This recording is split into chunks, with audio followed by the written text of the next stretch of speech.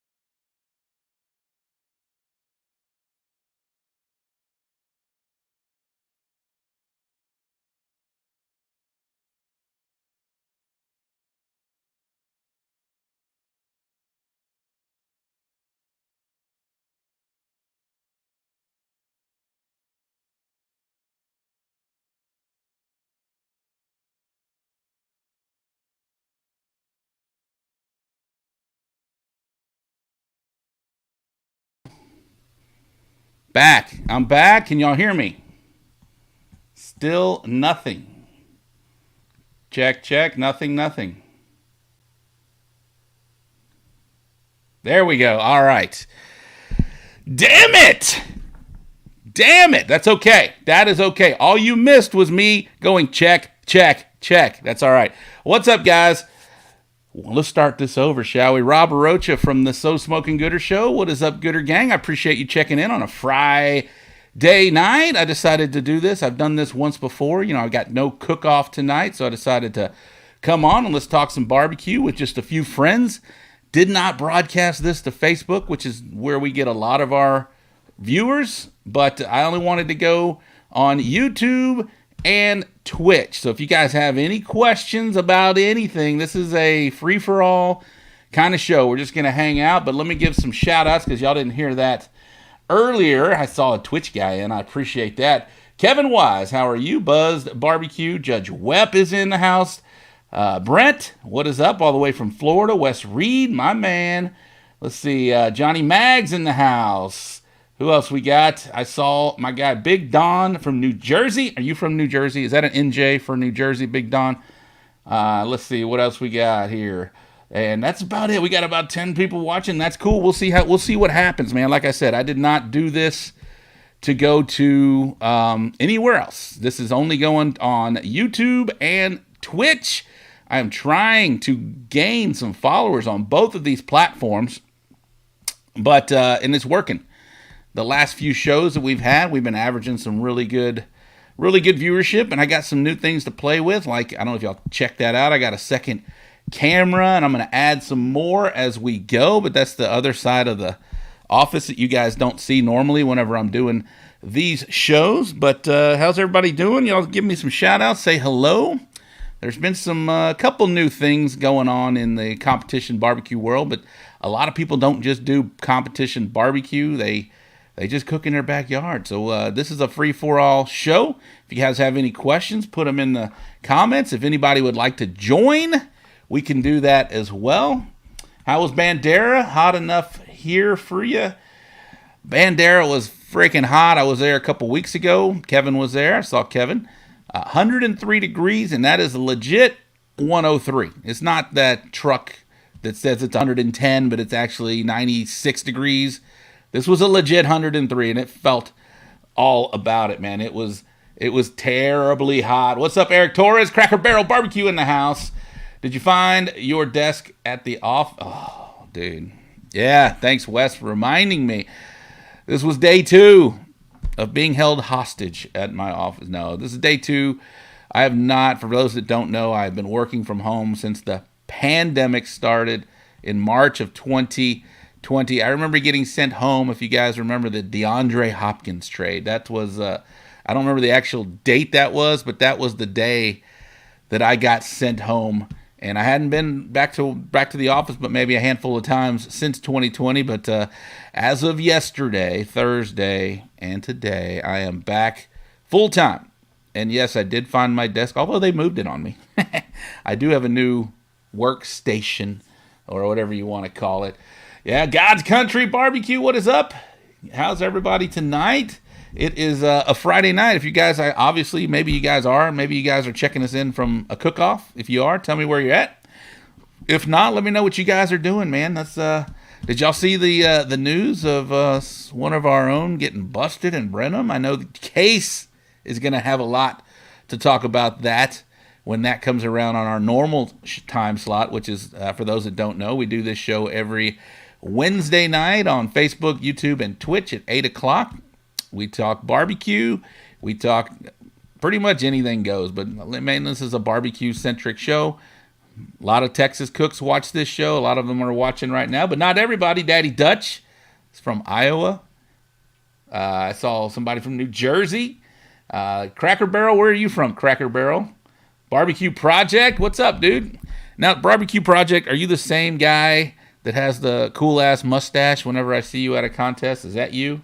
Johnny Maggs is from the New England area, Boston. And if you guys have never heard him speak, he's got a show that goes on Facebook. He's been changing the date on me. I thought it was Thursdays at 4 o'clock, but man, I've seen him on other times. So look at that. Y'all get this whole audio thing got me all flustered. But Johnny Maggs, what is your time slot right now? I know you're during the day at 4 p.m. Central, so was that 5 Eastern? You can't hear. Yeah, I know. That's all over. Judge Webb, where are you from? Buzzed Barbecue Company, where are you guys from? Let me know. I'd like to give some shout outs. You need a Boston hat. No. Although they did take 2 out of 3 this weekend from the Astros, or this week. But no, Boston's not doing well. Tuesdays, 4 p.m. Central. Yeah. Yep. I thought it was Thursdays. Did that change? Jordan, all right, Michael Sistruk's checking in. No, that's not Michael Walker, Firewalker Cookers. He's checking in from the Jordanton Cook-Off. Man, they've got some really great trophies up for grabs. Jeff Rankin is the promoter for that, and I hope that goes well for everybody. That's a CBA event. So you guys checking in. Thank you. Yes, good luck to you, Bubba. Good luck. Northeast Indiana for Judge Webb. Rob is going live in honor of Chicken Fried's birthday. Yes, it is. He is having dinner with his wife, and if we're still going strong whenever he comes back, we'll do that. But hey, guys, is there anything y'all guys want to talk about? You know, normally when I do this show, you guys are watching. I appreciate, each and every one of you guys, thank you so much for watching the So Smokin' Gooder show. It means a lot to me. Oh, and you guys are going to get a sneak peek of the shirts that are coming out for the show, and you guys are going to be able to order those. And if you are in the Houston area, we are having our 5-year anniversary. That's going to be July the 14th. It's a little less than 2 months away. July the 14th, it's going to be in Cypress, Texas, which is right outside of Houston on the west side, northwest side. There is a cook-off going on that weekend that is not far away. That's the Hempstead Watermelon Festival. That's probably about a 20-minute drive from here. So, but the shirts are going to look great. Stephen Williams checking in. Alex Villanueva, he's back. This time from the YouTube. I appreciate that. But yeah, let me upload this while we're doing. But if you guys have anything y'all want to talk about or any questions or anything, let's bring them up. Smoking questions. I know a lot of you guys are seasoned smokers, but not everybody here. Not everybody here is You guys are going to like this. You guys are going, well, I hope you like this because I love it. And I'll give you a sneak peek of the shirts that are coming out for the So Smokin' Gooder show. Now, this is just the design, and it's might be tweaked just a little bit, but here you go. For you guys that are watching right now, the watermelon is a CBA. Rob, how much are the shirts?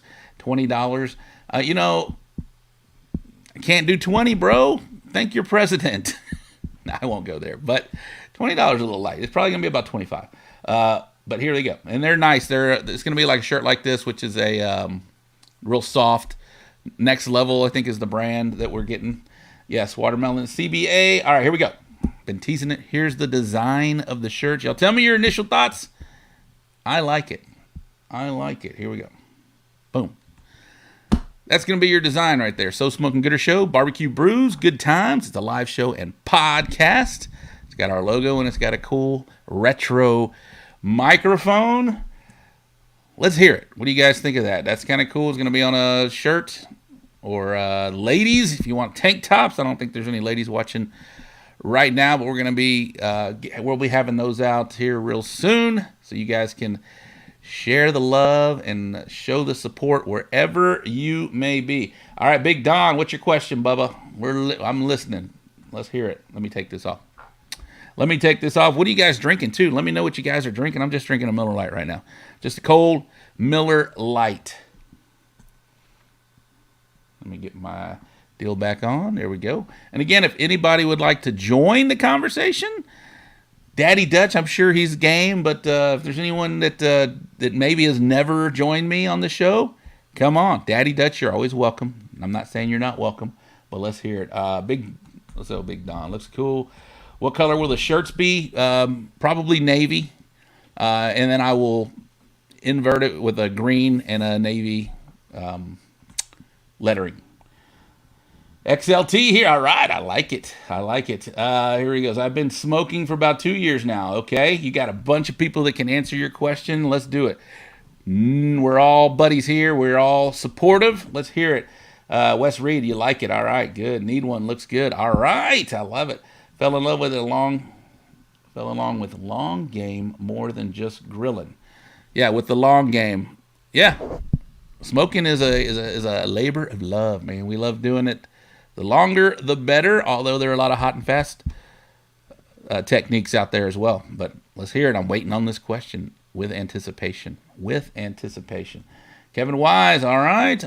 I'll put these up, and I'll put a link to when y'all can do it whenever I get them out. They're not out yet. I just made that design today. And I did that design. That was pretty cool, huh? Pretty cool. I'm actually real proud of myself. Pat on the back for that. All right. Still waiting on that question, Big Don. You'll send me the 5. Oh, yes. Yes, that is true. What was that bet, Daddy Dutch? Is that a football game? What was the bet we did? Remind me, please. I do know I owe you $20, but remind me. All right, pellet smoking talk. We do pellet smoking. I own a Rectech. All right, about a pellet smoker. I would like to know what you think of jumping into hardwood smoker instead of a pellet. Is there one thing you won't do? Is there one thing it'll do versus the other?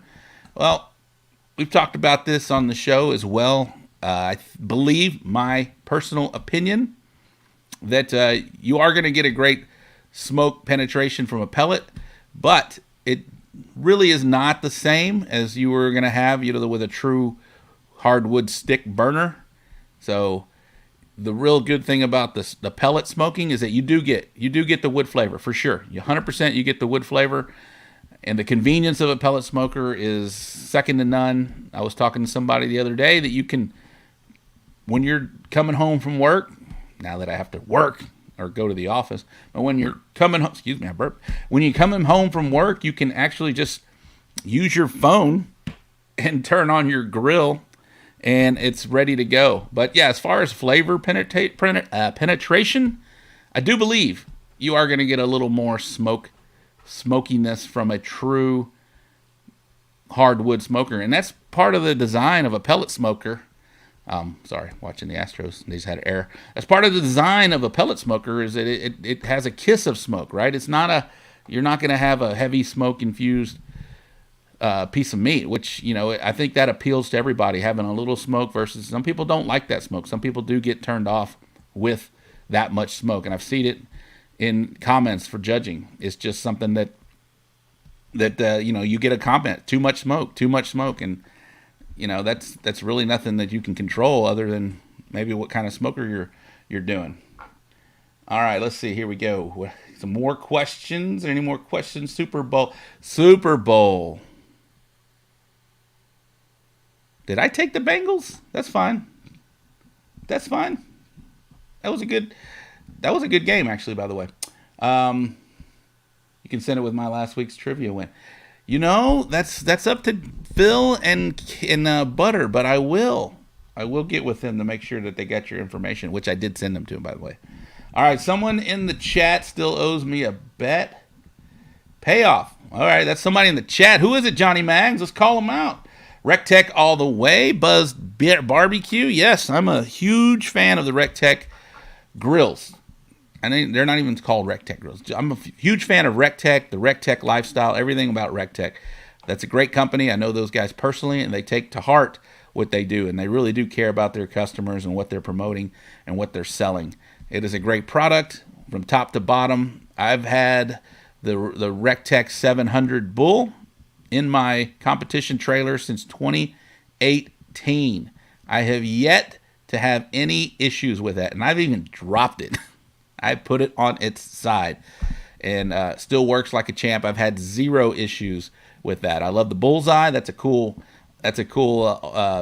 piece of equipment to have in your arsenal, especially if you're doing some competition and you need something hot really quick. Maybe you're behind the time a little bit and you need it to get hot. That Bullseye is something really cool to have in your arsenal because it gets hot in a hurry. It's great on steaks. If there's a jackpot category, that is also a really cool tool to have with you. And it doesn't take up a lot of room and it's lightweight. It's a great, like I said, get you a RecTech Bullseye for sure. Put that in your arsenal. Trumpet Master, I know look at that. He's got a RecTech 700 in his profile picture. If you guys haven't checked out Trumpet Master's YouTube page, go to it. It's pretty cool. He does a lot of smoking and grilling, and he also plays trumpet music in the background.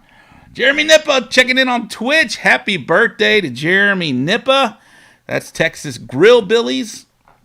If you don't know him on the barbecue trail, he's checking in. It is his birthday. Wes Reed, pellet. Good comment, Wes. Pellet is a great backyard pit. It's a great introduction to barbecue. I don't care to tend to fire at home, so I use my pellet often. Yeah, exactly. The convenience of a pellet smoker, and you're still going to get some of that wood-flavored meat, for sure. Rob, I had the Bengals +4. Okay, there we go. That botched extra point screwed me. It's okay. It's $20. $20 is $20. But yes, $5 for you, Daddy Dutch. I don't know. How big is your shirt, Daddy Dutch? You may owe me money, you big ass boy. Let's see here. You met them all a couple weeks back. They were awesome. Yeah, very cool. Sorry, I have a new. Did y'all notice the new camera that I'm working today? Is my lips on the audio? It doesn't look like it over here. I don't know. Here we go. Have the same ones, a 700 and a Bullseye. They're great. All right, Big Don back. I think I have the only Weber Smoke Fire that never gave a single problem ever. Good. That's good. Yeah, man, if they don't have issues, it ain't broke, don't fix it, right? Trumpet Master, I want the 340 next. That is a cool grill, the Trailblazer. You can basically fold that up and get it going. What up, Jeremy Nippa, man? Happy birthday again, brother. Good to see you out here. And the 2500, of course. You have one of those? The BFG? That's a big boy. I used my Bullseye at a first place chicken a couple weeks ago. Bam! Congratulations. Stephen William checking in. I have the 680, the Bullseye, the Matador, and the 25 BFG. Wow, brother. That's pretty awesome. 3XLT. All right, somebody said wanted a 2XLT. We got some tall boys up in this house. All right. Here's a question from Trumpet Master to Steven. What do you think about that 2500? I got to cook on the 2500 myself. I don't own one, but we went for Rec Tech Academy a couple years back, and we were cooking ribs. I don't know how many slabs. I can't remember. It was over a couple hundred slabs that we didn't put it on one time, but we cooked throughout the event, man. It's if y'all guys get a chance to go to Rec Tech out in Evans, Georgia, at Evans to Lock, 4300 Evans to Lock Road. It's a great time. It is Disney World for boys, for adults, or for anybody that is into smoking and grilling. That is a really cool place. They've got a cool showroom. It's a double-decker place operation. They'll give you a tour of the facility. There's a retail shop there as well, and there's also a bar downstairs. That's my favorite part. There is a bar downstairs, and whenever we go to Rec Tech Academy, for those that don't know, I'm able to instruct there. So I have instructed a couple times over there already. It's a great facility, and it's just a great time. And if you guys have a chance to attend, don't miss out. It's a fun time. They treat everybody right. You are walking out of there with a lot of knowledge and access to all the instructors that were there throughout the year. You can hit them up. I got my students that hit me up all the time, send me messages through Messenger, and help them out all the time. All right, what am I drinking? I'm just drinking beer, Bubba. How about you? What you drinking, Nippa? Nippa, you want to come on? You want to come on the show? I said this is just a hangout. We're just hanging out, just boys here. I don't see any girls here. 30 racks of ribs. Roddy checking in on YouTube. Who showed Roddy how to get on YouTube? This is a true marvel that Roddy Trevino, at his age, can still learn some new tricks and get on. If you get on Twitch, Roddy, then you will really, really shock me, brother. All right, you want to go back in October, so you've been. All right, not to mention the swag. Yes, the swag is great. Barbacoa Bandits, Daniel checking in. Just put 3 briskets on his RT700. Now, man, a lot of guys. Oh, nice. Texas Whiskey and Coke. All right, sure. I'm going to send you a link, Jeremy Nippa. Don't call me a Twitch ever again. You are not a Twitch. Astros are losing 3-0 going into the bottom of the 8th inning. This is not good. Rec Tech Academy is awesome to learn a lot. Roddy was his instructor. All right. Roddy, fun fact, Roddy is undefeated. Undefeated as an instructor at Rec Tech. Next Friday, I'm doing 2 briskets and 2 butts overnight on my 700. Nice. What do you... Graduation cook. All right. Double D also asked for... Of course, Double D asked for the link. He'll be on. Don't worry, Double D. You will get on. But Jeremy Nippa's never been on, so I'm going to send him a link real quick, and we'll get Jeremy on. It is his birthday. It is his birthday. Let me get over here. Scooch over here. Hey, Roddy, did you see the new shirt design that I came up with today? Were you here for that? Let's go here. Let me get over here. Sorry, Jeremy, where you at? One moment, boys. I'll give you my secondary view. Look, that's the stuff y'all don't ever see. That's a cool little curio cabinet with some... I'm a Houston sports fan, so that's a bunch of Houston gear over there. All right, Jeremy Nippa, here we go. Invite. Copy link. Boom. So, guys, what do you guys think of Twitch? What do you guys know about Twitch? Anybody here that's on YouTube? Not the Twitch guys, because obviously you guys know a little bit about Twitch. Guys, can you smoke a brisket without wrapping it? And if so, is it better? Roddy, why don't you answer that question? Can you smoke a brisket without wrapping it? And if so, is it better? I have my opinions on that. But yes, you can, to answer your question. And is it better? 3XL, man. You guys going to have to pony up some extra cash for them big boy sizes. Just saying. Just saying. All right, Roddy, you did not see it, so I'm going to show Roddy the new shirt design coming out Here for the 5-year anniversary party. Boom. So Smokin' Gooder Show, Barbecue Brews, Good Times, live show podcast. It's got that retro microphone. Look at that.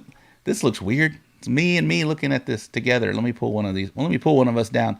Yeah, so what you think, Roddy?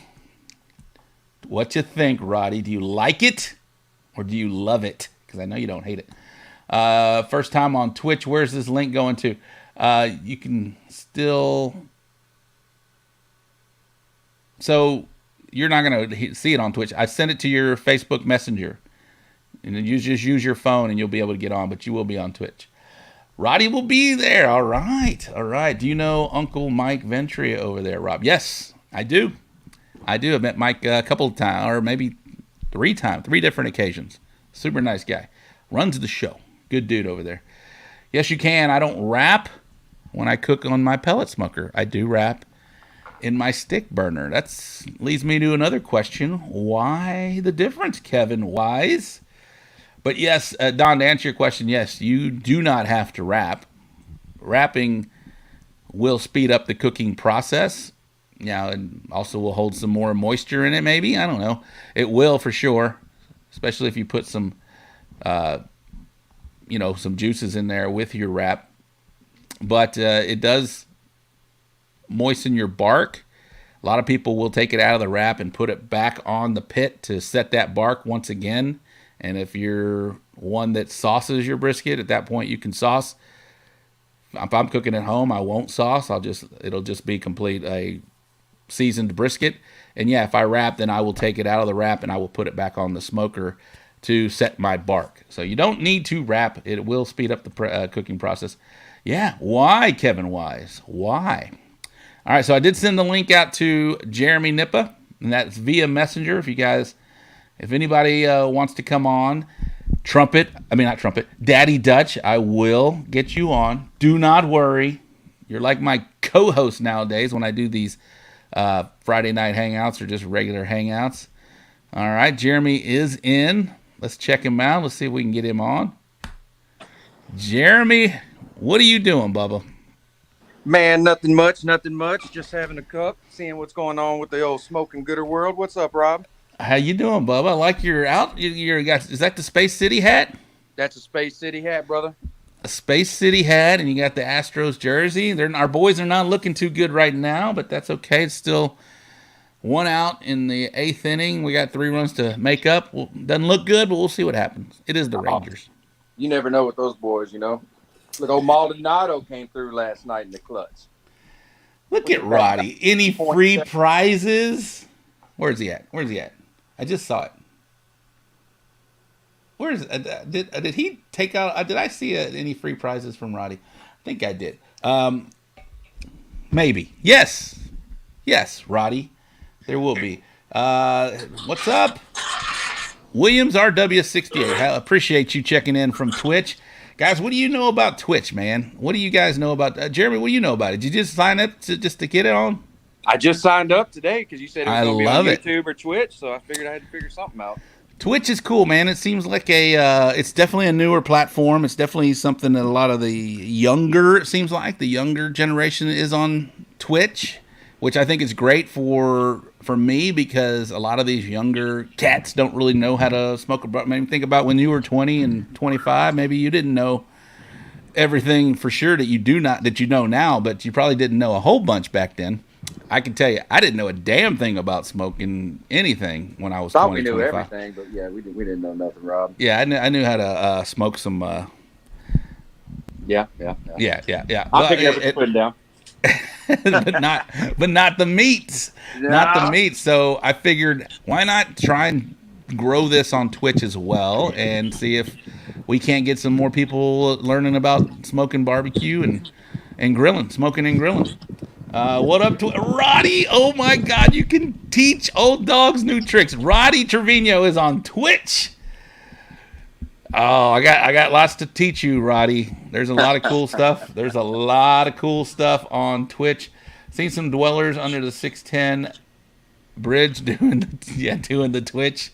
Different kind of Twitch, Wes Reed. So, Jeremy, how you been doing? Tell me about what's going on with your barbecue life right now, Bob. Oh man, it's getting to be that season where it's going to be real selective where I cook. It's getting hot out there in this world, and I would love to be out there right now, but man, it's just too hot. I looked at my schedule for summertime, and I think I've only after this weekend I'm going to be cooking in Tomball. So, yeah, I'll see you there. I think last year that after that doubleheader, I had to retire for about a month. So, mm, but no, yeah, we're gonna try to give it everything it's got. I'm struggling. Got the little struggles right now in the old chicken world, but tomorrow I'm gonna sit in the lab and try to work some things out. And, nice. That's where it's done, is at the house. So. You've been a solid cook for a number of years now. When did you get started in this game? Well, I was like you talked about in your 20s. I was a lot younger, and my cousin Paul with formerly of Head Country, rest in peace, Paul. But he got me cooking at a young age, and we cooked a lot different out where I was from, out in Lee County. That's the old cooking over the coals, shoveling the coals in, and all that good stuff. So paid my dues as the fire bitch for many years before I was allowed to touch any of the meat. So that's about where I got started at. Alex, I saw Alex. He said my Twitch acts up sometime with the video. Yeah, I noticed that too, bub. Especially when I'm mobile, it does that. I wish hopefully they get that straightened out. Stephen Williams, very cool. His daughter's singing at the Astros game Sunday with her choir group. Sweet. That's awesome. Sweet. That is awesome. Big Don, Twitch is a great platform because it's so easy to follow and sub to streamers. YouTube pay is a little better, but there's a younger audience on Twitch. Yeah. Hey, so are you a streamer, Big Don? What do you do? Tell me about your channel, Bob, if you got one. No one to chat with on Twitch. Yeah, I know. We're still growing it, Bubba. We're still growing it. I'm done cooking cook-offs till September, October. Yeah. So we just talked about it. We're going to do next weekend. We'll both be at Tomball VFW. And then after that, I think I got one June cook-off and then maybe one July cook-off. Nothing in August. Yeah. Nothing in August. That thing is just... I'm not a fan. And then football starts ramping up for me in the fall. So I really don't know. We got the American Royal coming up first part of October. Hoping to do the World Food Championships too. That would be fun. A new challenge. But yeah, I don't know how many cook-offs I'm going to be doing. Definitely not as much as I did last year. I kind of got involved in a points chase, and I felt like I was cooking every weekend. And then the first part of this year, I was cooking quite a bit of contests towards the end of the year, and it just got burned out. Yeah. It's a lot, man. You came on hot and strong in the beginning there last year, didn't you, Rob? Yeah, I wound up finishing first in chicken, first in pork, third overall in the CBA, which was really cool. CBA is a great organization. Full disclosure, I am part of that organization, but the way that we do our awards and state-of-the-art judging and just the award ceremony is so much fun. I see cooks are having a long time. You got the memo about I know you're not a big 4-meat fan, right? And you're a promoter as well. Yeah, and our event, is the Porter VFW, and we had one of the first sanctioned events last year in the CBA. Yes, and I was there. The problem we had, we don't have a big money payout, so it was kind of hard to spread that out. I don't mind cooking the 4 meats as long as we have the prize money to support it, let me say.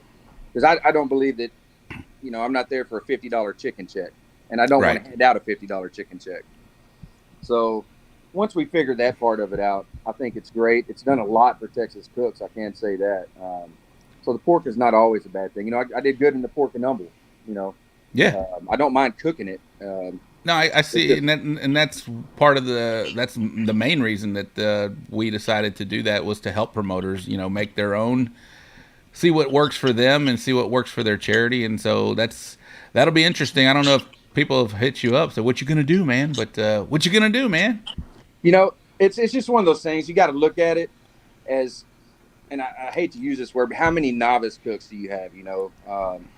When I say the novice cooks, you go to another pork, that's another pit, that's a whole nother round of seasonings and just stuff to watch, and it's a little rough for the guys that aren't really used to it. And that's where I see the Facebook comments. Everybody who wants the pork are the guys that are cooking every weekend, and I'm not even in that category. I can't get out there every weekend. I'm a I'm a working cook. So it's just, I think there's a time and a place for it, and I'm really glad that they're giving the option. I think it'll actually help it grow. A lot of comments we had from the novice cooks after that CBA was they loved it. The awards are hype. The awards are awesome. The judging is awesome. The 1 hour turn-ins is awesome, but a lot of people were just turned away by the pork. And I think it was maybe simply they just didn't know what to do with it.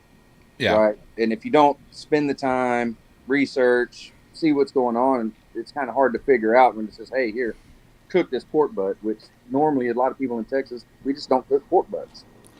Yeah, I'm definitely I'm an advocate for it. I have taught, at different events that are new to it. We've introduced it to a lot of cooks. So whenever I go to an event, if they have a need or if they feel like they need or they would appreciate a pork class, I'll do a pork trimming class and show them at least the trimming portion of it. And I think that does help. Yeah, it definitely helps a novice cook because, when you and I were growing up, there really wasn't a YouTube channel where you could go and learn a trim. And now you can learn pretty much you can study YouTube and go out there and be dangerous At least get a good idea of what's going on. Yeah, at least figure out and get in the ballpark of getting a walk. But yeah, that was something great that y'all did starting at Tomball last year with having the pork class. I think if we want to keep the pork butt, we're going to have to try to expand and help the novice cook or the 5-time-a-year guy really understand what the judges are looking for in the pork butt, so they can at least be successful. Big Don, I will follow your page, man. Cigars and barbecue. That's a good combination. That's a good combo for sure. But yeah, I know you love the pork. You rock it, the pork. I did, for whatever reason, even before just when the CBA came around, the few porks that I did, I've twice placed at the Humble Rodeo when they were KCBS, and then John Henry's. Third and fourth out there, but I tell you, it was a strange third or fourth. It was like, man, I hope this is it. Like you said, watch a little YouTube, like, okay, this is what we're going to do, and then hey, hell, we're stumbling up on the stage with a third and fourth call. I remember I watched the Corey Mike trim video on pork. I think we watched the same video. And I was like, whoa, okay, that's cool. That's different. Yeah, because with pork, what I knew about it, and I'd cooked pulled pork before, I'd just season it and throw it on the smoker and shred the shit out of it. Yeah, and that would be it. I wasn't worried about money muscles or tubes or horns or, there's bacon. There's all kinds of, and that's what I like about pork. There's so much different cuts inside the pork butt, and you can build your box depending on what tastes good to you that day, or what is each one of those cuts of meat will have some kind of different tenderness. So or even how your cook's going that day, or even how your cook's going that day. I want to throw in the nice three different meats, and then it's like, well, my money muscle is the only thing that turned out, so we'll throw the rest away and turn this in. You don't have to, right? You don't have to turn in all of it. You can turn in one got to turn in something. But a lot of guys shoot for that money muscle, but if it's not there, you got other options. So I'll never forget that KCBS cook, good old buddy Bill Purvis showed up over at camp and basically trimmed my meat for me because I said, man, I don't know what I'm doing. You got to show me what's going on. Chat, what do you guys think of pork? Guys in the chat, you guys like cooking it, or were you intimidated by it? And now that you know a little bit more about it, tell me what you guys think about pork. I'll post your comments for sure. But yeah, so that porter contest, when is that? Well, we just passed it up in May. This year we went ahead and we had to go unsanctioned this year, but we are going to probably go back with the CBA next year. As you were there last year. Yeah, I was there. We had a little bit of a snafu with some bingo ladies that would cut your throat for parking in their spot. Well, don't mess with them bingo ladies, man. Bingo ladies are motherfuckers. One of them was aggressive, bro. I was like, whoa, okay. I almost got beat up for the next 2 months. I'd go to the club, walk in there to get a drink, and them ladies would be looking at me sideways. So it was pretty rough there. I was not gonna mess with that lady. She was serious about her bingo, bro. She was a lot of guys. Oh, Victor is watching. All right, got you on YouTube. Also, damn boy, Don, love it. Thank you. Yes, sir. Money. He loves Victor Garcia, who's been killing it. That's Uncle Vic's Barbecue. If you guys don't know, let's see who else. Don Miller, yeah, thank you very much, Don. Whole different group of viewers, it seems like, on the I think pork is, yeah, this is kind of cool, right? This is why I did that. You know, I didn't want, I love my Facebook group, man. I'll go over that in just a second. Roddy Trevino, he loves pork, and he does very well. He's been killing it in pork as well. Kevin Wise is learning pork, slowly but surely. Yeah, it's a learning deal. Daddy Dutch cooking 4 butts tomorrow for a graduation party. Daddy Dutch is up north. Cooking pork butts are not new to him. What do you guys think of, or Jeremy? What do you think of Memphis in May? It just passed. Do you follow a little bit about that? I did follow a lot about that. We were talking about on Friday, or y'all were talking about. I guess I really don't understand how that competition works out. It's you got 3 world champions coming out of it, and overall, I'm not sure how they did that, but it looks really cool. I mean, I'd love to go up there one day and. Man, I've said it Friday, and I'm probably going to bring it up again next week. And I don't want anybody to think I'm hating on anybody's accolades. My question is, like, at the Memphis in May, if you win shoulder, you win ribs, or you win whole hog, that is a world championship, right? And who determines that? I don't know. That's kind of what I'm trying to figure out. Like, why isn't the Royal? Can I call the grand champ a world champ of the? Well, it has to be a world championship. Like, there's Memphis in May is a world championship. The American Royal is a world championship. Houston is a world championship, and the Jack is a world championship. I think San Antonio should be a world championship. I've said that on the show before. Absolutely. But say you go to the American Royal and you hit first place chicken. Are you a world champion? I mean, that's how they do it at the Memphis in May. If you hit first place rib, you're a world champion. You didn't win. Maybe you didn't win the entire event. You're not the grand champion of the event, but you're a world champion in a category. I don't understand that. I don't understand it either, Rob. I mean, 500-something teams, you hit first place chicken. I think you ought to be a world champion in chicken if that's the case,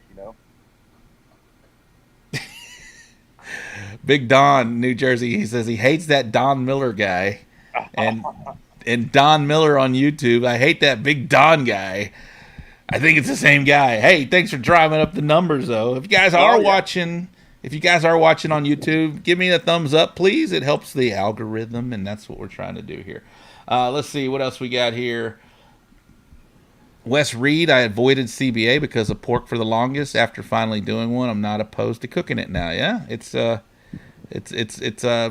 something fun, man. I enjoy cooking it. I enjoy eating it. I think it's as a cook, we don't eat a lot of our food, right? That we turn in. I don't. I mean, when done right, it's awesome. And when it's done right, it's really good. Hey, Rob, I got a question for you about the pork. Okay. So remember when IBCA had it optional, correct? Yes. And it just died out pretty much instantly. So I think there was maybe what's two. CBA going to be able to do to keep it around and actually keep it as a good option? I mean, is there a plan for that, or else I think it's just going to die on the vine? I think the difference is now, Jeremy, that it has been introduced, and you see a lot of cooks that are going to ask for it. You're probably going to have question. Hey, Jeremy, are you doing a 4 meat, and why? And then if you don't, then you'll have to tell them, well, I don't think it's going to help, whatever it may be. Or if you do, you're going to see a lot of promoters that will promote, hey, we are going to do pork, and they're going to get these cooks that like to cook pork to go to their event. I think we're going to have a lot more pork content. I know we're going to have a lot more pork contests than when we did whenever IBCA was a 4th meat option. I think that in this area, in Houston, all I knew of was the John Henry's cook-off. That was the only one that had a pork option. So, and then they just did away with it probably 3 years ago. So I think you're going to have a lot of cooks ask for it, and you're going to have a lot of cooks that go to some events that the promoters are doing it. And we've already heard from promoters that, yeah, hey, my event will be a 4 meat event. They know cooks like cooking it. And they know that it's still intimidating for some. Like Wes, perfect point. Wes said, hey, I avoided it for the longest, but after cooking it, he likes it, right? It's something fun, man. I think it's a fun category.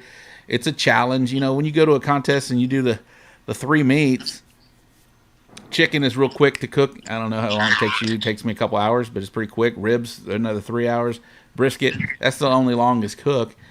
And if you do that each week, And maybe this pork option just changes it up a little bit, makes it a little more challenge. That's all. But what about maybe if you did a 3-meat comp? Say we're going to do 3 meats towards the grand champion.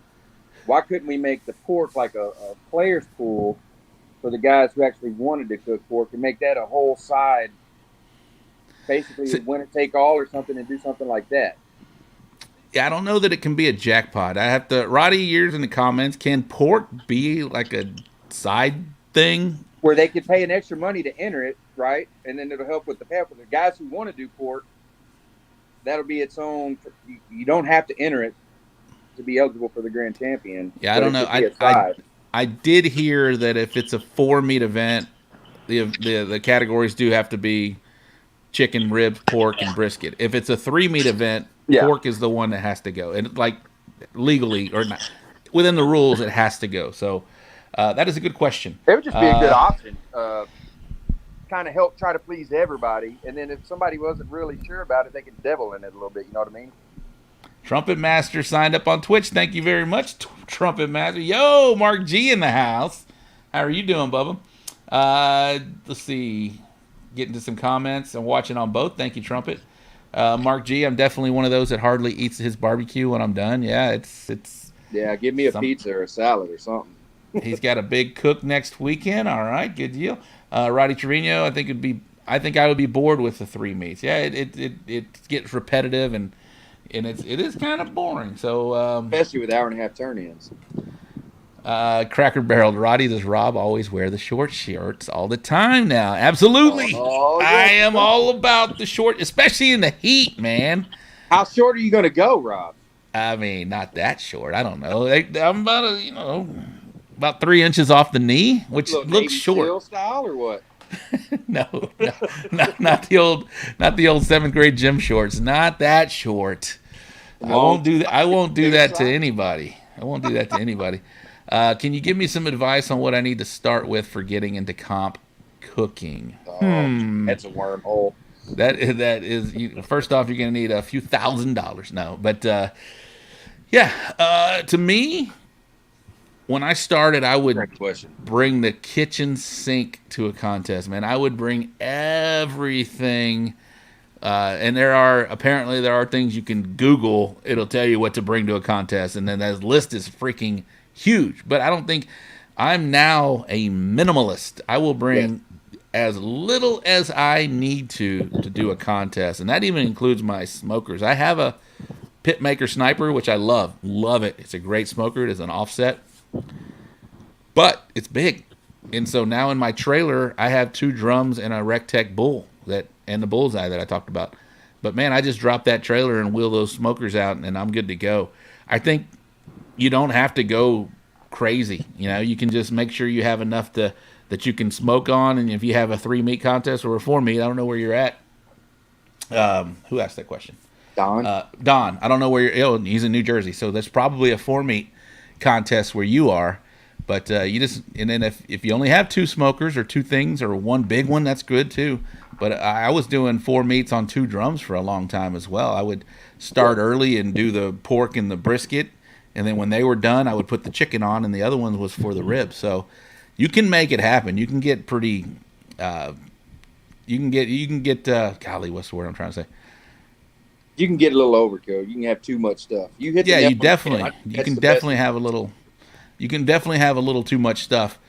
Bring as little as possible so that you're not getting overwhelmed at your first cook-off. I used to bring. Here's a tip that killed me back in the day. I would bring all of these seasonings to a cook-off and not have a real plan. Make sure you have a plan. So now I only bring the seasonings that I know I'm going to use, because if I do, even now that I'm doing better, I will still. Man, that might taste good today, right? And if it's sitting there, you're going to use it. So now I just get rid of it, so I'm not even thinking about it, right? So it's not even an option for me to change my flavor that's been working, right? These things have been working, and I'm still going, hey, that might do something today, right? Yep. So my advice is to bring what you have a plan, and only bring that so you're not confused. You're not second guessing yourself, and you're going to execute the plan that you've probably already practiced, right? So Do not bring anything extra. Bring as little as you need to a contest. You're definitely going to need cutting boards. You're going to need your knives. You're going to need some pans, foil, gloves. Well, Rob, I'm sure you did like I did in the beginning. You probably just brought all your meat, the original packaging, nothing prepped. Oh, yeah, nothing was Nothing, prepped. Yeah, no. nothing. I mean, that's where you can save a lot of time and a lot of work.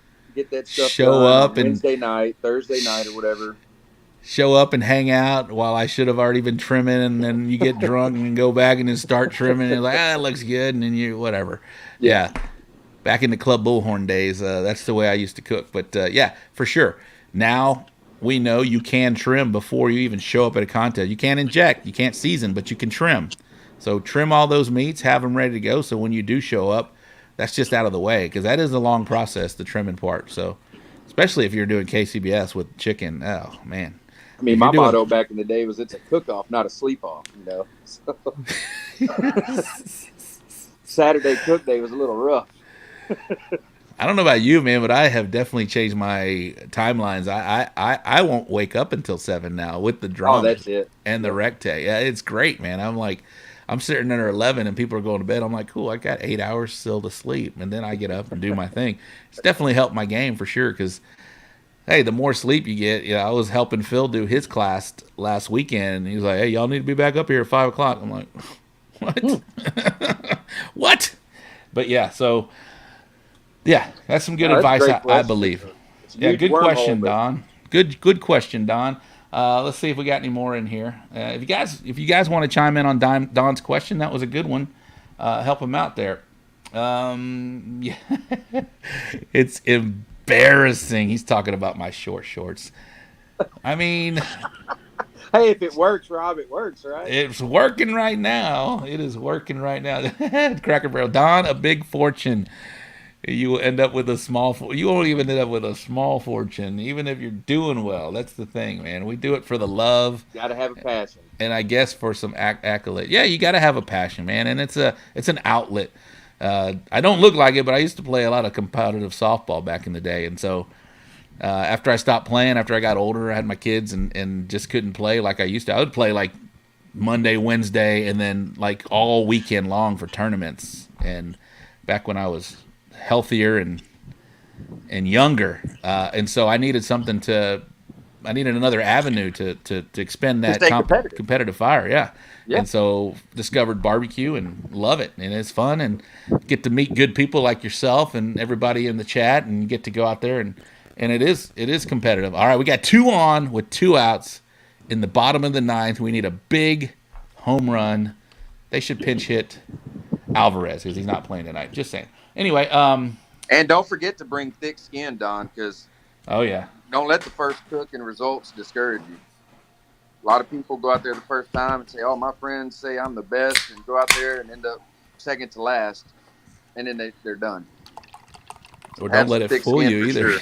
Yeah, exactly. You go out there and win a win backyard. Your first time out. Right. So Buzz Barbecue, not from Texas, but he loves doing pork. Yeah, well, this is new to us. Jeremy, send us any ideas. He's asking you, Jeremy, as a promoter, send him some ideas that you might have to help you if you decide to do 4 or not. Again, we're a switchblade now. We can do them all. I think it's a great idea if it could be an optional players pool type thing or something where you can still have the 4 meats for the guys who want to cook it, but you can decide up front, Roddy makes a good point. If we make it a jackpot, it will definitely fade off into the sunset. So I see what he's saying with that. It's a tough spot. I understand. Mm-hmm. But you got $3,500 payout. You ain't splitting that up between 4 meats and going to keep cooks coming back. Don Miller, I started with a small offset pit, a 5x8 trailer, some folding tables, and a 10x10 canopy. Yeah, you don't need a trailer for sure. I started off with a 10x10. Yeah, little small generator for your fan or whatever. Yep. Let it rip. Yep, a table, maybe a couple bus tubs that throws the dirties in when you're done. Throw them in a trash bag and let them mold up all week while you recover. Forget about it. So I don't have a sink in my trailer, and that's the one thing that I despise is because I can't clean while I'm going. Well, disposables changed my life. When I started, there wasn't a disposable cutting board that I knew of. Oh, And I love the disposables. I'm just talking about the utensils that I'm using. Let's see here. Daddy Dutch, can CBA be half chickens or whole pieces? Correct. Do wings count? That will go into well, it hasn't been completely voted on yet, Daddy Dutch, but it's leaning that way. Possibly, I could probably say that. That won't begin until November 1st. So, if that does happen, if that does actually go into effect, yes, you can cook a half chicken or you can do pieces. Wings count. Yes, absolutely. If it's part of a chicken and you have enough for 6 judges, you can do it. Hell, you could turn in a half chicken and 6 wings if you want, or 3 wings. It doesn't see, matter. that's the bigger change to me besides the pork. I think that's a bigger change than the pork butt change, in my opinion. That's going to Rob change has the game 4 a lot. kitchen sinks in his trailer. No, I do not. I do not. Don Miller. Oh yeah, Jersey. It's Jersey.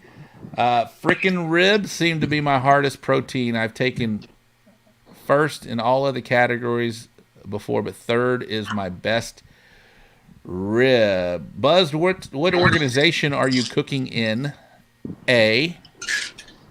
And do you probe your ribs? And if so, what is that temp that you're pulling them at? Let's see here. Let me get back to that question. Oh, man, you guys are throwing the comments now. I love it. At a 3-meat event, will turn-ins be pushed back an hour, or will the awards be an hour earlier? Ooh, that's a good one. The awards will be an hour earlier. We're going to go 12, 1, and 2. Perfect. That Keep it way, all the same. Yep. keep it the same. Awards will probably be at 3, 3:30. Hell, you could be out of there at 4 o'clock, man. That's kind of cool. That is cool. That's cool. And as a promoter, you kind of want them to get at. Let me. Chris Davis is on the line. Let's see what he's doing. What? Chris Davis, you are live on the air. So Smokin Gooder Show. What's going on? What's up, bro? What you doing? I'm live doing a Friday night hangout on YouTube and Twitch. You're welcome. No shit, huh? And you're on live. So whatever you're saying, it's going to 20,000 people. 20,000. Great. What's up? Question for you. Uh-oh. You played a song last weekend at Bill's class. Yeah, I did. Something like, you're a fucking bitch or something like that. I did. You're a fucking bitch. Yes. What is the name of that song, dude? I don't know the name of the song. Actually, I do. I'm going to look it up real quick. I'm going to help you out right now. What's up, Chris, baby? You had a cook-off? Jeremy Nip is on my guest right now, and he says, "What's up, Chris Davis?" What's up, Nip? What's up, baby? You had a Long cook-off? time no see, bro. Yeah, he says it's his birthday today, Chris. Well, happy birthday, old man. What are you, like 57? I feel like I'm about 62.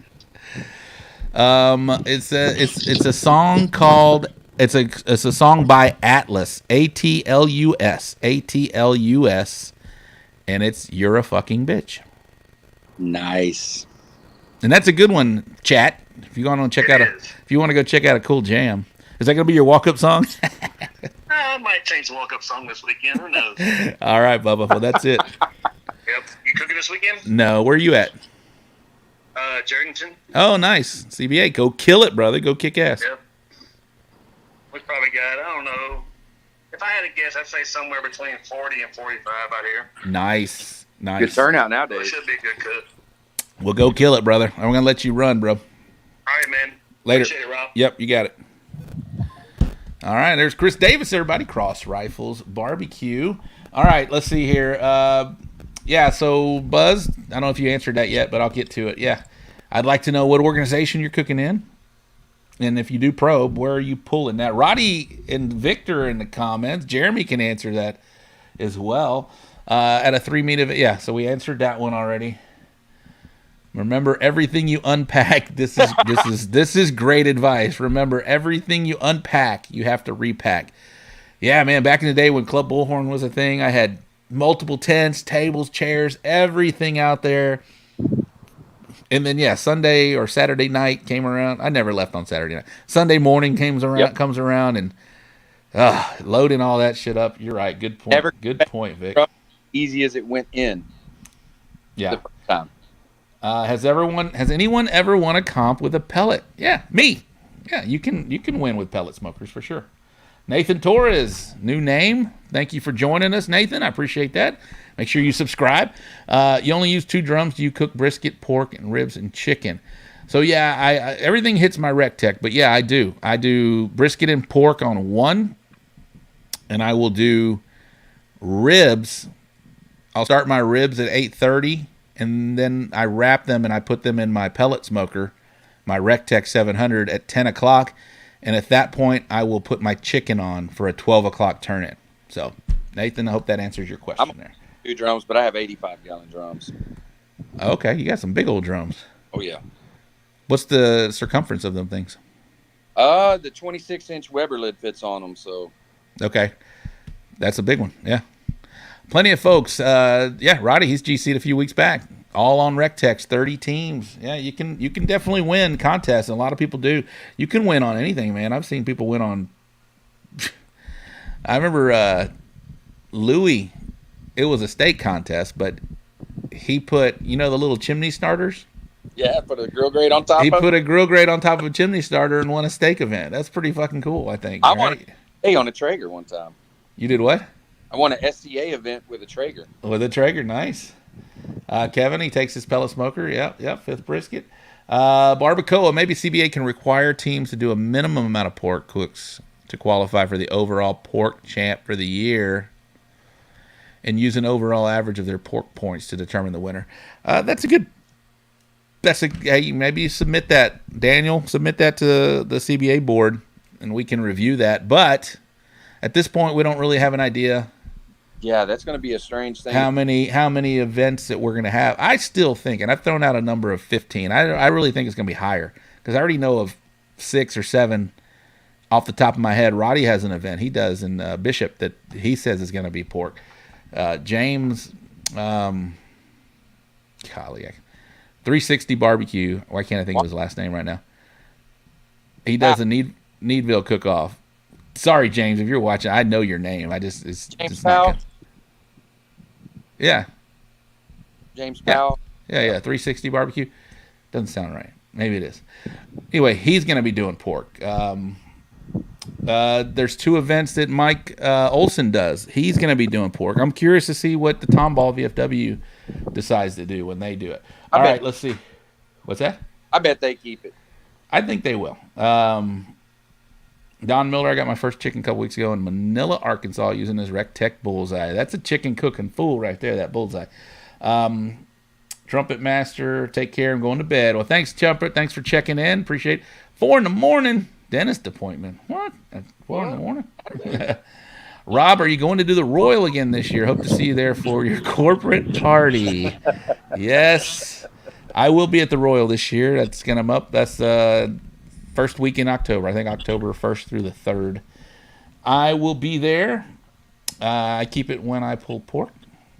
That's a personal issue. I don't know what you're talking about there. I don't see how chicken pieces will work with fork and knife. Great example if it's someone turns in wings. I'm glad that question was asked because I've been thinking about that. I don't understand how that's going to work. You definitely would have a hard time. Well, let's think. A leg, you can get a bite off legs. You can get a bite off thighs. Or something. Wings. Yeah. That's a good point, Wes. Maybe you don't turn in wings. I don't know. That is going to be tough to get off of a wing. And Rob, are they only going to be able to get one thing? Yes. So that's the other thing to think about too. You better just turn in what's good, what your best one is. Yeah. Buzzed. I've always seemed to want to deviate away from my original plans and recipes I practice always. Same here, Bubba. Same here. That's why I don't take anything other than what I'm practicing with or what I know that's working for me right at that moment. Big Don said, why? Yeah, there it is. Yeah. All right. Good luck, Chris Davis. Yeah. My small Weber grill heats really quick when I'm running late to cook at home. I love it. Yeah. Those Webers, I love. I still have a charcoal Weber. I haven't really busted it out in a long time, but that's a classic. 26. There it is right there, brother. You can't go wrong with them old charcoal. The old Smokies, too. Those are great. Those are great for cooking chicken. Yeah. Rob, how about a CBA double headers, 1 4 meat, 1 3 meat? That's a good idea. As a That's promotion. interesting. That is interesting. That's interesting. All right, we're caught up on comments. All right, so Jeremy, we talked about you're going to be in Tomball next week. How you feeling about going into that? That one, Tomball always seems to bring out some heavy hitters out there. It's and this one is part of the Texas Six Pack. It's a state championship both days.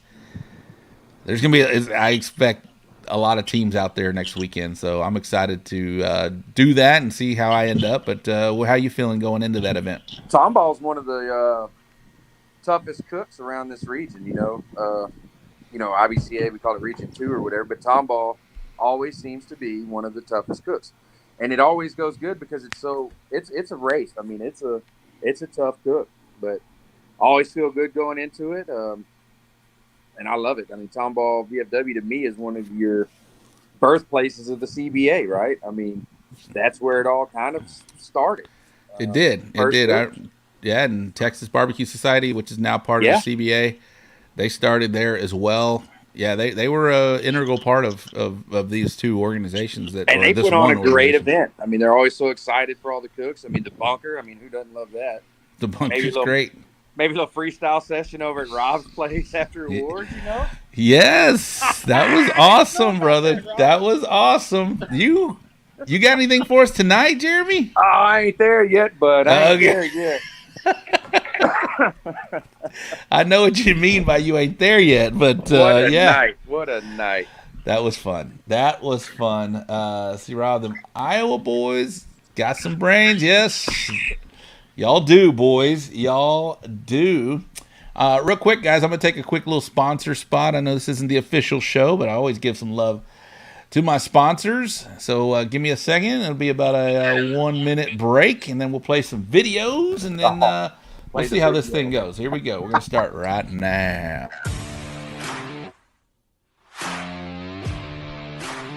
Shout out to our great sponsors, Rec Tech, Cosmos Q Products, Texas Pepper Jelly, Briscoe Ranch Cook-Off at the Crossroads, LC Barbecue, Rick's RV Rental and Repair, Eureka Heights Brew Company, Chicken Fried Barbecue Grinds, J. Harding and Company, Texas Oil Dust, Bull Printing, Wraps and Graphics, and the Barbecue Store in Hempstead.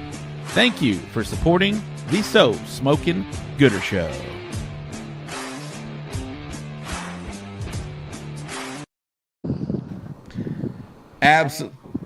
Absolutely. Thank you so much for supporting the So Smokin'. Is that my fan? Was that? Yeah, that was my fan. Thank you guys for supporting the So Smokin' Gooder Show. We cannot do this show. Oh, that's you. I was like, man, this little fan is loud. I have a little fan right here next to me. I was like, golly, that thing is loud. I thought that was me. No, that's you, brother. So real quick, I'm going to play a couple of videos, and I am actually making one real quick. Let's see how this goes. Play the video. Which one do you want to see? I think you got a whole new set of viewers. You got to play the Oh, you're right. I got to play the case video. So let me got to play the case video. Let me get that one going, and let's see what we got here. I'm going to play a couple real quick. I love this Barefoot Reagan one that I have. Hi, my name's Reagan Brazier of La Pasadena. You're watching the So Smokin' Gooder Show. Are y'all high? Because I am. Enjoy the show. If you guys know Barefoot Reagan, we call him Barefoot Reagan because everywhere he goes, he's barefoot. He's a big KCBS. Better stay away from that tequila. A big KCBS. If y'all caught the show earlier, I know some of you guys are just checking in a little late, but Mike Seeley checked in from the Memphis in May barbecue contest. Mike Seeley with the Double S Smokers Competition Barbecue Team. We're here at the 2022 Memphis in May World Championship Barbecue Contest, and you're watching the So Smokin' Gooder Show. Yeah. Hey, was that volume a little loud on the music? Hey, no, it actually goes down, Rob, on the Twitch. As soon as the video plays, it mutes the sound, and then I have to unmute it. Does it really? I'm on the show. I don't know. That's a good question. Kind of strange. If you're watching on Twitch, is that sound coming through? On Mike Seeley with the Double S Smokers Competition Barbecue Team. We're here at the 2022 Memphis in May World Championship Barbecue Contest, you're watching the So Smokin' Gooder Show. Yeah, you guys are twitching, listening to that. I will play the clip, Daddy Dutch. It's coming, man. Let me see if I got any more questions. Rob, how about I see? Okay. See, Rob. Yep. Rob, how hammered did the patrons get Wednesday at the... I don't know. I have not checked it out. Were you watching Wednesday, Jeremy? Yeah, and I don't think they'd have made it through there because I had to go. I heard Bertie told me that they have a drinking game on Wednesday nights. They have their meetings, and then after the meetings, they watch the So Smokin' Gooder show. And anytime I say Tomball VFW, they have to drink. So I probably said it 20 times that night, which is good for them, right? Good for them. Has anyone successfully smoked a leg of lamb? Mine is always very dry, or dry to very dry. That is a very lean meat. That is a very lean meat, and I don't know the temperature you take it to. I think it's probably 130. Yeah. It seems like it'd be like a medium type of cut of meat. My buddy Joey Machado, he does it. He does it at the Memphis in May and turns it in an exotic. He's won it a couple times, him and his son.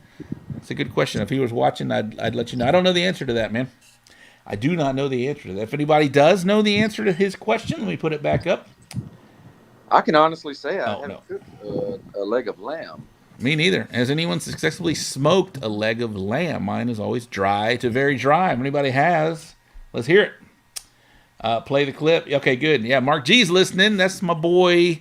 We watched Barry on Deck Monday through Thursday from 2 to 4 on Twitch. You can also find him 11 to 1 on Twitch. He's a great dude. He's a national touring comedian. He's also, when he was just getting started, he did at my booth at Taffer. He came and did a set. I forgot to tell him, but when he was doing his set, he was pretty. He still may be, but he was. His language was pretty raunchy and profanity laced, and I remember having a bunch of sponsors in the booth, and he got going, and I was just like, "Fuck this, fuck that," and all that. I was like, "Oh my god, Rob, But, I didn't know you threw a PG party ever. Well, no, but you know, I ain't never been to a Rob PG. Everybody was fine. It's good. Don checking in from Twitch. His name's actually Jay. All right, Jay. I'll try to remember that. Jay from Buzzed Barbecue Company. Play the clip. You want the Phil Breeden clip? Bring that guy on and have him tell some jokes. He won't. You know what? I am gonna bring Barry on. I did send him a message that whenever football season gets closer, because he likes barbecue, he likes to eat barbecue. He's a comedian. And he's a sports guy. He's been on ESPN 790 here in Houston for 7 years, so he does know his sports. And so and I know us as barbecuers, we do love our sports as well. We do love football. Yes. I know. I'm sure Daddy Dutch. I'm sure Jay. I'm sure Don. I'm sure everybody loves football, and we don't just, we won't keep it specifically to Dallas or Houston or Texas. We'll talk football, and I think that'd be kind of fun. What do you think, Jeremy? If I brought him on to do that? Oh, that'd be great. I think that'd be great. Not just kind of break it up, just kind of break up the barbecue talk, and we'll talk some football with Barry. I think that'd be great. Talk a lot of tailgating, grilling, and all kinds of tailgating. Yeah, we could do all of that. Tie that all together. Oh yeah. And I bet we can get some new followers for him because he's funny as shit, man. His show is awesome. His language is still bad. Okay, good. Well, that's good. I need to go check him out. I need to go check him out live, and I feel bad for not already have done it in a while. Not a degree over 130 on lamb. Resting will come up to 135. So if you're going over 130, maybe check that. I think his language may still be like that. Yeah. Barry on barbecue. Yeah, we get Barry on deck with Barry on barbecue. All right, I got a couple more videos, guys. This is great. So Alex Villanueva and Mark G, they are also coming over from that show. So I appreciate you guys very much. Thank you very much. But I got some more clips, man. These are fun. This is always the play the clip one with Phil Breeden. This guy's one of the top cookers here in the state. Hey everybody, Phil Breeden, owner and founder of LC Barbecue, and you're watching the So Smokin' Gooder Show. And of course,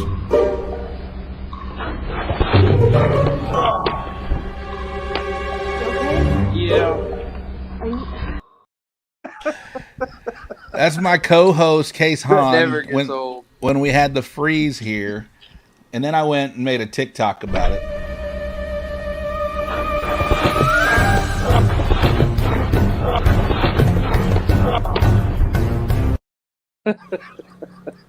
Man, that is a good one. Jeremy, you need to make me a intro, brother. Oh man, we could do it at Tomball. Yeah. All right, let's make that happen at Tomball. We will do it. Go Pack Go. Oh, he's a Packer fan. Oh, little cheesehead. My roomie and I plan to start our own barbecue business, so the more we can learn, the better. Yeah, Mark, I know that. That's awesome, brother. That's aren't Where's you Mark selling? from? He's in the Spring area. Mark, are you in the Spring area? Where you at, Bubba? And aren't you selling already? Are you doing like a food truck type thing, or Daddy Dutch said go Pack Go. Houston hasn't had a football team since the Oilers left town. Come on. Must be a Cowboys fan. Dude, I'm a huge Oiler fan. Let me get this other stuff. I mean, Rob, you went silent on me. All right. I don't know if you can see that Oiler helmet. It's tiny now. Oh, you know what? I can do this. Can you hear me now, Jeremy? Yep. All right. Put the solo layout. Take this guy down. Boom. Y'all see that Oiler helmet right there next to the Texans helmet? They do have a team here, by the way.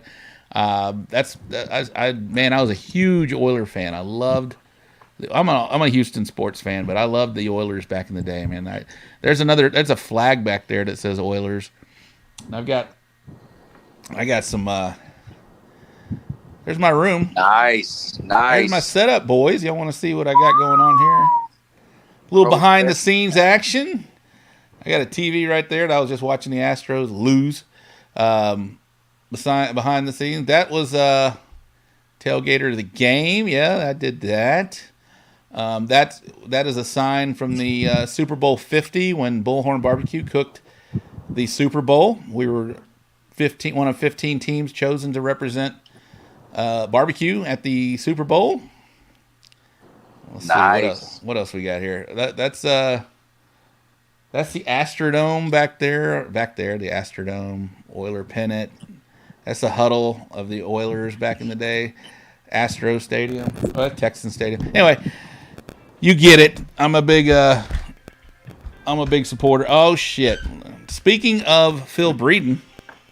Let's get him on the. Oh wait. Remove that. Do that. Hey Phil. Phil. You awake? I'm awake. You're live on the So Smokin' Gooder show. So if you want everybody, seriously, you're on speak. Special Friday night edition. Special Friday night edition. They can hear you. Say hello to all your fans, Bubba. Oh shit, man! Hey, can I hear a clap? I can't hear any clap. I don't believe you. It don't work There ain't that. fans there. I don't hear anybody clapping. It don't work that. What are you doing? Friday night at the cook-off. I should be in bed, but I'm not. Why are you not in bed? It's late for you. I'm telling you, I'm just sitting out here drinking a cold. I'm shocked. What y'all doing? We're just having a Friday night hangout. I got 20 people watching on Twitch and YouTube. Oh, you got the Twitchers in there? I got the Twitches, bitches. Twitch is coming in solid these days. We're trying. I'm trying to grow it. And Where are you at? Are you at So Smokin' Gooder headquarters, or are you at a cook-off? I'm at the Bullhorn Barbecue headquarters, sir. Oh, okay. You're just running the navigation ship. Just, huh? Hold on. We got a special guest. Wants to come in. Hold on. Y'all bear with me, boys. Hey, really? 20,000 people. What's up? 20,000 people watching. Aaron Leslie. Motherfucker. Texas, In the flesh. Texas Oil Dust. Guys, for those who don't know, this is Aaron Leslie from Texas Oil Dust. The other voice you heard was Phil Breeden from LC Barbecue. Really, are live? We're live. Oh, hell, where the hell are you live from? YouTube. Go to YouTube. Oh, well, I ain't going to YouTube, man. I bring my phone. Got through prepping. I got me a fresh whiskey. Nice. And I'm chilling, man. Chilling.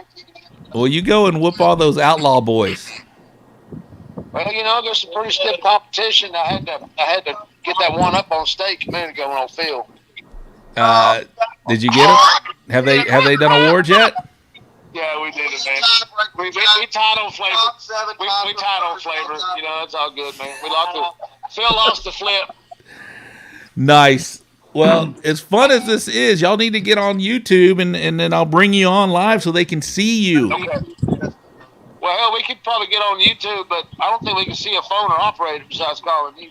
All right. Well, if you can, I'll send you a link, and we'll get your drunk asses on. Give me that link. All right. Later, bye. What cook-off are they at, Rob?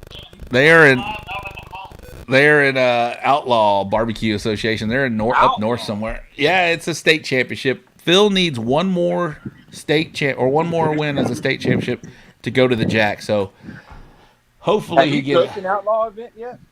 I've never cooked one. Yeah, pew pew. Yeah, pew pew pew. Outlaw event. Case does that. Is so funny. Did you see the news? Did you see the news that Case posted? No. You didn't see the Justin Marges news? Oh no, what is that? He got arrested in Brenham for bond forfeiture, it said. Now, these are facts. I'm not spreading rumors or lies or anything. These are facts. He got arrested for bond forfeiture for refusing to register his pickup. He believes it's a constitutional right. He does not need to register. Travel. Yeah. And they said no. Woo! They said no. You're going to jail. And so, yeah, and Case was all over. You know, Case and him have history, and so. In Case, I'm sure we'll bring that up on Wednesday. It's nothing that I will bring up, but he is a co-host, so whatever he says, I can't control. So, all right, last thing here, guys, and so this is Aaron. I'll get Aaron on the show. Well, hello there. How you doing? I'm Aaron Leslie with Texas Oil Dust, and today you're watching the So Smokin' Gooder Show. That's Aaron, and maybe he'll be on in a minute. Let me send him a link, see if he can figure out how to make that happen. You guys can see really what goes on a Friday night at a cook-off. It's a lot of shenanigans, a lot of drinking, a lot of having fun. Sounds like those boys are having fun. They're having a blast, man. They're having a blast. That's good. All right, let's see. We got some comments here. I'll be out at NRG Stadium this year. All right, cool, Alex. I should be out in the yellow lot. I haven't decided. I don't know if you saw my interview with Barry, but man, the Texans have really cracked down on tailgaters as far as just trying to. You tailgate, don't you, Jeremy? Yes, sir. Do you run a tailgate crew out there? Do you run an event, or you just go out there and? No, I probably 5 years ago when I had season tickets, I ran a tailgate crew in the yellow lot. And so you would have people that come out there, and you would cook for them and do all this other stuff. And in return, maybe they threw you $20, right, or something like that. They really cracked down on that. They did not want to see any tip jars, nothing out there. They expected these tailgate crews just to fund everything. And you know, if people were to have sponsors out there, and sometimes they would have a banner, they would come around and say, "Yeah, you have to take that down. You're not allowed to have it. If I see it up again, you're going to get a yellow card.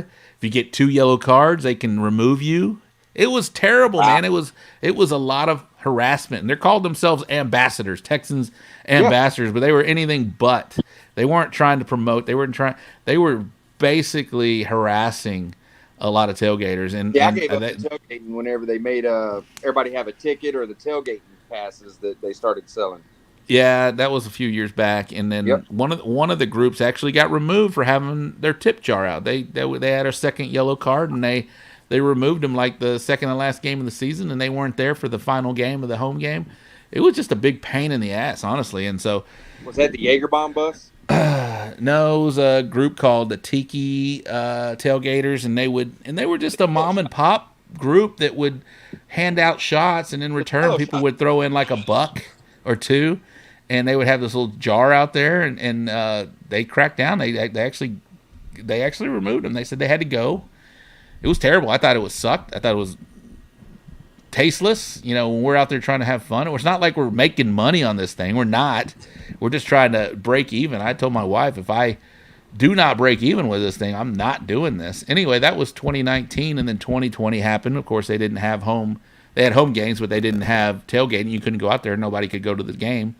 2021, I was pretty pissed off with the way the organization was going. This year, I'm encouraged. I do like the moves that Nick Caserio did. I do think they're trending in the right direction, but I don't know that I'm going to renew. So we'll see. I haven't made that decision yet. In fact, they sent me a letter and say, hey, you get a 35% discount or whatever it is because I've been a season ticket holder since the beginning. They're going to lose somebody like me that has been a season ticket holder since year one. Hey, do you got your DVR set for Tuesday, by the way? Tuesday. What is Tuesday? HBO Real Sports is interviewing all of the Deshaun Watson. No. Yes. They are doing Ryan Gumble, Real Sports, is doing a story with the Deshaun Watson women all on camera talking. Texans. Isn't that a girls' field hockey team? I mean, Don, if you're either a Jets fan or a Giants fan, you can STF up. Because they suck too, by the way. So we might end up with a high number 1 picks the next couple of years. Because I bet he's going to get suspended for at least a year. Yeah, I believe he's going to get suspended. 6 to 10 games is what I've heard, possibly the full year. And I think it'll go to full year, honestly. He deserves to have the full year. Look what they did to the guy in baseball for the Dodgers. What's his name? Trevor Bauer. Years. Trevor Bauer, yeah. Mark G, my pulled pork was sold at a local bar. Working on things with that. I'll just say people are mad it isn't there currently. Oh, okay, so you're currently on hiatus.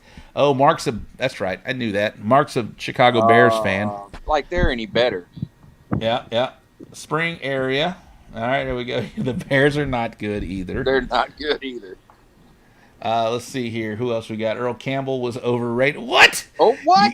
Are you okay? Okay. Can you block people, Rob? Can I time out? Where's Potch when you need him? This guy times out people. Give him a suspension. Oh, man. I wish I knew how to time out people. Cracker Barrel. Now I think you're just trolling. You can't believe that he was overrated. Can't believe that. Oh, he said LOL. Okay. All right. He said his sausages are good, though. Have you had Earl's sausage? Yeah. Have you had Earl's sausage? Is that overrated? Put a box out there that says suggestions written on it. There you go, Rob. There you go. Yeah, you see his dollar signs out there? Suggestions. Yeah, maybe they could put suggestions on the dollars themselves. Yeah, I'll laugh my ass off. I'm out, fellas. Have a good. All right, thanks, Wes. Appreciate you stepping in. Yeah, Potch. Where you at, Potch? We cannot. Can I troll? There's chicken fried barbecue. Chicken fried. Happy birthday, Bill Purvis. Same birthday as me. Bill, if you want to come on, it is there that have 2 birthday boys on. Man, We'll see. Jeremy, did you tell me what you were drinking? What are you drinking? TX out of Fort Worth. Oh, that's right, TX. That's Yes, Texas sir. whiskey, right? Just TX on the bottle. It's called TX, not Texas whiskey. It's TX. Okay. What is that?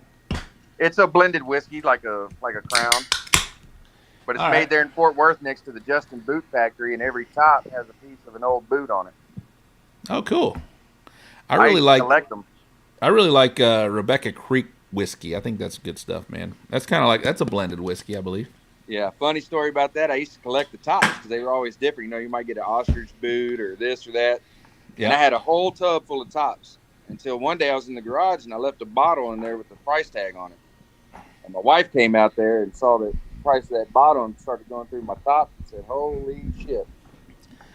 Yeah, I saw that, Alex. They backloaded his contract. So this next year's he only has $1 million on his contract because they knew that he was going to be suspended at least for some time, and so that the next year he can. But yeah, I agree, man.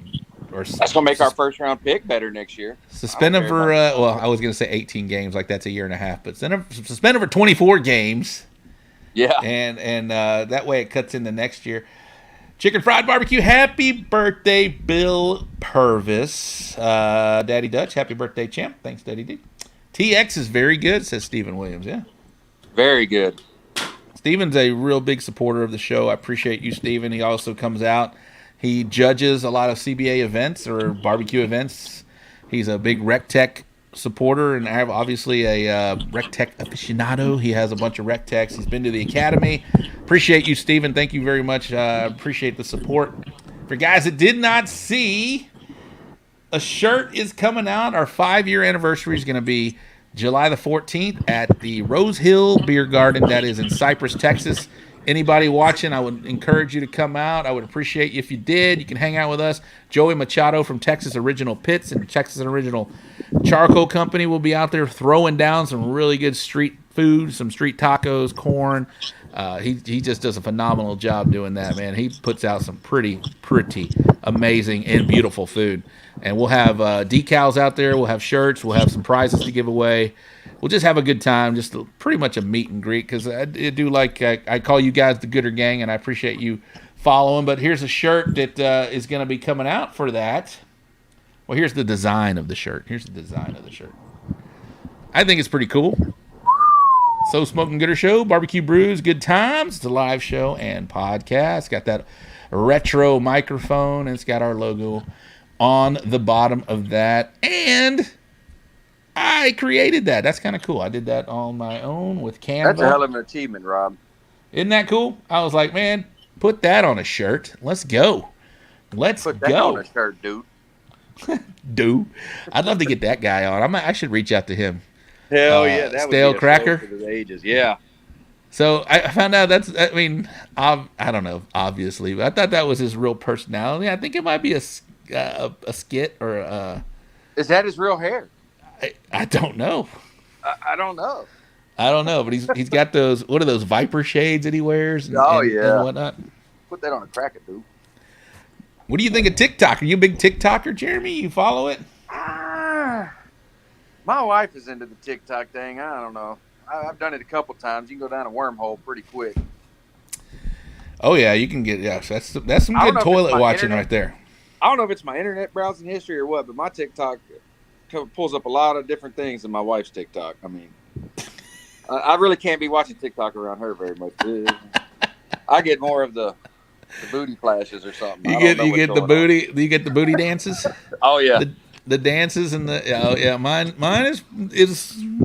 mine's either girls dancing or dudes smoking barbecue. It's one or the other. Pretty face with the big bang or whatever, you know. With the big bang, or the what's the latest one going on? My money don't jiggle jiggle, it folds. I get a lot of that. It's too loud. It's getting too loud or something like that. I don't know. Tomorrow is Lone Star Barbecue Pro Shop Customer Appreciation Crawfish Boil. Hello, Texas, Brian Crawford. Very cool. Yeah, Brian Crawford. I should be more sober when watching this, but barbecue and drinking. Buddy, you don't need to be sober when watching this. Half the time I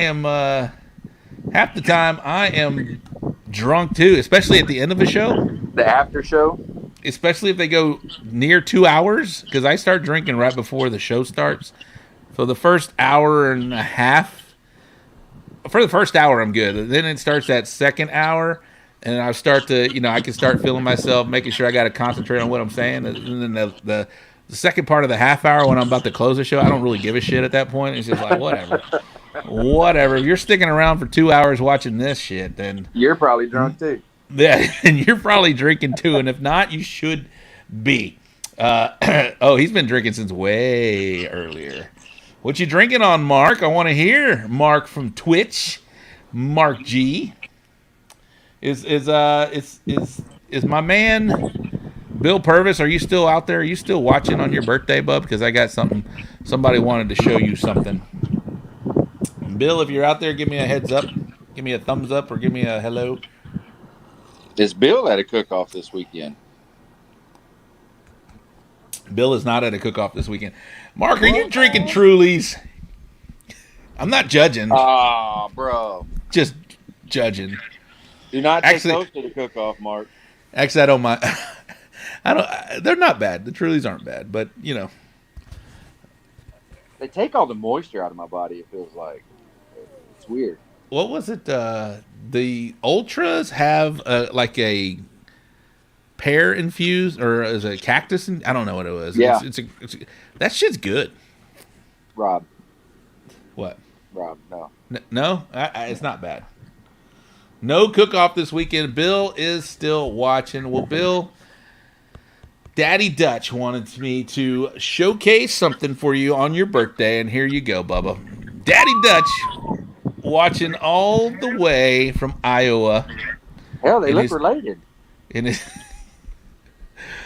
I mean, they do look a little related. Y'all could be brothers. Y'all could be brothers. Daddy Dutch is like 6'5", though. He's a big old boy. Daddy Dutch has a T-shirt. I don't have a T-shirt. You know what? I'm kind of jelly right now. I have a T-shirt. You got to get us. You got Jeremy. You got to come to the party, bro. Can you commit to me? Can you commit? You're gonna be there. Yeah. July the 14th. It's a Thursday night. The next weekend is the next day. That weekend is the Hempstead Watermelon Where's Festival. Where's it going down at? Where's the party at? Rose Hill Beer Garden. It's right there at Cypress Rose Hill and 290. Oh, yeah. That's Sweet. Close ride. Sweet, and I'll have some shirts there at that event that you can purchase, and I'll be giving some away. But I want people to help support this program because I do want to get some more equipment, like when I go on the road and do some lives or whatnot, and do well, Rob, something we like got to come up with a live show where we're basically doing some people cooking against each other or something, a little competition. You know how you used to have the internet voting show? Well, now the COVID's over. Let's do it live and in person. Have the bracket up where we're cooking something again, and just keep on moving. Freaking Facebook, when they had that poll feature, yeah, it was awesome because we had that. That was badass. What would I call that? The Texas Pitmasters Virtual Showdown. That was awesome, man. List, but I still watched it. God damn it! And you voted. That was fun. Yeah, it was fun. That was fun. All right, let's see. We got some comments. When it's not truly, it's bourbon. I'll say that much. All right, Mark, get it back. Chicken Fries says big sexy. He's got you, Nippa. Boy. Cactus lime. Yeah, cactus lime. It's not bad, man. I'm telling you, it's not bad. It's not bad. But yeah, that's good. What else is new with anybody got anything else they want to bring up? I don't necessarily want to go. It's Friday night. We're just hanging out. I don't know what are you guys doing? Tell me what you guys are doing right now. We're just hanging out at the house. I didn't have a cook-off this weekend. I had my second day of working in the office today. Oh, how did that go, Rob? You didn't get fired? I thought they were calling you in to fire you. No, I didn't get fired. I got moved to another area, which is cool. I got a bigger space, so nice. It's all good. It's just that drive, the commute, going there, and I missed my little 2-minute walk from the bed to this desk. This is where I would work, and yeah, it was kind of cool. Where's Phil? Where's Bill? Bill didn't see my solo layout here. There's my setup, guys. Look, there's an Oiler helmet back there too. Evil Knievel. You see Evil Knievel back there? Can you see that?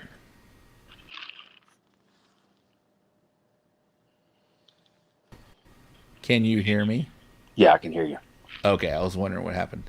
Let me do solo layout again. Yeah, there's an Oiler helmet back there.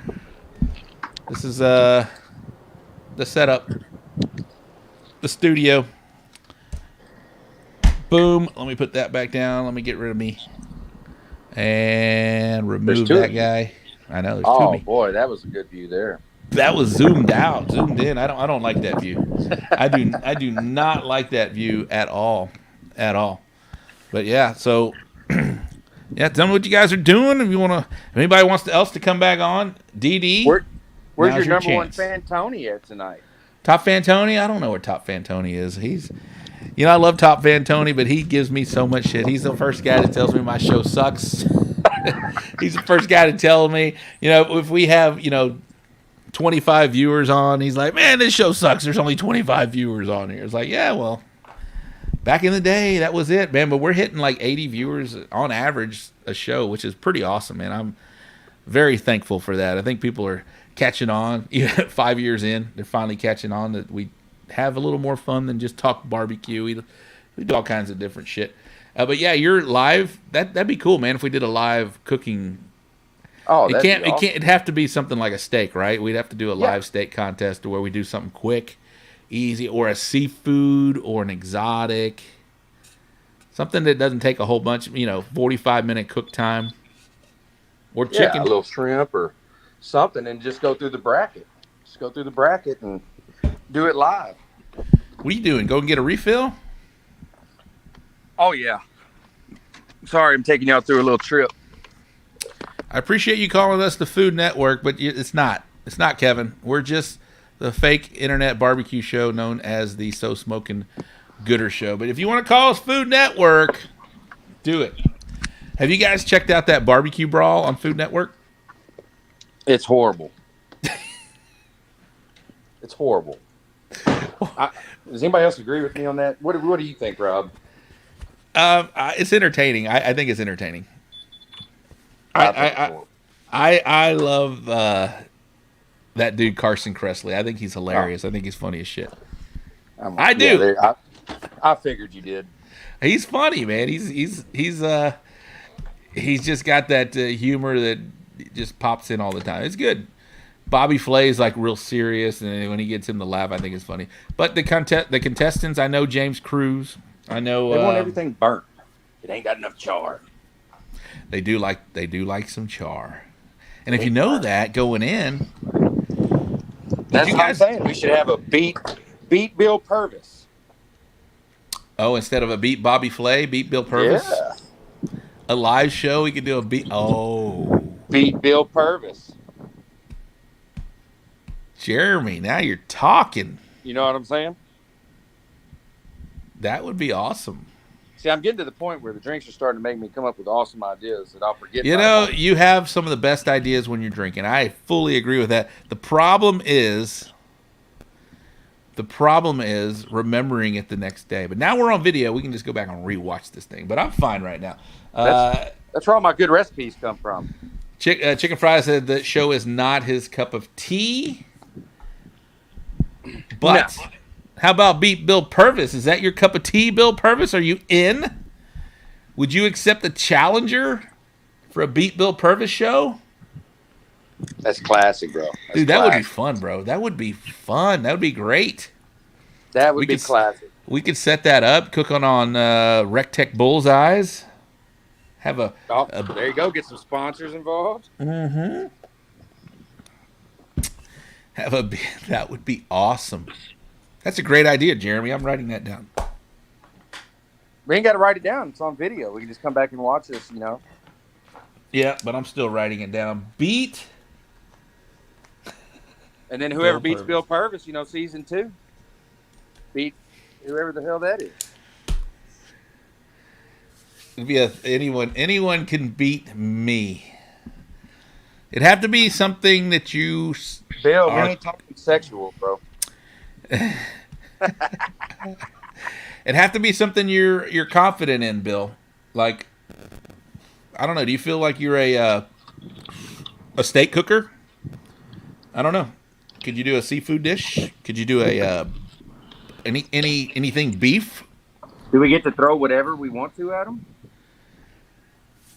I think we have Bill Purvis and 2. Oh, yeah. See, I've seen that. Yeah. It says Texas whiskey on the bottom.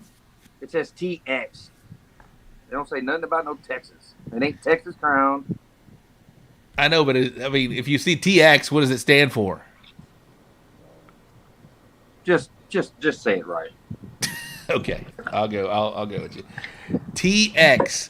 Bill, are you in, Bill? Are you in? He hasn't answered the question. What was the question? Don't make it be beat Phil Breeden. I mean, if you're not in, you were the first rounder. Beat Bill Purvis. That would be good. I want to see Nip old YouTube videos. You got some old YouTube videos, Nip? Bill, we don't talk about this shit because it will go no. No. That was a lot. That was in my young days. Bill, what's it? What are the videos? Rob. I got kids now, bro. Are you serious? You don't want me to show them? Hell no. I'll show you at Tomball. Okay. We can't put that stuff out in the world. Though. Been trying to figure out how to delete them, but I didn't. All right. So let's see here. I got let's do a Bill Purvis video. Let's do a Bill Purvis. Anybody got a good YouTube video that we should watch? We're just hanging out now at this point. We're just kind of hanging out. Smoking Joe. That's the guy that has some YouTube videos. Can we start over? Yeah, we can start over. I had no microphone when I started, Joe. But I'm back on. Back on. Smoking Joe has over... Let's check out Joe right now. Smoking Joe's Pit Barbecue. This guy, he's... Oh, man. It feels like a month ago he was celebrating his 100,000 subscriber. And Joe, congratulations.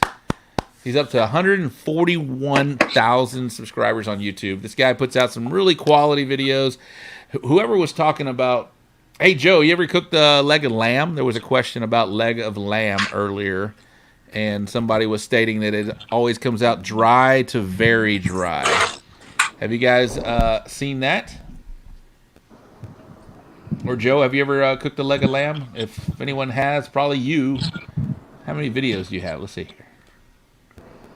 I don't know how many, but you got a lot. Joe's is Smoking Joe's Pit Barbecue. Snowballing. What are you talking about? Brother Joe, Sausage King himself. Never cooked anything lamb. Okay, he's never cooked anything lamb. Okay, well, send Joe the link. All right, Joe, you want to come on the show, talk about your YouTube channel? That'd be cool. That'd be cool. We're just talking barbecue and having a drink with my boy Jeremy Nippa. Hey, Rob, what's the craziest thing you've ever cooked? Talking about cooking lamb and stuff. What's the most exotic thing you've ever thrown on the old pit? Let me think about this real quick. It's probably not crazy exotic, but oh, that's not true.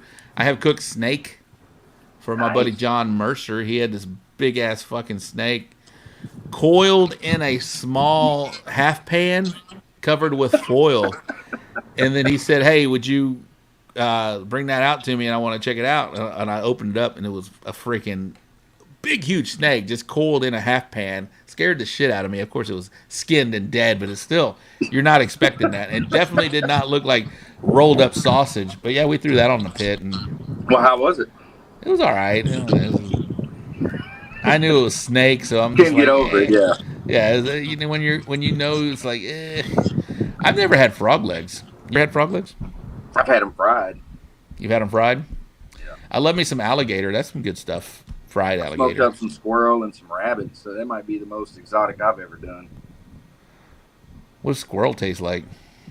Chicken. Tastes like chicken. There you go. What else have I? Man, something came to me. Little tree rat. You said squirrel and rabbit that I've tried, not so much cooked. You've had them. Oh. I love me some calamari, fried calamari. Now, if it's sautéed, different. Now, I don't like the tentacles on the calamari. You like the rings? I like the rings. I'm not a tentacle guy. So you love head. It is my birthday. It is your birthday. Yeah, no. Oh, I love the tentacles. And I know that you can even see the little suction cups on them, too. But no? Hell no. I tell you what, if you like calamari, guys, go to, what is going on with my memory? My goodness. Del Frisco's Steak Restaurant. Amazing steaks, by the way. Great restaurant, quality, high-class restaurant. But they have something called the Shanghai Calamari. Really good. It's more of it's definitely an Asian twist to calamari. So good. So if you guys love calamari, go to Del Frisco's Steak and get you that for sure. Now you're gonna spend some money. If you're buying barbecue, where are you going? If I'm buying barbecue, okay. If I'm gonna go eat some barbecue here, where are you going? Locally, my first stop will be Truth Barbecue. Locally, I love me some Truth Barbecue. Or the one in Houston? The one in Houston. I said the Brenham one is amazing, but the one in Houston is great too. But yeah, Leo is in Houston, so I'm gonna follow him. Yeah, I grew up in Lexington, Texas. That's where I graduated from. So I've been eating Tootsie's barbecue since I was, a little really. kid. I've yet to. I need to go. I need to make that trip, You ain't gonna especially. be around much longer, bro. That's You what better I hurry was. up. I don't like talking like that, but you're right. Yeah. So, damn, I'm not doing anything in the morning. That's something you You're got to already too plan late. for. I should have You're been already too asleep. late, Rob. No shit. What time do you They're got to already get there? in You line, think? bro. They're already in line, bro. You get there at 4:30 in the morning, you're probably 150th in line. Bullshit. No shit. I got pictures and shit to prove it. Promise you, dude. That line's already 50 deep. What time they open? Like 11 or 10? Early in the morning. Oh, do So they? what he'll do is he'll start giving out numbers at about 6 or 7, and you can skip in line and all that. It's pretty cool. You know, free beer, free whatever. But back in the day, it was not like that. You know, it was just local. The whole thing behind it was that's the day of the cattle sale. So we'd load up all the cattle. Grandma give you $20, bring barbecue back, and that's what you got paid with. But yeah, right now, Rob, that line's already deep. It's already deep right now It's already deep for tomorrow. Damn. Were they sleeping are they sleeping in tents or just little cots? In their chairs, they'll rotate out. So people will pull up travel trailers out there on the street and just switch out between sleeping and waiting in line. I mean, that'd be kind of cool. It's kind of like tailgating, right? You're going to tailgate and to go for a It's the feast. experience, bro. It's the experience. No, that would be. How far is Lexington from is it Austin is the nearest city? Well, you know where Giddings is at on the way to Austin? Yes. Yeah. It's 18 miles from there. So further west? North on 77. North, okay. So where 290 and 77 intersect, you're going to go up 77. So it's not that bad from here. No, hour and a half. Yeah. Oh, shit. Yeah, I definitely need to go. How's Goldie's here? Anybody been to Goldie's? Anybody been to Goldie's? They were #1 in the Texas Monthly this past year. Where's Goldie's at? They're in Fort Worth, I believe. Really? They know how to cook barbecue in Dallas? I guess. Or they know how to cook to one person that likes barbecue, that has all the clout, Daniel Vaughn. Chicken fried barbecue had some fried boudin balls tonight. Did you get any gumbo? Let's see. Here we go. Send him the link. Oh, send Joe the link. I thought he was asking for it. I will. Bet Joe has made it into sausage. Sup, barbecue bandit. Tastes like chicken. All right, I've had them chicken fried. What were we talking about? Fried legs? Frog legs? I think he's talking about frog legs. Yeah. Boudin stuffed lobster tail wrapped in bacon. Ooh, that sounds pretty good. Barbecue bandits answering Joe. Not much. Got 3 briskets on the Rec Tech. Got to spell it right, Daniel. RECTEQ. Watching the show and drinking a little whiskey on the rocks. I love it. Stephen Williams, burnt bean. That is for sure. I have not made it to burnt bean yet. Ooh, that is a must go, especially on Sundays. He has a different menu on Sundays. It's Mexican inspired, which is his heritage. Nice. He's got a lot of los rancheros. It's so good. His meats are always on point, and his desserts, man, his desserts and sides are off the charts good. They're just as his meats. Don't get me wrong, his brisket is amazing, but his all that other stuff. Your fan, can you turn that fan a little bit? I know you like it. I can turn the fan off. You don't need to turn it off. Just turn it away from your microphone. It's the ceiling fan. Oh, is it really? There you go, Rob. There you go. Yeah, that thing was. Start sweating. But it's all good. Me neither, Daniel. I never understood how one man can determine the top 50 barbecue spots in Texas. This guy has a lot of clout, man. He's got a lot of clout. This guy, he shows up and they cater to him and they know who he is. Now, from what I understand, he has a team, right? And they go out. They go out prior to him showing up. So these guys go and explore, and they tell him, they give him a report card, and then he takes those notes, and from there, he will narrow that down to a list, and he will go and hit those other spots. But yeah, it really does come down to one man's palate, or how you treat him. I don't understand. I don't know. Yeah, no kidding, and have such a huge impact. It's a big deal. It's a Once he huge names impact. you, get ready. The people are coming, especially They're if you're in coming. especially if you're in that top 15, top 10. That's a big deal. I was gonna give some shout outs locally in the Houston area to Corkscrew Barbecue. That's a really good one. That's a good one. That is a good one. Gatlin's is real. They're not well known. Gatlin's Barbecue. In fact, one of the girls that is on the show, that's going. Yeah, she's a executive chef, but she works at Gatlin's. I went there not knowing anything about it, and man, I really enjoyed it. It was really good. It was really good. Good barbecue. And there's no lines. It's just it's a mom and pop, and it's off of 610, and like it's in the Heights. It's in the Heights. Gatlin's Barbecue. Yeah. Who else locally? I mean, I went to pretty good. Who? Which one? Pinkerton's. Pinkerton's is great. Yeah, Pinkerton's is great. They're always great. I went to Papa Charlie's Barbecue when they were near downtown. They were really good. Now they opened up in Cypress. It's different. Maybe he can get back to what he had whenever he was downtown. It just seems different. It's good. It's good. Don't get me wrong. It's good, but it just wasn't. The first time I went there, I was like, wow, this is some really good shit. Second time, I was like, yeah, it's good. Good. But, yeah, I need to go check out, like, Blood Brothers Barbecue. It's kind of like an Asian fusion type deal. Yeah, what do you think about all that fusion? I mean, I think it's cool. I think it's cool. I mean, how many different styles of barbecue? I love the more different. Like I like crawfish. I like regular crawfish, and I like the Asian fusion type of crawfish. I love the Mexican fusion barbecue. Valentina's. I've been to, and it's great. That's in Austin. That's in the Austin area. That's a really good.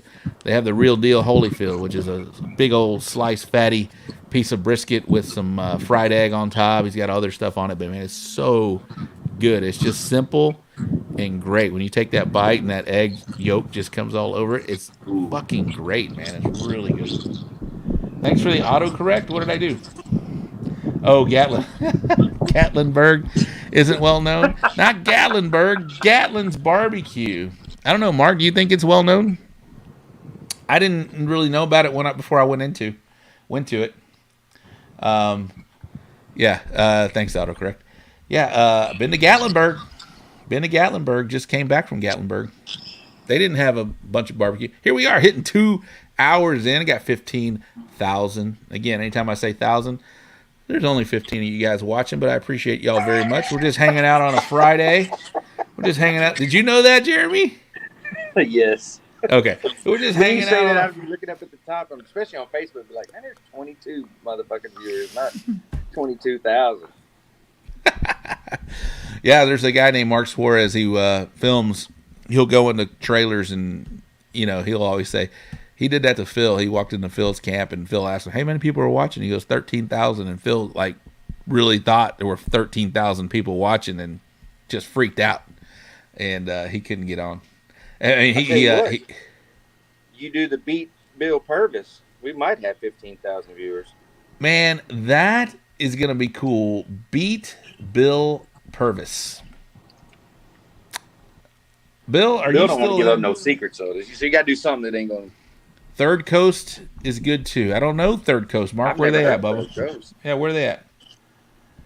I'm opening a Mexican Chinese restaurant named Taco Shop. That's good. Old Tomball Barbecue is good. I don't know them.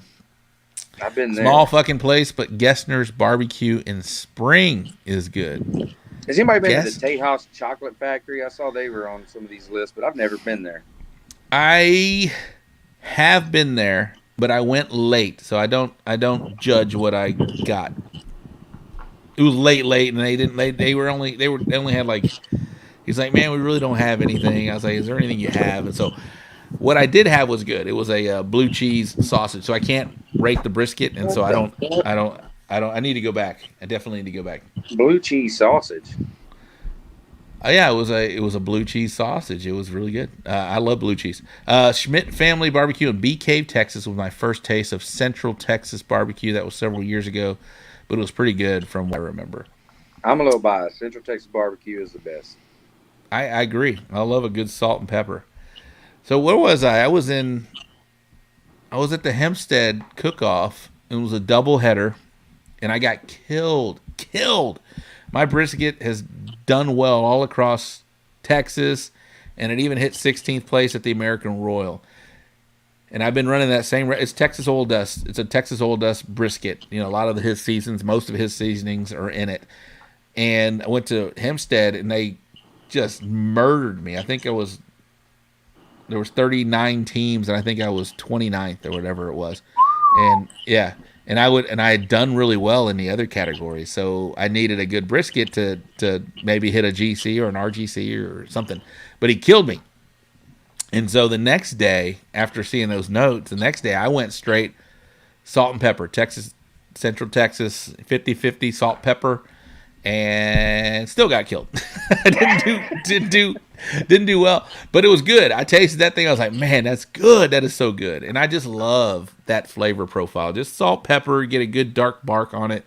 Yeah. To me, that's a good brisket, man. And a little you garlic, a little onion powder or something for the. Yeah, you can do a little garlic or onion powder. Balance in there. Yeah, I just went straight salt, straight pepper, and gave it to him. And I think I did do better. I think I hit like 18th, but still, I still finished 5th overall first day. Like, I don't remember the second day, but overall for the 2 days, I'm sitting in 6th in that series. And then Tomball VFW is next weekend is part of that series. So hoping to improve a little bit on my standings. Bill Purvis in the comments is in second place. Alex Villanueva, you're still watching. Thank you, Bo. Central Texas barbecue in Pearland is good. Okay. I heard that. Me neither. I've never been to Killins. Have you been to Killins? Yes, I've been to Killins. I used to work over there. It's okay. Their beef rib is pretty good. Their barbecue sauce sucks ass.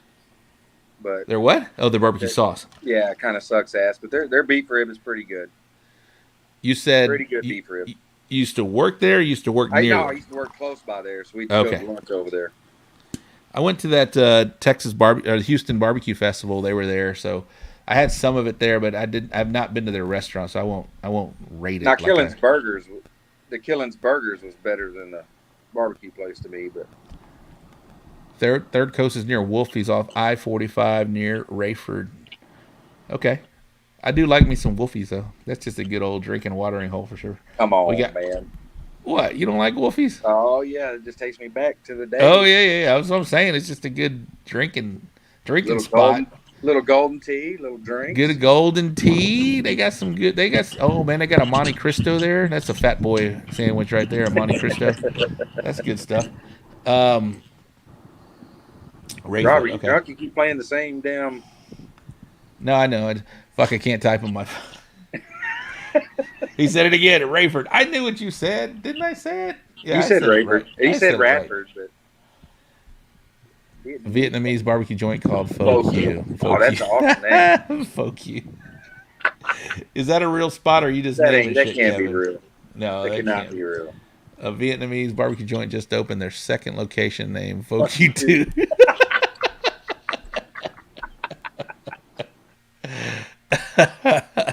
That would be good. Fuck you too. I'm saying it wrong. Fuck you. That's how you say it. Fuck you. So I'm saying it wrong. Fuck you. You got the best damn fans in the world, Rob. They're good, man. They're gonna let it rip. These are some good people, man. These are the diehards, man. 2 hours in, I love it. But yeah, that's good. So so next weekend, I guess we're gonna be at the same place. Yeah. Y'all want us to keep going? Are you guys enjoying this? Because I feel like we're at this. Tuned out yet. All right, they're still all right. Fuck them. They're still going. Let's go. Are you good? What you got? This is your birthday night. How about you spending your birthday with me? You didn't think that was going to happen, did you? That's why I hit you up earlier. You put a post out, but didn't say a time. You know. I did say a time. You got to get stronger on your. You just got to read that. Yeah. Fuck. It's like some of these barbecue flyers that you got to fucking search for 3 hours for the fucking location. Oh yeah. As a promoter, you know. Ain't worth a shit. As a promoter, you know.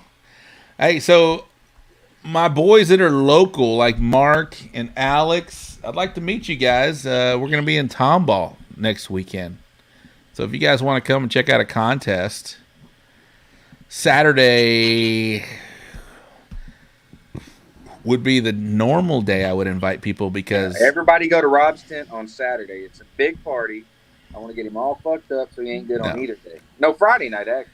No. See, that's now I invite people. Normally at a contest you come. Friday's a good party night, but I like inviting people Saturday, and I always tell them, "Hey, yeah, what time should I show up? You can show up about 2:00, because once pork is done, it's like smooth sailing at that point. Brisket's pretty easy. Pork is my most intricate box because when I'm done with pork, I got shit on the ceilings. I'm just like, there's all kinds of shit I got going on." And so I invite people on Saturday at 2:00, and then they come out, and then they can watch brisket, and then the awards are happening probably about 4:30, and it's a pretty festive event, and then we just party, and then till 8 or 9 or whatever, or later. And then are you getting up the karaoke machine? People, if there's I have my karaoke machine. I got that with me all the time. But that next weekend is a double header, so there is an actual contest on Sunday, but are off Monday, so I may have people come out on Sunday. But we're gonna be dog ass tired on Sunday. It's gonna be hot, bro. Actually, it's supposed to be. I don't know. I ain't looked at the weather. It's gonna be hot, bro. Fuck it. Who had that dog? Somebody mentioned it the other day. Who had the dog that ran away? Was that you? Were you part of that? That was me, bro. That was my dog during pork turn in. I opened up the trailer door to go turn in pork, and my dog shot off 3 miles down the fucking road, 138-degree weather. It was my daughter's dog. They went out of town, so they dropped it off, and I'm watching it. It was a brand new puppy. Oh, so you didn't know this couldn't dog? Just let it go. Right? Honestly, No. If it wasn't my daughter's dog, fuck it. It was gone. Dude, I went 3 miles down the road. Got chiggers, mosquito bites all over the place. It was horrible. Where did he wind up? About 3 miles down the road until she passed out from the heat. And then she just, you caught up to her, and I finally caught her. Was this was during the contest, or was this after turn-ins? No, I was walking out of the trailer with my pork box. Did you turn in your pork? Somebody went. I think maybe Chris or somebody must have grabbed my box and went and turned it in for me. And they saw what was going on. I remember from my trailer, I was like, "What the fuck is Jeremy doing?" And you were fucking running down that main strip. Oh, it fucking sucked. Going to get that dog, and it was like that. It was like that run where you don't want to run, but you have to. I haven't ran in like years since I was in the Navy. Like I'm not trying to fucking run, bro. You're like running 4 or 5 steps, and you stop, and then you're like, "Oh shit, I gotta go again." And then I just lost sight of you because you went well beyond. Damn, 3 miles? No way, dude. It felt like 3 miles. It might have been 500 yards, but it felt like fucking 3 miles, bro. And I don't know if you remember, but before that, some dog came and took Chris Davis's ribs. That's who it was. Chris was talking. Chris was talking about his ribs. Yeah. He set him down on his porch and went back inside to get some, and the dog grabbed his fucking ribs before he put them on the pit and took off with them. Double headers ain't worth a fuck. It was Sunday. You gotta watch them. Yeah. It's funny. Kevin Caldwell, he's a good cook. I don't know if you guys know him. He's holy smoked cookers. But we were at Tomball VFW last year, that Tomball VFW doubleheader. It's this one coming up. This was last year. So he shows up, and he's there all weekend. And I'm literally, I can see his setup, right? I can see his setup, and the awards happen on Saturday, day one, and he doesn't get a call. He doesn't get a call. So the next morning, Sunday, it was like 6:30 in the morning, and I'm up, and I'm at my trailer, and I'm cooking, and he comes running. I don't know what he's running for, but he runs past me, and I'm like, "Whoa, hey, bro." I was like, "When did you get here?" And he's like, "What?" I was like, "When did you show up?" And he didn't snap that I was fucking with him because he didn't get a call the day before. And he's like, and then he finally is like, "Dude, I've been," and he's like, you're an asshole, bro. You're an asshole." Because I was like, "When did you get here?" Because I didn't hear your name at awards, right? That's was it day one or day two? He left his pins in his chicken and got disqualified. That was day one. Yes. Well, I don't remember which day he got disqualified, but that was day one that he didn't get a call. So day 2 morning, I was like, hey, when did you show up? I'm just fucking with him.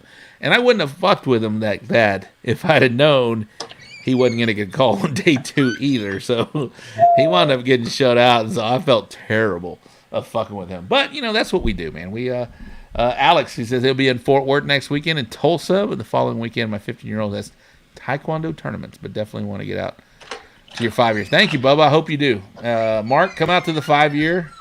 Love to have that. Maybe I can get Barry out there. Nah, he won't do it. But I'd love to get you guys out there. That'd be fun. That would be fun. It's the freaking weekend. I'm a night out. Kevin wants me to continue going. Tony's Barbecue in LaPorte. Okay. Never heard of That's that. Good. Me neither. Good. Let's give some shine on these guys that we don't know, that aren't in the top 50. Need to get the Smoker Gooder show live on set for some of these places. That would be now. Bro, I should be your agent. I do need some different equipment if I'm going to go live. But from out there, let's see. Get Barry out there, and him and I will have a BJ fight. What? Brazilian jiu-jitsu. I thought they said a BJ fight. No. Mark, do you do that? Are you obviously, I guess he is. He's a BJJ fighter. That'd be cool. I don't know anything about that. I do know that Barry, I've known Barry for a long, long time, man. Years ago, and I remember when he was doing that Cage Door, he was doing all the MMA fighting, and he was a big part of that scene. And he had I guess it was a blog at the time. Do people still blog? I don't know. Maybe now they do. Now they vlog or video log, but they used to blog. They still may do that. I don't. You should get drunk off of White Claws and blog. No, I gotta. Oh man, let me see if I can do something. I got something to show y'all real funny, real quick.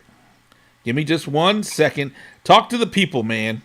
Jeremy, give them something to talk about. I got something real funny to show you, fools. Lord, who knows? Who knows? Jeremy, talk about how you got started in barbecue. What did that look like then versus what it looks like now? I tell you what. Hey, think back to the barbecue scene just 4 or 5 years ago. It was more of a party. Right? People were out there drinking and partying loud all night. Now you go to a barbecue cook-off and it's fucking crickets by 9 o'clock, that is different. I've noticed that. It has changed a lot, hasn't it? That's when I was a lot younger back then. Today being my birthday, you reminisce a little bit. And like I said, my motto was it's a cook-off, not a sleep-off. So yeah, it kind of started for the party, and then everything kind of got serious, I did notice that at the Tomball one, just the last one, that it did get. Yeah, I wasn't even done trimming my meats, and I got done, and I walked out of my trailer, and yeah, people were like, I was like, what the fuck's going on here? Where's everybody at? Now I did find some people in the bunker, but it still wasn't like back in the day. I did a cook-off in Cleveland. Now, it only ended up being 18 teams. But Rob, I shit you not one I never heard music the whole weekend. I mean, I was trying to sleep, and my fucking hot water heater was kicking on at night, waking me up. It was so quiet in my trailer. Damn. And I got to thinking, I was like, man, I didn't hear music one time all day or night, even during the cook. So it's changed a lot, and that's I kind of got started for the fun of it, Kind of Sleeper. What's up, Sleeper? Where are you at, Sleeper? He says good morning, so it's past midnight where he is.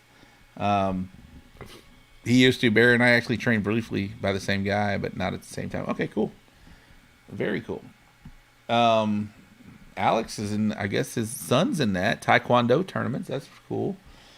So, all right, I got something to show y'all. Let me see if it came through. And let me see if I can share it. Because it is so fucking hilarious.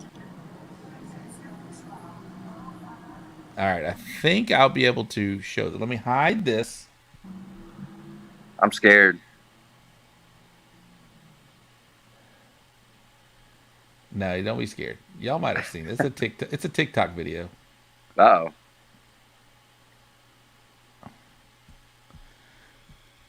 I'm not hearing it though. That's what's I don't hear it or causing. see it. Well, I haven't showed it yet. Oh. Let me share screen.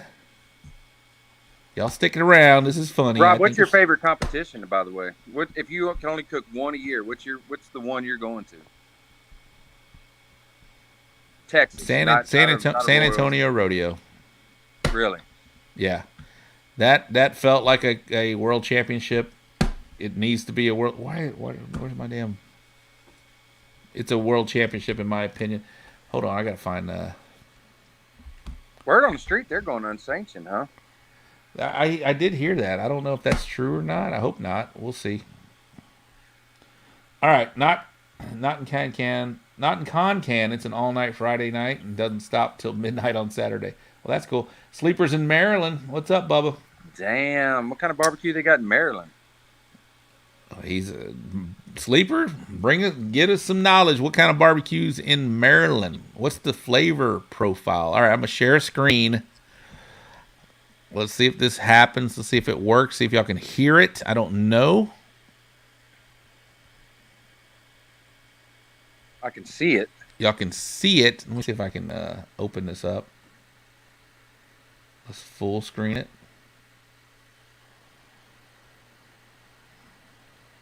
I can't hear it. I know. Hang on.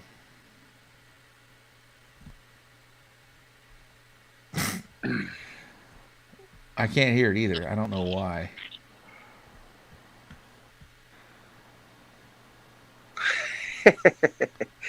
That's you can tell it's late night on the Friday Gooder Show whenever we're having technical difficulties.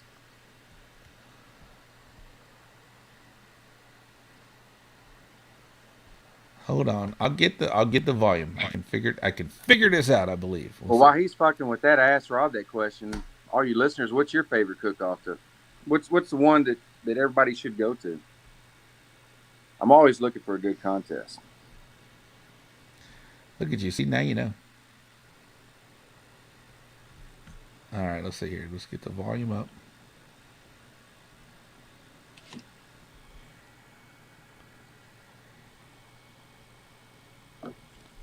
All right, let me see if this comes through. Can y'all hear that? No, sir. You can't hear that? No, sir. Shit.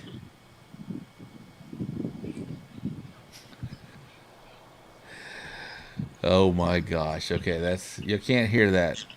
Why No, not? sir. Oh, wait. Let me see.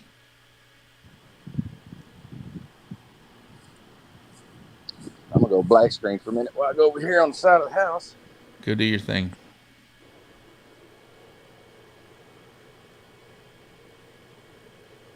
All right, stop screen. I can get this audio. Sorry guys, it's gonna take a second. I will get it. I promise you. Share screen. Share system audio. All right, there we go.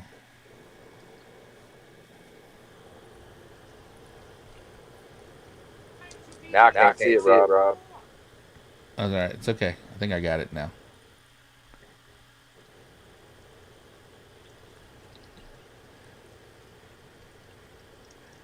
We can hear you pissing, by the way, Jeremy. Oh, my bad, guys. All right. You can hear me, Jeremy? I can hear you. Tell me if you can hear that. First of all of y'all Now I can hear now. You can? One basic is hilarious to me. Bitch, don't nobody Yeah.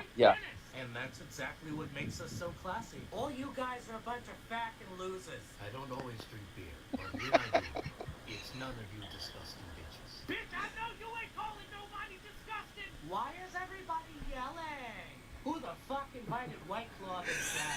You're a fucking asshole. You wanna make out? May I remind you that I'm an award-winning beer. And if they ever make Pat Blueberry. you'll win that too, bitch. Don't worry, Pat. You're still a winner in my book. Taco Bell, you do not and will not ever have a beer, bitch. That is where you're wrong. Bitch, why does this keep happening? Stay thirsty, my friends. That is not your slogan, but you may have it. Bitch, I am the greatest. All right. It came out low, right? Oh, I think I. All of y'all bitches are basic. Corona calling anyone basic is There hilarious you go. to me. Bitch, don't nobody drink Guinness. And that's exactly what makes us so classy. All you guys are a bunch of fucking losers. I don't always drink beer, but when I do, it's none of you disgusting bitches. Bitch, I know you ain't calling nobody disgusting. Why is everybody yelling? Who the fuck invited White Claw to the party? You're a fucking asshole. You wanna make out? May I remind you that I'm an award-winning beer. And if they ever make an award for the cheapest, shittiest beer, you'll win that too, bitch. Don't worry, Pop. You're still a winner in my book. Taco Bell, you do not, have not, and will not ever have a beer, bitch. That is where you're wrong. Bitch, why does this keep happening? Stay thirsty, my friends. That is not your slogan. Bitch, I am. All right. Bitch, you. Did that come through? Bitch, you. Hold on. Yes. Let me remove So hard. remove that. First of all, Remove. All right, guys. All right. Did that work? I mean, I don't know. That was low. No one's commenting on that, but that shit was funny. I enjoyed that. That's funny. I love the White Claw. What are you doing now? You're making you're making another drink. I like it. Getting some ice, brother. It's like, who invited White Claw? It's like, bitch, you're an asshole. You want to make out? That was Mark G in the Truly. Just kidding, Mark. Just kidding. Just kidding. All right, here we go. Maryland. Smoking lobster in Maryland.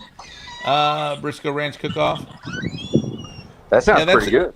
That's a good one. I try and copy Texas and Mississippi a lot. Sauce type of barbecue, Maryland. Okay. Mississippi. What kind of barbecue does Mississippi have? Sleeper? Only one I've ever done was helping some friends at Montgomery County Fairgrounds. Okay. Very cool. That's literally what got him into smoking. That's cool, Mark. Yeah, that's cool. I like that. I can. It's low. Yep. All right, cool. All right, y'all can hear it, but it was low. Yeah, I got it. Did y'all not like that? I thought that was funny, man. Maybe I'm off base. That's my kind of humor, though. I kind of like that shit. That was funny. That was funny in my opinion. All right, guys. Well, I think we're gonna wrap this up, man. I just poured up a drink. All right, fuck it. I'm good. If y'all are good, I'm good. I don't have This was just a join a Friday night hangout. It's not my normal show. You guys can find us on Wednesdays from 8 o'clock to about 9:30, 10 o'clock every Wednesday night on Facebook and on YouTube and on Twitch. We talk mainly competition barbecue, but we talk all kinds of things, and mainly it's Texas-based barbecue. But we got people like Sleeper and Judge Webb and Daddy Dutch and all these people that are coming into the scene. So I do definitely want to open that up. The Memphis in May barbecue contest, which is a world championship, just happened. I'm reaching out to some of those winners. Hopefully we'll have those on soon. Next weekend, we're going to have Belle Clark from JC's Good Old Boy. She's going to come on next weekend. She is an accomplished barbecue cook in her own right. She's going to be talking about what's going on with JC's Good Old Boys, but she's also going to be promoting the contest at the Tomball VFW, so that'll be a fun one. Bro, these women cookers out there, they're pretty deadly. There's a couple of women out there that whoop that ass. There were a handful probably 5 years ago. Now there's 2 handfuls. No, there's that was a sexist joke. No, but there are a lot of really good competition cooks out there that are women, and they are killing it. They are. I am not surprised when I see one of them walk. Before it was like, oh, you got beat by a girl. Now it's like, no, these girls can cook. They're sitting in the top rankings of all of the sanctioning bodies, not just here in Texas, but all over. They know what they're doing, and those girls are the ones you got to watch out for because they are detail oriented, right? They have timelines and they know exactly from what you and I might think we're doing the same thing from week to weekend, but we might not be. We may not be putting the same amount of seasoning. We might not be injecting the same amount of injection. we might change something here and there to where it just something gets off, and then you're wondering, why am I not hitting anymore? It's like, well, go check your notes. Oh yeah, I was doing this at this point. Yeah, it's what notes? No, but yeah. So, but these ladies out there, and it's just they're seem to be more detail oriented to where they're doing the exact same thing every single time. Maybe I'm off, but I think that's it. No, it's 100% right. Last weekend at Lost Lagoon was the first time that, it was right before my birthday. So my wife and kids, that's what they wanted to do. It's the first time my wife came out and participated, and she did the open. And Tom and Belle were next to us, and Belle, I just teamed them two up, my wife and Belle. And, I told her, I said, look, you're about to learn from the best. Way more detail oriented than me, bro. Like, I would have just thrown the shit in the box and fucking turned it in. I don't do opens. They were over there for 2 hours plotting that shit out. And what I like about Belle is what you were talking about whenever we were in Tomball last week, or whenever the last one was, and there were people that were already asleep.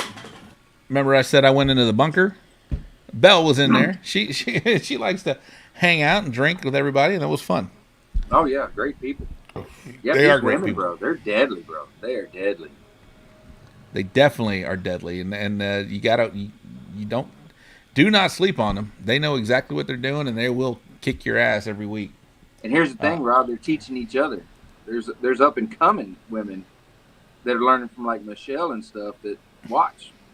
I did see Jackie Milligan had a all ladies cook class. I think Michelle has had some ladies. Yeah, like what's her name? Amy. That team. Amy Wilson. Crown Cookers went. Yeah, Amy Wilson. I said.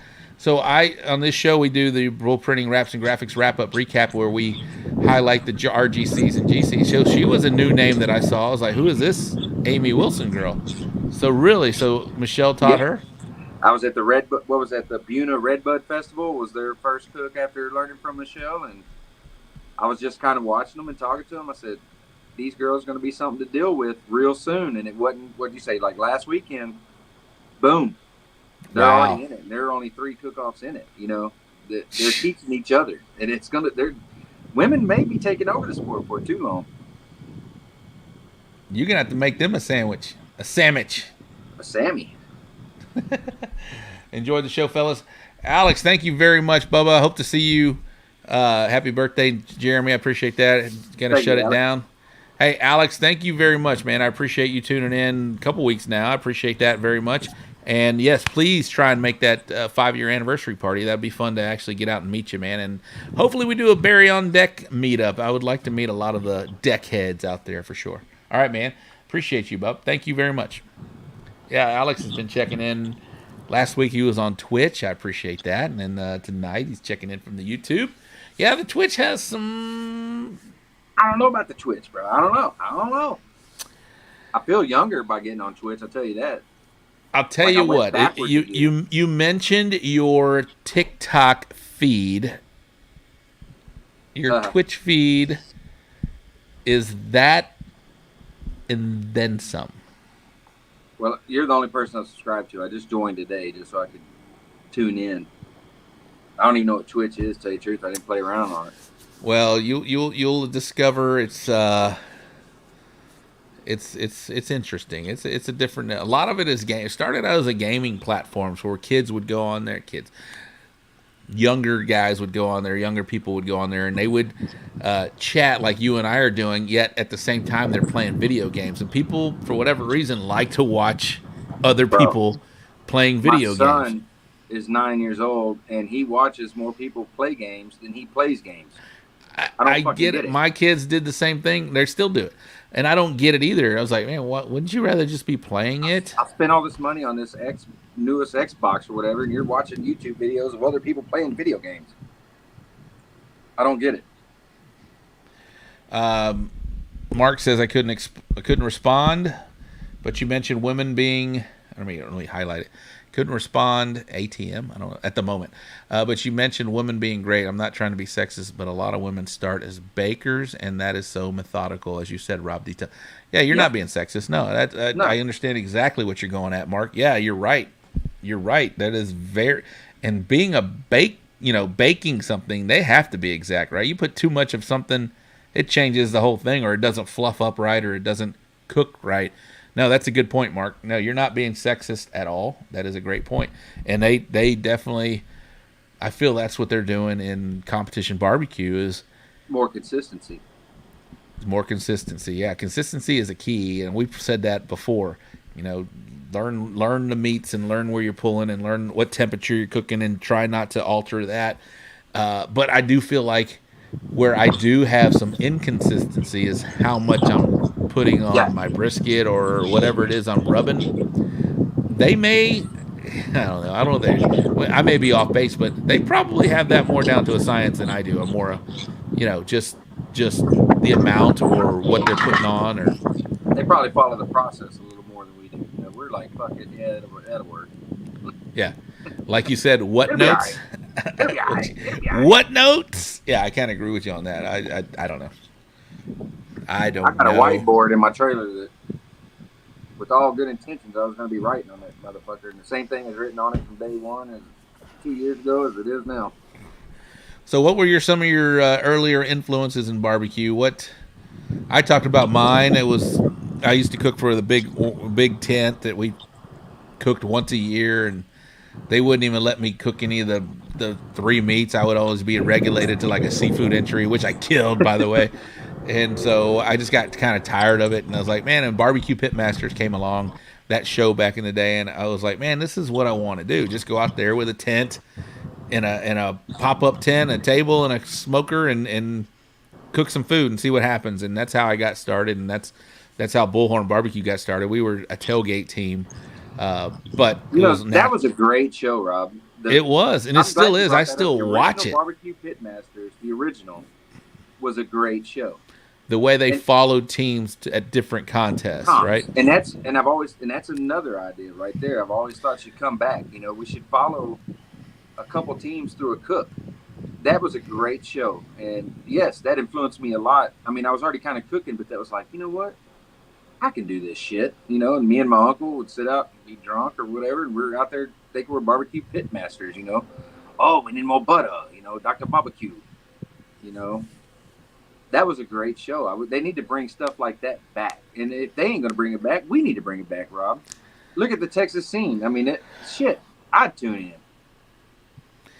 Yeah, you got to have guys that know how to film, right, and know how to edit. I'm have learning. Great personalities here in Texas, bro. I mean, we could. I'm not. No, the guys to film are awesome, but I'm talking about you need to have guys that know how to film. They know how to edit. They know, because you can't just, as good as the guys are, the personalities are, if you don't have quality audio, quality video, it's just going to be another shit show. I mean, let's talk about that. What was the best barbecue show ever made? I mean, I think that one. The original or the later versions where they were just cooking? No, the original. The original. Where they were going to the cook-offs and following. Yeah, where they were following the comp teams, and then they were showing the results at the end. Yes. It was great. Hey, hold it for 1 minute. I'm gonna go piss like you did. I'll be right back. Don't leave anybody. I'll be right back. He's got to go to an actual bathroom, boys. No, but for real, guys. I mean, what was your favorite barbecue show? I mean, we talked about Barbecue Brawl, Pitmasters. It is what it is. Sorry, guys, I'm not a professional host like Rob, so I'm kind of like flapping in the fucking wind right now. But it's my birthday. We're drinking a couple brews. Yeah. I'm looking forward to, while he's gone, I'm going to talk a little shit. I'm going to kick Rob's ass in tomball. I mean, guys, don't snitch on me, but we're going to do it. But when he gets back, just say, the opposite, that I think Rob's going to win, but I don't think so. I'm going to kick his ass. Maybe a little side bet. What do you think? What do you boys think?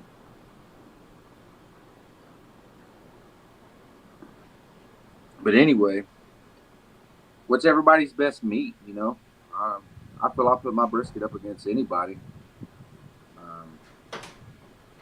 Anybody out there. He can't be back already. Damn, Rob, that was the quickest. I'm back. In the history of pissing. All right, I'm back. That was the quickest piss in the history of piss. Bathroom's right on the other side of the door, bro. No, you know, didn't say anything bad about you while you were gone. What did you say in that 1 minute? I'm curious. You know, just saying what I think the Tomball results are going to be. Barbecue wives, barbecue bandits, if all of our wives figure out they're better than us at barbecue, is going to make for some interesting conversation. Yeah, barbecue pitmasters is what got us cooking in competition. So Daniel, you just started. So that show that is almost 10 years old, maybe is 10 years old now. Yeah, it's got to be, bro. Are you saying that 10-year-old show is kind of what you got you in within the last year? Please let me know. I did love that show, man. I did love that. Reruns. I do too. It's on my DVR. I have like all of them. They're fun to go back and watch. Now a lot of the techniques have changed, but the format of that show where they went and followed competition cooks, and then they would highlight them and have a little background on them, so you get invested on these guys, and then they would have a little bit of. You know, they teach you a little bit what they're doing and whatnot. And Johnny Trigg, bro, look at that. Johnny Trigg would have never been. I don't think he'd have been anything he is today without Barbecue Pitmaster. He's a legend, man. He's a legend. Myron Mixon, all those guys now. Think about that. Myron Mixon, Tuffy Stone, Harry Sue. Yep. Johnny Trigg, Leanne Whippen. Yep. There's a few of them now. Hell, you remember that guy in the first year that was just. Oh, the guy that never did anything. He sucked ass, and Johnny Trigg was whooping his ass all over the place, being late and not taking notes. His name was Paul. I don't know his name, but his name was Paul. And Paul. I wonder if he's still cooking, man. He thought he was bringing all that chef stuff in there. Daniel says we started off doing a bunch of the backyard comps, little beer joint comps. Those are fun, by the way. Those are fun. The little beer joint comps before we got into sanctioned comps. Yeah. But Daniel, was that so? That old 10-year-old show, was that the reruns? Is that what got you in on it? Because that was an influence for me, for sure. Because that was fun. You know, you walked in there and you saw them, and they had, now some of them guys obviously they already had the Jambo pits, right? That's when you got introduced to those, and it was Jambo sexy, pit. man. It was Wagyu sexy. brisket. Wagyu brisket, yeah, Wagyu Wagyu brisket. Yeah, you know, back then I'm like, what, injecting, and all of that. Yeah, you inject brine. What is a brine? You know, all of this stuff. And a lot of the guys may have questions about that still today. But yeah, brine, injecting, resting, wrapping, all those words that are just common to us as a new cook. It's pretty intimidating, right? Trimming, money muscle, you know, point, flat, you know, the spatchcock, all these names, all these words that are common to us at one point was foreign to us, like nothing. We didn't know shit about nothing. And so you know, you got the Food Network now. I'd really think a barbecue network could have enough viewers to survive. People are interested. People want to learn. They want to see other people cook. They want to see, oh crap, that's a good tech. We might not take everything from it, but it would be a damn good fucking show. So I had a Ernest on Pitmaster. Ernest Cervantes, yeah. Ernest, yeah. Yeah, he's should have been Danny, but Ernest got his thing there. Danny who? Luetta. What do you mean it should have been Danny? You never heard that story? I may be wrong. This story I heard, but Danny wrecked on the way there. It was Danny, and then he wrecked, flipped his trailer or some shit, and then it ended up being Ernest. Now I could be wrong. I could be wrong, Rob, but that is the story. I've never heard that story. I've never heard that story. You may be right. Yeah, I don't know. That is the story that I was told. I could be wrong. You know, somebody could have been lying and blowing smoke up my ass, but that is the story I heard. Man, I would actually. You raised some good points, man, and I'm glad you came on tonight, man, because it's always fun to hear other people's thoughts. And I appreciate you watching the show, Jeremy. You're always on, and I appreciate that and your comment. And trust me, I notice who's on all the time. And and it means a lot. And I think the show has definitely grown, because at the time I used to do this show kind of like I was doing my barbecue, right? I was doing it once a month, right? And it was kind of half-assed doing it. But then November hit, and I was like, man, I really want to grow this thing. And so I was like, what can I do to grow this? And I was like, I just got to be consistent, just like barbecue. Got to be This has the consistent. potential to be the best show out there. I think it is already, but that's just me talking barbecue wise. But it does have the best. It has the most potential. I watch all of them. There's one on Mondays, there's a couple on Tuesday, one on Thursday. There's two on Wednesday. This one and the IBCA one, which is The IBCA one sucks ass, bro. it's I hard watched to it for the watch. first time 2 weeks ago, and it was just trash juice. It's hard to watch, and no offense, man. No The guy offense, I love. he just needs to do more of them, get more comfortable. Yep. And he just has like the winners of the previous week, and whatever. Anyway, Anyway, we're not knocking it, but if you guys are gonna watch a barbecue show, this one has the potential to be the best one, and I'm trying to make it more entertaining, and I'm trying to get some other guests outside of the state of Texas, because we love our Texas guys, but I understand that this show has grown outside of Texas, and I want to have more people that can relate to other people. And I like to have cooks on there that have backgrounds that can teach. I like to have cooks on there that have backgrounds that are just fun. It's not all about winning all the time. It's all about the joy of barbecue, and and have other people on that from other areas of the state. Like, we don't get it, but up north they have seasons of barbecue where they don't cook from November to February because it's just too fucking cold, right? And so maybe it's too they goddamn hot to cook in the fucking summer here. But maybe they can do some other things that maybe they can. Jeremy needs to be another Mike O-host on Wednesdays. You know who Mike O-host is? Oh yeah, that's supposed to be your co-host, but Belichick got your ass.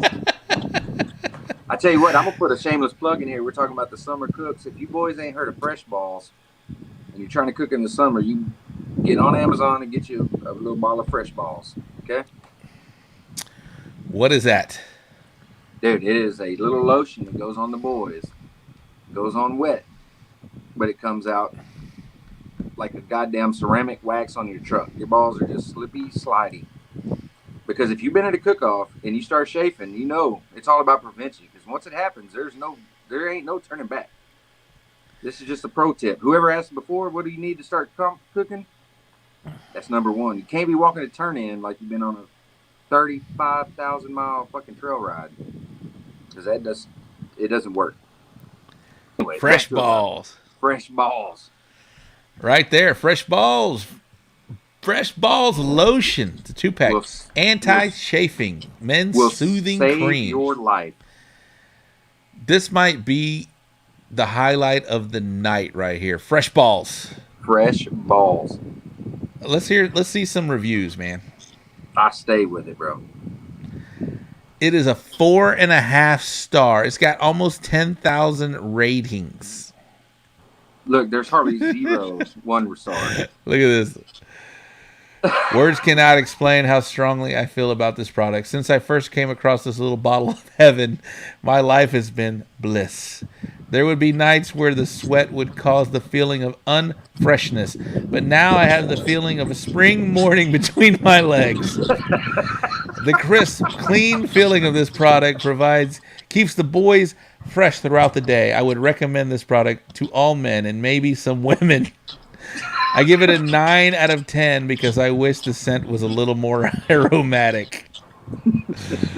That's a pretty good review, by the way. Hell yeah, bro. Go ahead and put it in your cart. Listen, folks, I've tried it all. This is the stuff you want. I've tried Gold Bond, Goldie Bond, talc, spray deodorant, and a few other mainstream products. I was skeptical, too, but a friend got it and raved about it on Facebook. And Gold Bond, what I was using at the time, was just so messy and expensive, so I finally broke down. Pros, it does what it says. Keeps you dry with no swamp crotch smell. Rob, imagine that spot you could do Fresh Balls. Shout out to our sponsor, Fresh Balls. Fresh Balls. That would be a great sponsor, by the way. Last a long time, doesn't take much, and it lasts. Makes up for the price. Don't have to completely dry. Don't have to be dry to apply it. Though that is a bit better if you are dry. Cons: price. All of these products, Fresh Balls, Go Blonde, overpriced for what they are in front. All right, cool. I paid $50 a bottle. Here's one more review and I'll stop. All right, well, I can't show you any good, appropriate, safe photos, but it's an amazing product. Goes on cool and then dissolves or dries into a comfortable powder. The one that doesn't leave residue on your underwear and seems to have a cooling sensation. Damn, I need that. I need some. The Wagyu of fucking ball shaving powders. All right, so a 2-pack is, let's see how much it is. It's a one-time purchase, $19.99 for Throw a 2-pack. that shit in your cart, bro. You're gonna need it for Tomball. I just added it. Boom. You're gonna need it for Tomball, bro. All right, let me remove from the screen. I did. I just added some fresh balls. Dry balls matter. Hashtag dry balls matter. Steven knows it. Got it at Walgreens. Really? Hell Walgreens yeah. sells fresh balls? Sounds like a channel supporter. Yeah. Right, Sleeper? Thank you for these reviewers deserve to be ambassadors. Yes, I 100% agree. I've been using anti-monkey butt for years. Anti-monkey butt. Okay. Yeah. There it is. Kevin Wise, anti-monkey butt powder. I don't know, bro. I've tried them all. You know, I'm a big dude. When your right ball sticks to your left leg, you got to switch. Yeah, Mark knows about the seasons. In Chicago, you keep your beer outside in the winter. That's nice. Stick it in the snow. I was in Chicago for a year and a half for the winter, and I've never been cold ever since I came back to Texas. Hey, Mark, what are the, I know Gino, is it Gino's Pizza? What are the two main pizza joints that are national or that we would know? Chicago. I got to tell you, I went to Wrigley Field. I love that. That's my all-time field. Yes. Awesome. I haven't been to Boston. I've been to Wrigley. I've been to Pac Bell or San Francisco. I've been to Coors Field. I've been to Arlington Stadium. I haven't been to a lot of ballparks, but I have been to Wrigley, and Wrigley to me is heaven. Ballparks. It was awesome, man. The whole Wrigleyville, the bars all around Wrigley were awesome. But I did go to, and I believe it was Gino's Pizza. I may be wrong. It's been a long time. I went in '99.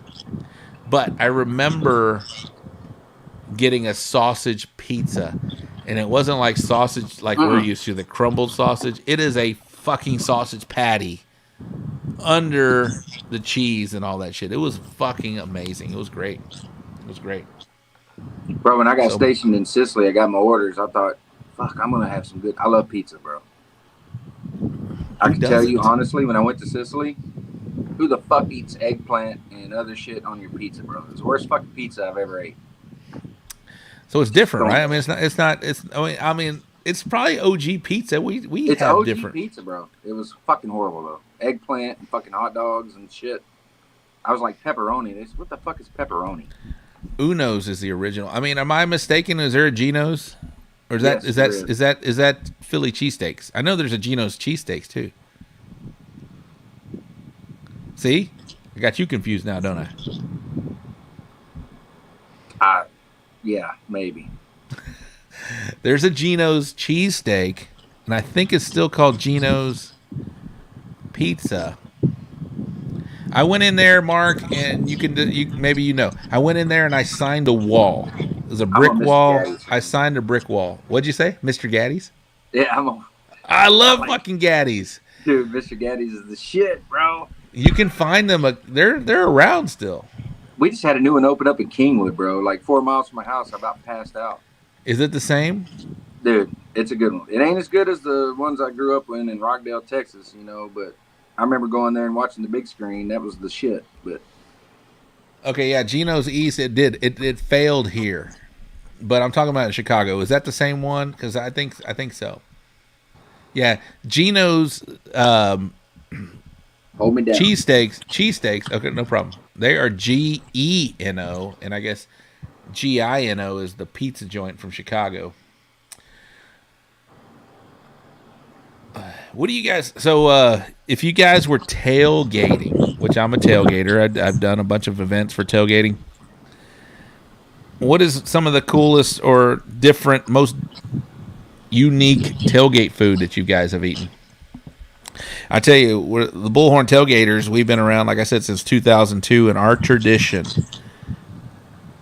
is to on game one. I don't know. Can you hear me, Jeremy? Yeah. Our tradition for the Bullhorn Tailgaters is in 2005, the Philadelphia Eagles came to town. And so we cooked, and it was opening day. And so we cooked cheesesteaks that year for opening day because the Philadelphia Eagles were in town. And, man, it was a big hit. So ever since 2005, game one for the Bullhorn Tailgaters have always been cheesesteaks. And, man, we've perfected them. They're so good. We do them on a flat top griddle. Actually, the last few years we've done them on a bullseye. They actually have a griddle that you put in the bullseye. It's a round griddle. And we've done a shit ton of cheesesteaks, man. We've probably Are you cheese, wasn't it? Or we have, if you want it, we have it. We do provolone cheese, sirloin, mushrooms, onions, bell peppers. That's it. Salt and pepper. And we season it with salt and pepper. And then we have mushrooms, onions. So we cook them all separately, and we have them all in different pans. So if you want a mushroom, if you want onions, if you want bell peppers, they all have provolone and the meat, right? But if you want that, so before the way we set up our tailgate is we have them all pre-cooked. So the mushrooms are cooked, the onions are cooked, the bell peppers are cooked, and then when you come through the line, you have a little boat. You know those little boats that you have? So if you want mushrooms, onions, you put them in the boat. So when you come to us while we're cooking, you bring that, and so we're cooking, and then you throw your little boat on top of what we're doing. We fix it up. We put the bun, which is buttered. We put like that on top. Stir fry. And then kind of like that. And so we put that bun on top of that, and then we take our spatula and get underneath it, and then we flip that shit over. Boom. And it's like, and then you take that spatula and pull it, and that cheese is pulling, and you serve it to the guy, whoever it is.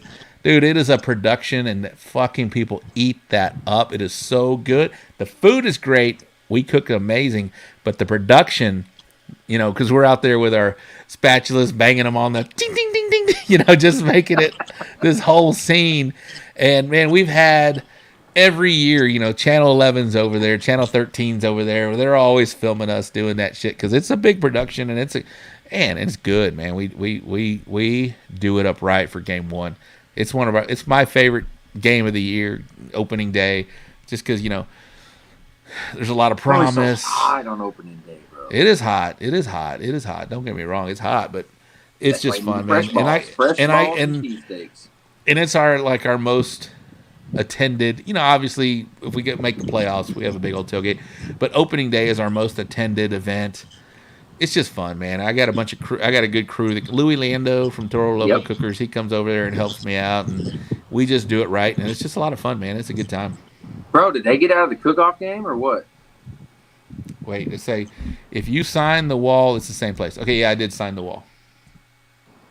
There's a Mr. Gaddy's in El Campo. If y'all ever compete at the Lost Lagoon, they'll deliver it. Okay, cool. I just was there and I didn't fucking know, bro. Jeremy is the real MVP doing this whole show outside. And Rob made me turn my fan off, guys. But I know it's back on. Don't lie. No. Look. Well, then what the hell? It was you just turned it off because it was blowing. That's the fucking wind, bro. And it's up against the house because I got to plug in. Well, then turn the fan on because I bet it was the wind earlier. No, it's fine, bro. I mean, whatever makes your show better, I got fresh balls on, dude. I'm good.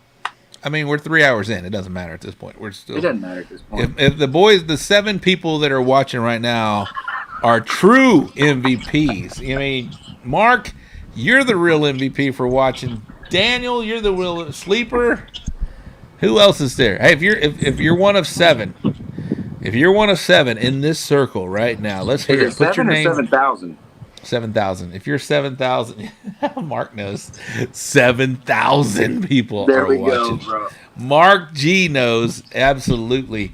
But if you're one of the 7,000 people watching right now, put your name in the comments. I want to highlight you. Just say whatever. Just say hey, whatever it is. Right. I'm gonna highlight you. I know Mark G's in there. I know Daniel's in here. Barbacoa Bandits. I bring the people, bro. Like 7,000 people. I mean, Eric Torres, my boy. What is up, brother? Thank you very much. He's still in the house. That's awesome. That is awesome. Yep, Barbacoa Bandits. If y'all are cool, we'll just keep this going. I mean, it's Friday night. I got nowhere. He's got beer emojis. They're clinking beers. They're so small. Yeah. Okay. Yep. Got it. Kevin Wise still in the house. He was doing pork quesadillas earlier at midnight. Why you got pork quesadillas at midnight, bro? What's going on there?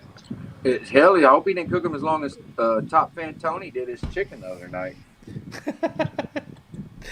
He does. No, he wasn't kidding. He definitely does that 200-degree chicken. Bro, he cooked it. This show went 2 hours in and he's still cooking. He's still cooking chicken. I mean, honestly, that's how long it takes me to cook chicken. But I ain't cooking it 400 degrees either. I'm cooking it 300 on a drum smoker. Yeah, it takes me 2 hours. I will. But I can't cook chicken to save my life right now, so maybe I need to fucking back it down. So it's I'll tell you what I'm doing. It's 300 degrees. I got a wire rack, disposable wire rack, and underneath, on top of the wire rack, I have slices of onion, and then I will put my chicken on top of that, and it's smoking in a drum smokers at 300 degrees. Where are you pulling it at, bro? Well, let me tell you everything. I'll just tell you everything. There's only 6 of y'all watching now. Somebody left. Somebody said, "Fuck y'all, I'm out." So there's 6,000. So I'll continue to smoke that at 300 degrees, and it takes, I'm spritzing with, I can't believe it's not butter, just to get that nice brown look to it. And then about when it gets to 135, I will flip it. I'll take it off that rack, and I will flip it on its end, not to get like tiger stripes, but to get char. Like you said on that show, they like char. I think the judges like to see some char, because I used to turn in some like beautiful fucking birds, like pristine, no char, just beautiful sauced birds, and I would get, the appearance scores would be like an 8 out of 10, which is bad. It's like average, right? And so as soon as I flipped that over and started getting char, they were 10, 10, 10. They want to see a little bit of that blackness, a little bit of that char. Huh. And then when it gets to about 150, so 15 degrees, which takes about 15 to 20 minutes, I flip it back over, and then I'll sauce it. And at that point, it has char. And I'm not looking for that jailbird either. I'm just looking for some blackness, right? Just a little bit of char on a spot, right? Maybe it's on the wing or on the breast or maybe on the thigh. Just a little bit of that. That's all they want to see. They just want to know it's done, right? I think whenever it's not too when you wet don't have looking. that, when it's too wet looking, and then they cut it and it's like very juicy and tender, they're like, is this done? I don't think this is done. It's not dry like my dad used to cook, right? So I started putting char on there, and my scores immediately went up. I got 3 birds I'm cooking tomorrow. I'm in the chicken lab tomorrow. Okay. I'm doing 6 halves, different ways. So I'm looking for any kind of thing. I'm gonna do some different experiments there. I think I'm gonna do a little spritzing with some goddamn big red or something too. Try to get that color right. Listen up, Daniel. I'm telling you, that's what's helped me, man. I promise you. I was #1 chicken last year in CBA, and as soon as I started flipping that, my scores went. I was hitting from like 15th out of 15th out of 30 teams to first place. It was. So now you're charring yours at the end. I know a lot of boys are charring it at the very beginning. Yeah, a lot of them started out like that, like Butter. If you watch Butter's videos, he'll do it at the very beginning, and then he'll flip it over, and then he'll do the cook. To me, I'm not looking for that grill grate tiger stripe stuff. I'm just looking for a little darkness, right? Little ugliness. If the skin blows, I don't give a shit anymore. I used to like freak out. Oh my God, I blew my skin. And not anymore. I'm just like, fuck it. It's cool. Sauce that bitch up, turn it in. They don't care.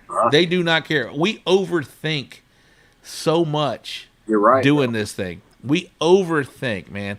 And so these guys that are opening up are just guys, think about before you even knew about barbecue. A lot of these judges are those guys. They just want to eat, right? And so they open it up and like, man, that looks good, right?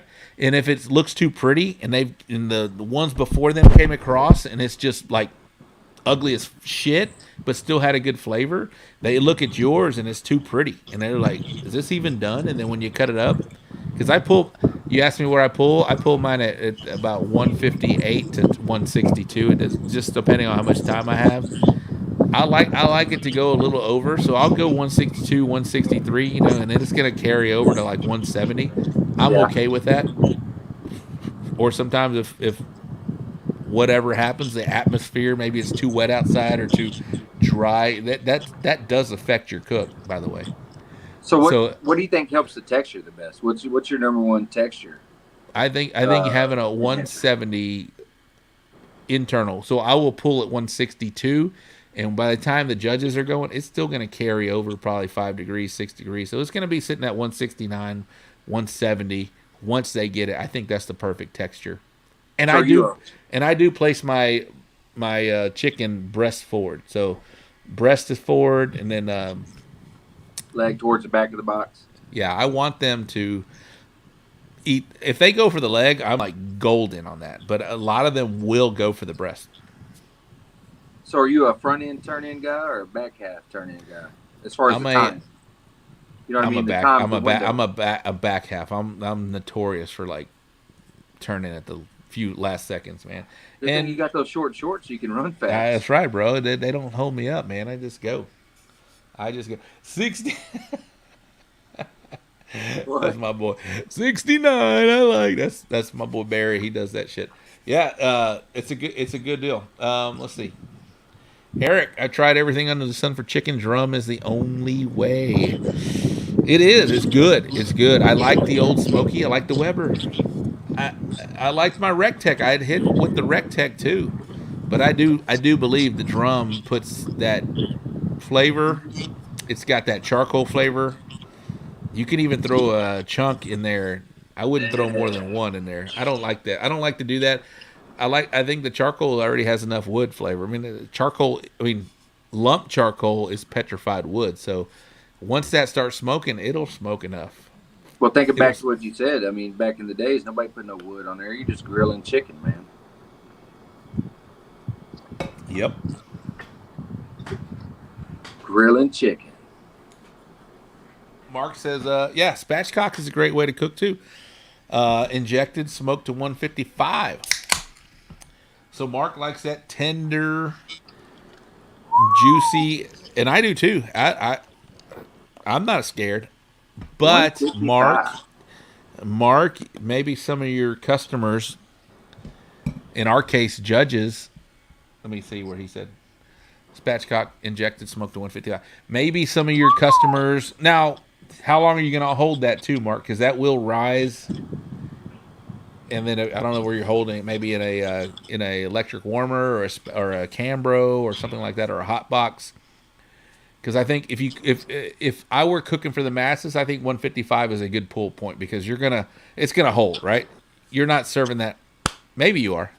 Chances are you're not going to serve those chickens for another 30 minutes, right? So it's going to carry over. It's going to get over to that 160. You'll be fine. I think, what they say, if you cook it to 145 or something, hold it 10 minutes, it'll kill everything. Yeah. But the problem is that I'm always scared of it. If they see any pinkness in there, it's not done. Yep. Yeah, he said rested, obviously. Yeah. Yeah, I agree. That's a good point. That's a good number for a caterer, I believe, as well. Yeah, if you're gonna pull at that point, it's gonna carry over. It's gonna hold, and then it's gonna come down a little bit. But at that point, it's already cooked, and that you're good. Short shorts and dry balls make that turn and run a lot easier. Hell yeah. I can't wait to get me some of those. Was that fresh balls? Fresh balls, dog. You're going to run like the wind, bro. Hey, that's going to shave off at least 20 seconds to your run time to turn in, bro. Don't think I'm not going to find out who the hell they are and reach out to them and say, hey, I run a barbecue show. We cook a lot in the summer. I had another cure. Turn me on to you guys. Be a sponsor. Big shout out to our sponsors. Fresh balls. Do that voice, Rob. Do that voice. Shout out to our great sponsors, Fresh Balls. Dude. If you have chappy balls, these will not turn into some moist, nasty, pasty. I don't know. Keep your right ball from sticking to your left leg. I don't know. If you're running late to turn in, you need some fresh balls and some shorty shorts. Bro, I need to be your agent, bro. I'm gonna get 5%. I need 5%. You have had some great ideas tonight. Beat Bill Purvis has been a good one. But he never responded to that. I don't think Bill's down for it. We're gonna have to find somebody else. He said anybody can beat him. Can I try it out? Sounds like a good idea to me. Hell, it might be beat Rob. No, we can do a beat Fong. Beat Fong Vong. You know who loves Vong's food, right? Who's that? Fong Vong. He loves it.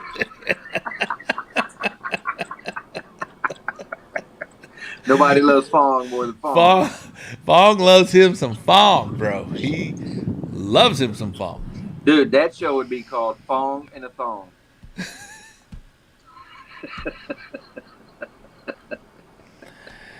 You know what I need to bring back? Case and I used to do early on. We used to do those stupid dad jokes where we try to make each other laugh. Oh man, it was fun, man. It was a good segment, and we need to bring that back. We need to bring the dad joke segment back. You just need to get Case to be more consistent with showing up. I mean, fuck, he's almost a guest host now. He is. I don't think it's bad though when I carry it. I think it's fine.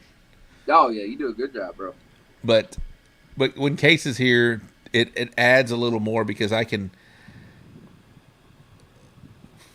basically kind of regroup when he's talking. I can look at comments. I can think about what I'm going to say next. So when you're on your own, you have to do all that on the fly, right? And so some of y'all actually show prep. I mean, I do. He doesn't. Yeah. I have notes of when I know who the guest is. I book every guest. And whenever the guest comes on, I have probably 12 questions to ask. And I only get to 6 of them. Yeah. But because Case will interject. And Case does ask some good questions, but he has zero so far. Sometimes he doesn't even know who the guest is. Bill Purvis is calling. Uh-oh. Nope. You gotta send the link or what? Oh, you just said send the link. Okay. Yeah, I'll send you the link right now. Send the link. Let's get Bill in here. The birthday boys. All right. Bill's still getting on for all 7,000 of you. I love it. Let's get Bill on. Is he on Twitcher or what? No, he's on like you. It doesn't matter what you're on because you're going to be on. Twitch people can access you, and there he is. Link just got sent to Bill. I guess we're going to go. This is officially my longest show ever. Holy sheep shit. I'm glad to be a part of that. Mark G and Jeremy. Jeremy, you got on pretty quick. You've been on for 3 hours too, by the way. Pretty much. We're about 15 minutes late. I know, and here we are at 3 hours and 11 minutes. So I know this bottle was Where was that? Where did that bottle start? About right here at the neck. Damn it, boy. Happy birthday.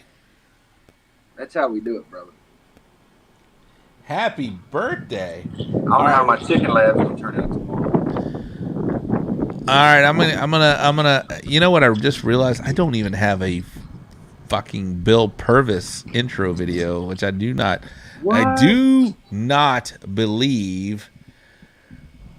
All right, I am going to play this. 1 second, everybody. I'll get Bill on in just a second. And Bill just checked in. I saw him clock in. Oh, man, where's it at? Come on. Nope, not. Oh, there it is right there. Guys, I do appreciate you guys sticking around. This is pretty awesome. I love you guys for hanging out with us tonight on a random Friday night. Let's get some audio going. Happy.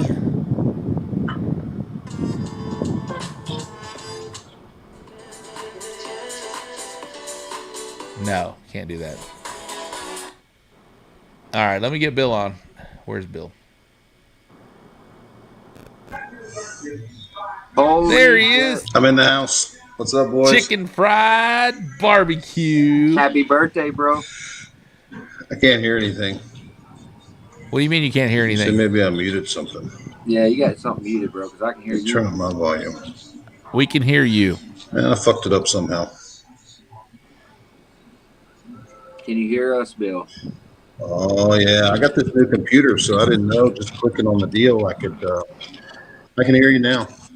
There you go. Happy birthday, bro. Hey, happy birthday to you, brother.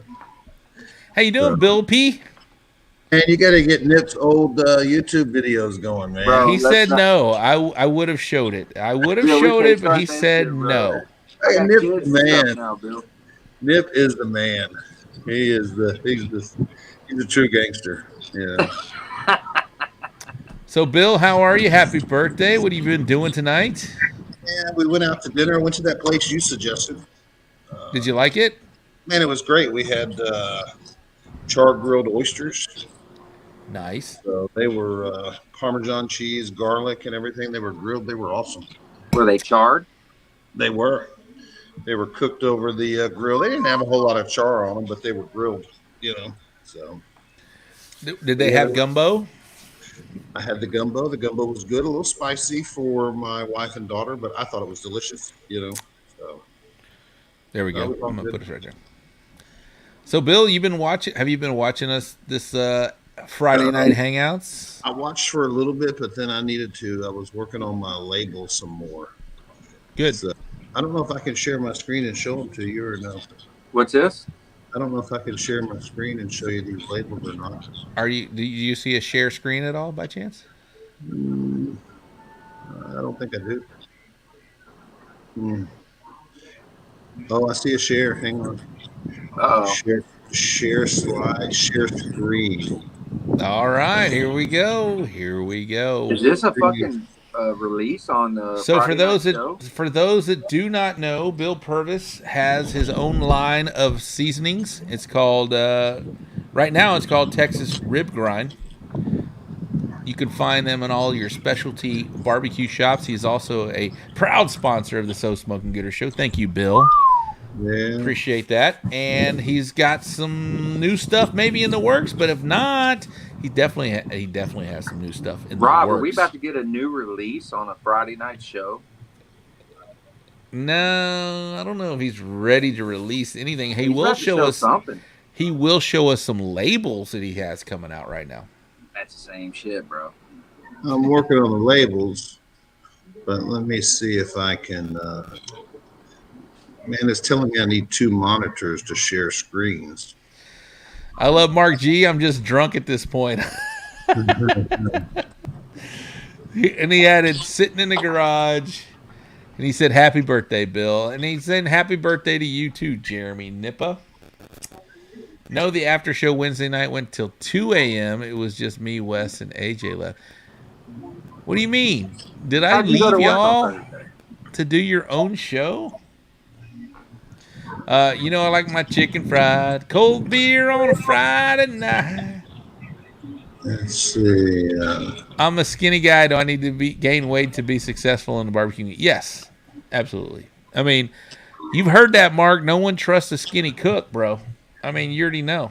Bill, while you're looking for that shit, I mean, what are we thinking about the Beat Bill Purvis? Oh, man, I just can cook barbecue, man. I think I'll be easy to beat at anything else. I'm just a backyard hack like most other people, so it'll be an easy thing. I think we need to put it up to the test, bro. I don't think it's going to let me share my screen unless you're seeing something. Are you guys seeing anything? I'm seeing you Yes, looking down. yes, I got it. Are you seeing something? Oh, okay. Hang on. Let me see here. Yeah, yeah. Let me see. Does that do anything? I Or think you no? got to share it to Rob, and then Rob's got to share it. Does that do anything, Rob, or no? There it is.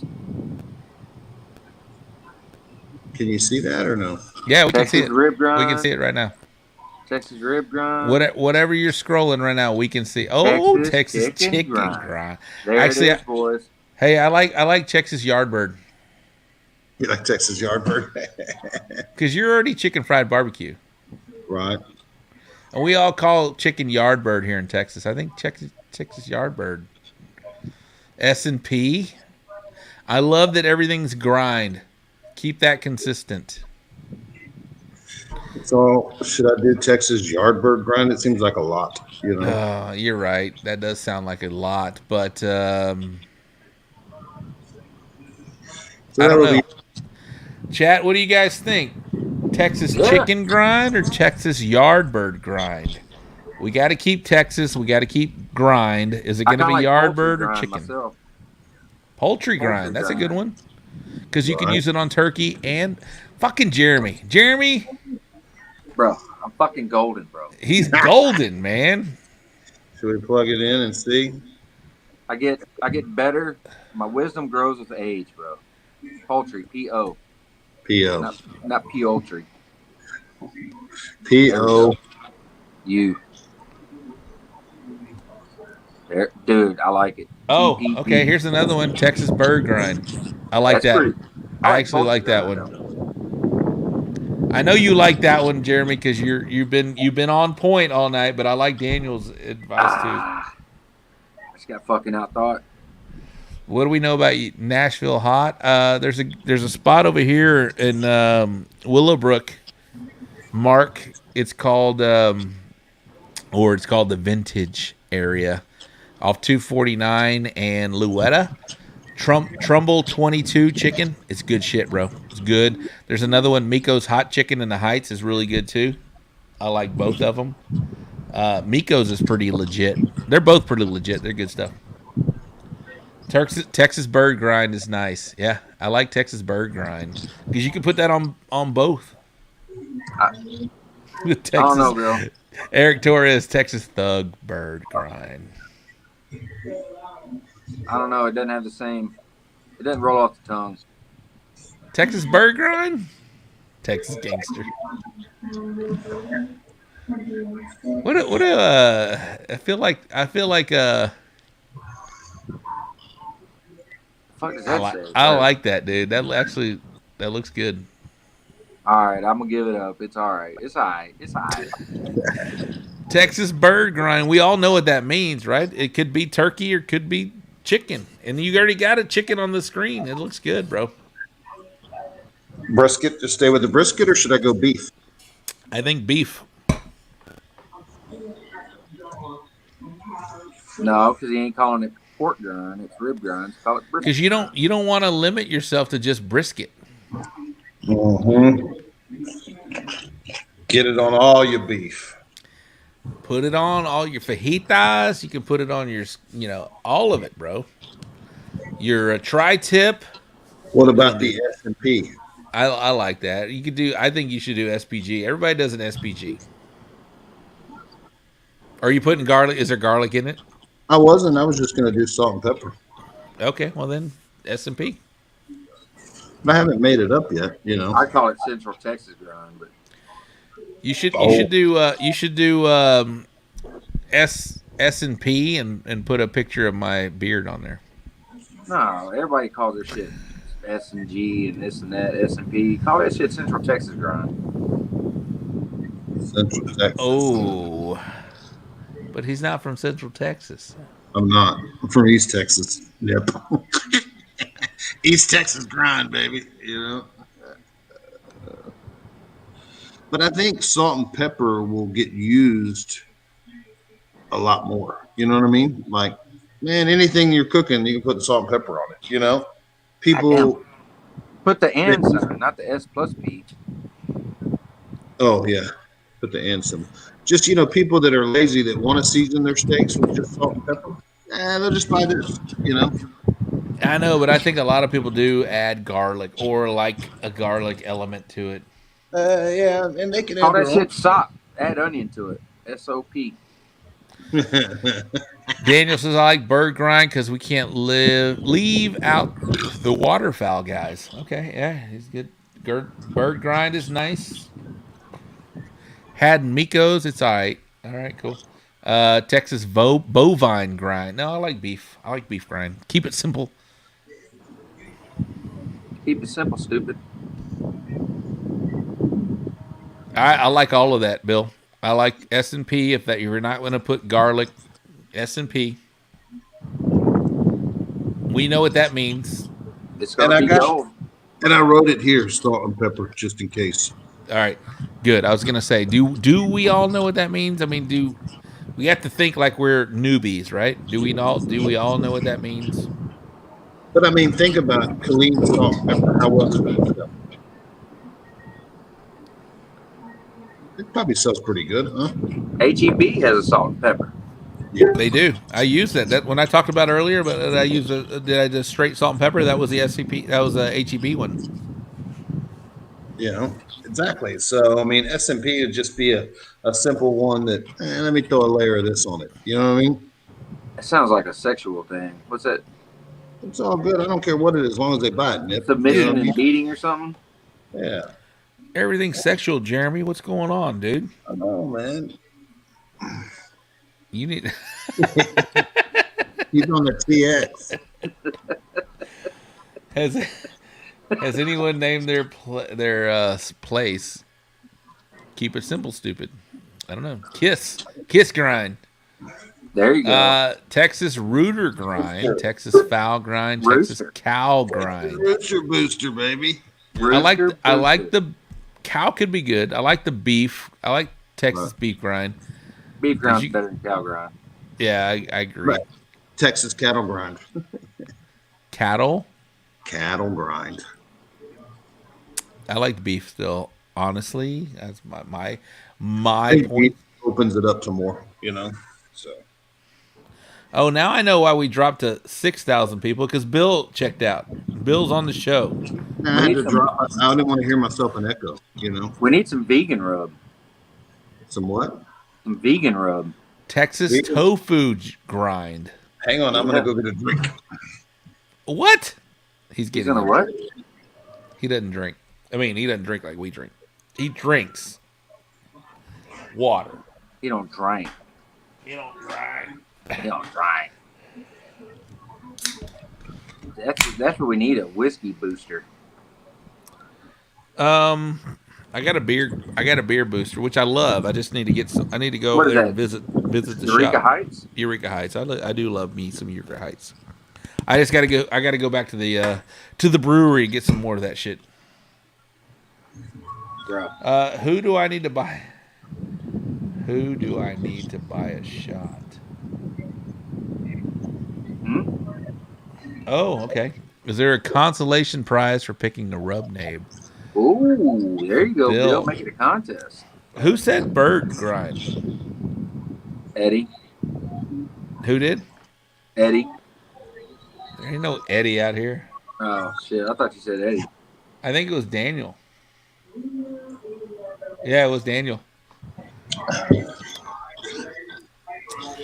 All right, Bill. Yep. Did You've you only like been on it for 3.5 hours, Rob. You know that. Yeah. I feel like a true streamer right now. You are a true streamer. I just need a hot tub and a bikini, and then I'll be set right now. Right. But not me. I need a bikini girl and a hot. If I had a bikini girl and a hot tub behind me, right. There could be literally 6,000 viewers, not 6. But if you had a bikini girl and a hot tub behind you, you wouldn't be streaming, Oh yeah, hot tub grind. Yes, I would. I'd still be streaming. No, you wouldn't. You would like, hey guys, I'm gonna have to shut this down. I'll be back in 5 minutes. Yeah, I'll be back in 5. I'll be back in 5. No, but literally, I don't know. Dude, He took a piss in like 33 seconds. That's true. Kevin Wise got to go make another quesadilla. Are you coming back, Kevin Wise? I don't know. I need a quesadilla. How much to get Rob? A lot. Man, bro. Rob wears short shorts. We don't want him in a bikini. Yeah. Bro, he wins another I'm grand already- champ. He might be in a Speedo. I'm already wearing enough, or not enough. Rob, one more grand champ, will you get in a Speedo? No. Now, next time you get called to get a grand champ, just rip off the short shorts into the Speedo, bro. Hey, so Bill, were you listening to my question? I know I think I asked you and Phil earlier, but I am not taking away from anybody, but I do want to know how this happened or why this happened. But Memphis in May, you win a category, you're considered a world champion. Man, they do it all the time at all the world championships. Do they? I mean, are you a world champion if you win first place chicken at the Yeah, Royal? people claim it for sure. Mm-hmm. I mean, but who makes it true? What Who do you makes gotta it get the true? decree from? Putin? well, there's no world champion committee, but I mean, if you look at, say, Corey Mikes, I mean, he's listed on Barbecue Champs as a 3-time world champion, and it's because he's won first place at the Royal in different categories.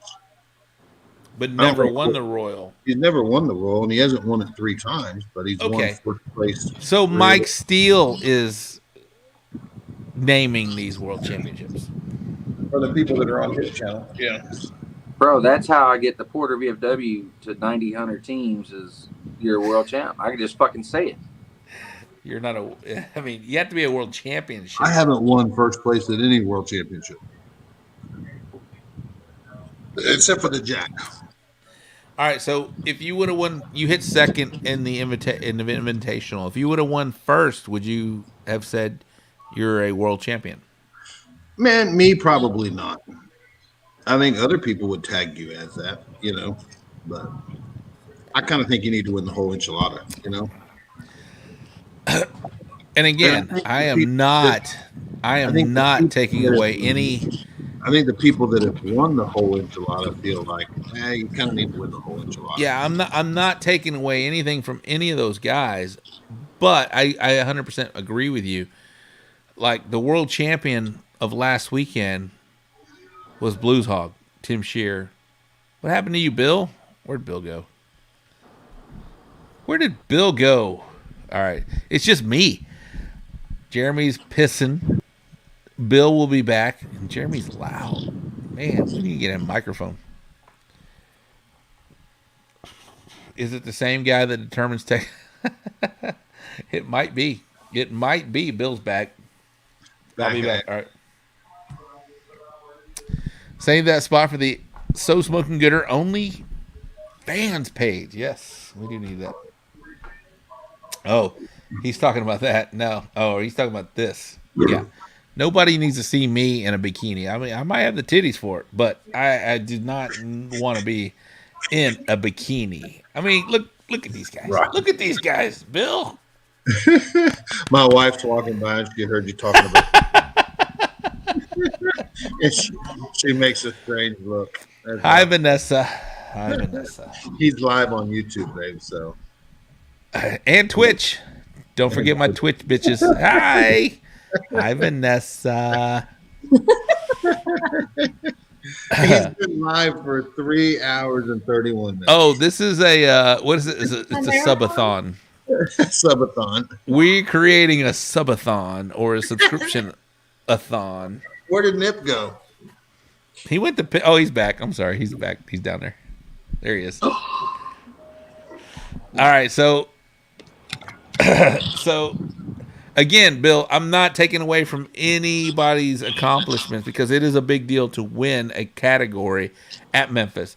I was just thinking on the same terms is that I've never heard of somebody that won first place chicken at the Royal being considered a world champion. Well, James Cruz won first place ribs at Memphis in May last year. He didn't win it all. Myron Mixon won the whole thing. And I think James considers him a world champion for winning first place ribs at Memphis in May. I mean, that's cool. If that's what we're doing, okay then. I think that's what most people are doing. Okay, well that's fine then. Okay, I think that's what most people are doing. Okay, I didn't know that. I think some of the people that have won it all have won grand champion at some of the majors. Kind of look at it as, hey, you're kind of limping in, you know. So if I were to ask Fred, if you would have asked Fred, Fred would probably tell you the category doesn't really count. Okay, so when Fred won the Royal, yeah, he did not win a category. He didn't win any categories. So he only won twice. He won a world championship. Mm-hmm. He was named grand champion for the American World Open. So the other three that did win their categories, or four, excuse me, that won their categories are also world champions. I don't think that's right. Me personally don't feel that's right. Now, if I were to win a rib category next year or this year, fuck yeah, I'm a world champion. Of course you are. The rules change. No, but again, all the power to the guys that won. Congratulations, they won. They deserve it. They won. They're a world champion, and I'm fine with that. I am 100% fine with that if that's what we're doing, right? And I say we because I have a platform to promote barbecue and talk about this kind of thing. So you should ask your buddy Greg. That's a good question to Greg.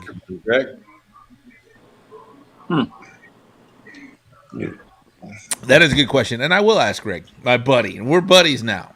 That's right. That's right.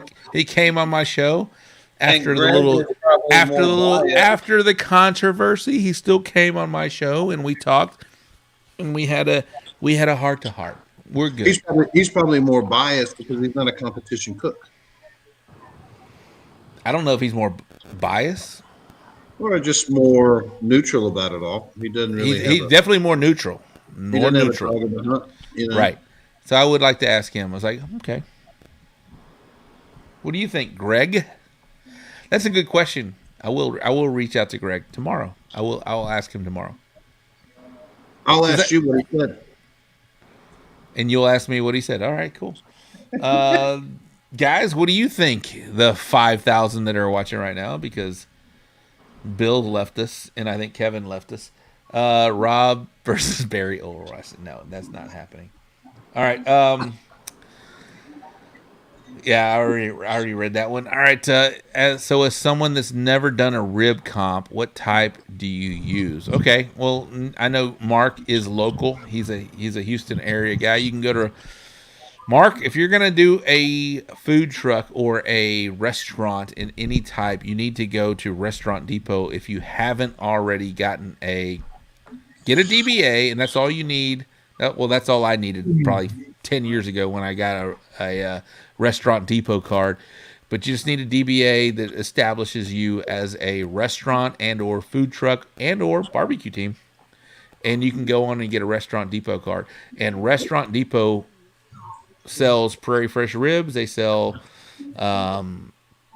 Prairie Fresh pork, which is under the name of Seaboard. That is a good deal. But in Houston, a lot of HEBs around the town, and they have HEB Naturals, and the ribs are really good. Even the IBPs at Sam's are good, too. I've won with all of them, bro. Bill, what do you use? Man, let me go back to here. Mostly I've been using HEB Naturals. Yeah. But yesterday I cooked some Smithfield ribs, doing a little work in the lab, and I thought they were great. So, which version of them? They got. And I cooked a extra tender version, and then just the regular, the black labels. And extra tender's that's a Walmart exclusive, right? Yeah. And it's only through certain months. I nagged those up at Walmart. I found them in my freezer. I was just pulling stuff out of my freezer, so they were in my freezer, and. Those are seasonal. I think after February or sometime they switch over to Tyson. But they do Tyson extra tenders, don't they? Yeah, they switch over. They have a little contract thing. All right, he's asking. Okay, not what type or what brand, but he's asking what St. type. Louis. St. St. Louis. Louis. In our So sanctioning bodies, it's saying you can't do the baby back. So yeah, we all do St. Louis. yeah, I can Memphis tell does you, baby backs. A lot of Memphis them. does baby backs. I can tell you, I've never cooked a baby back rib. what? I have. It's been a long time. Never. Rob, bro, you gotta get out of your comfort zone, bro. I mean, I don't know that it's a comfort zone. I just think I like a bigger rib. I want to eat more rib. Ain't nothing wrong with a good baby back. Chili's, baby back ribs. All day. Baby back All rib. right. He says he imagines baby back. No, I've and why is that? Just because I like more meat on Because my they want a ribs. spare rib. It'll actually say in the, Yeah, in the and- rules and- it's got to be a spare rib, which No. St. Louis is a version of a spare rib. It's just cut down. Yeah. No, we Can't in do baby CBA. In the CBA, you can cook a baby back rib. Really? Does anybody do it? No, nobody does it. Having a hard time finding monies. Can't make myself order them.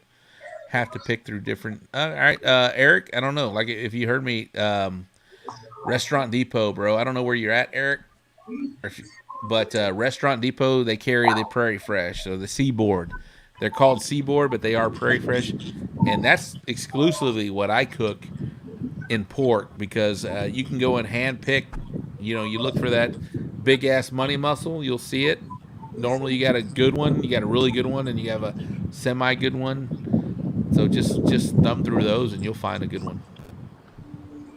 Bill, where you you're doing mostly HEB? No, on pork, I'm with you. I run over to Restaurant Depot and snag up those pork butts, those seaboard puck butts. I do like West Creeks, but they're harder to find. But see, the Restaurant Depot is just so cheap, you know. It's cheaper than some of the specialty meat markets, and I can make those guys work, you know. So. Double. Sorry, I don't know if you can hear me. You can get a double for like $38. Yeah. For a 2-pack. I mean, you get 2 pork butts for I'll $38. even buy the boneless ones there. Just so, man, they're already kind of boneless, so I could just whack them down real quick. Hey, so Bill, how many pork butts are you cooking for a CBA contest? Usually 4. Why so many?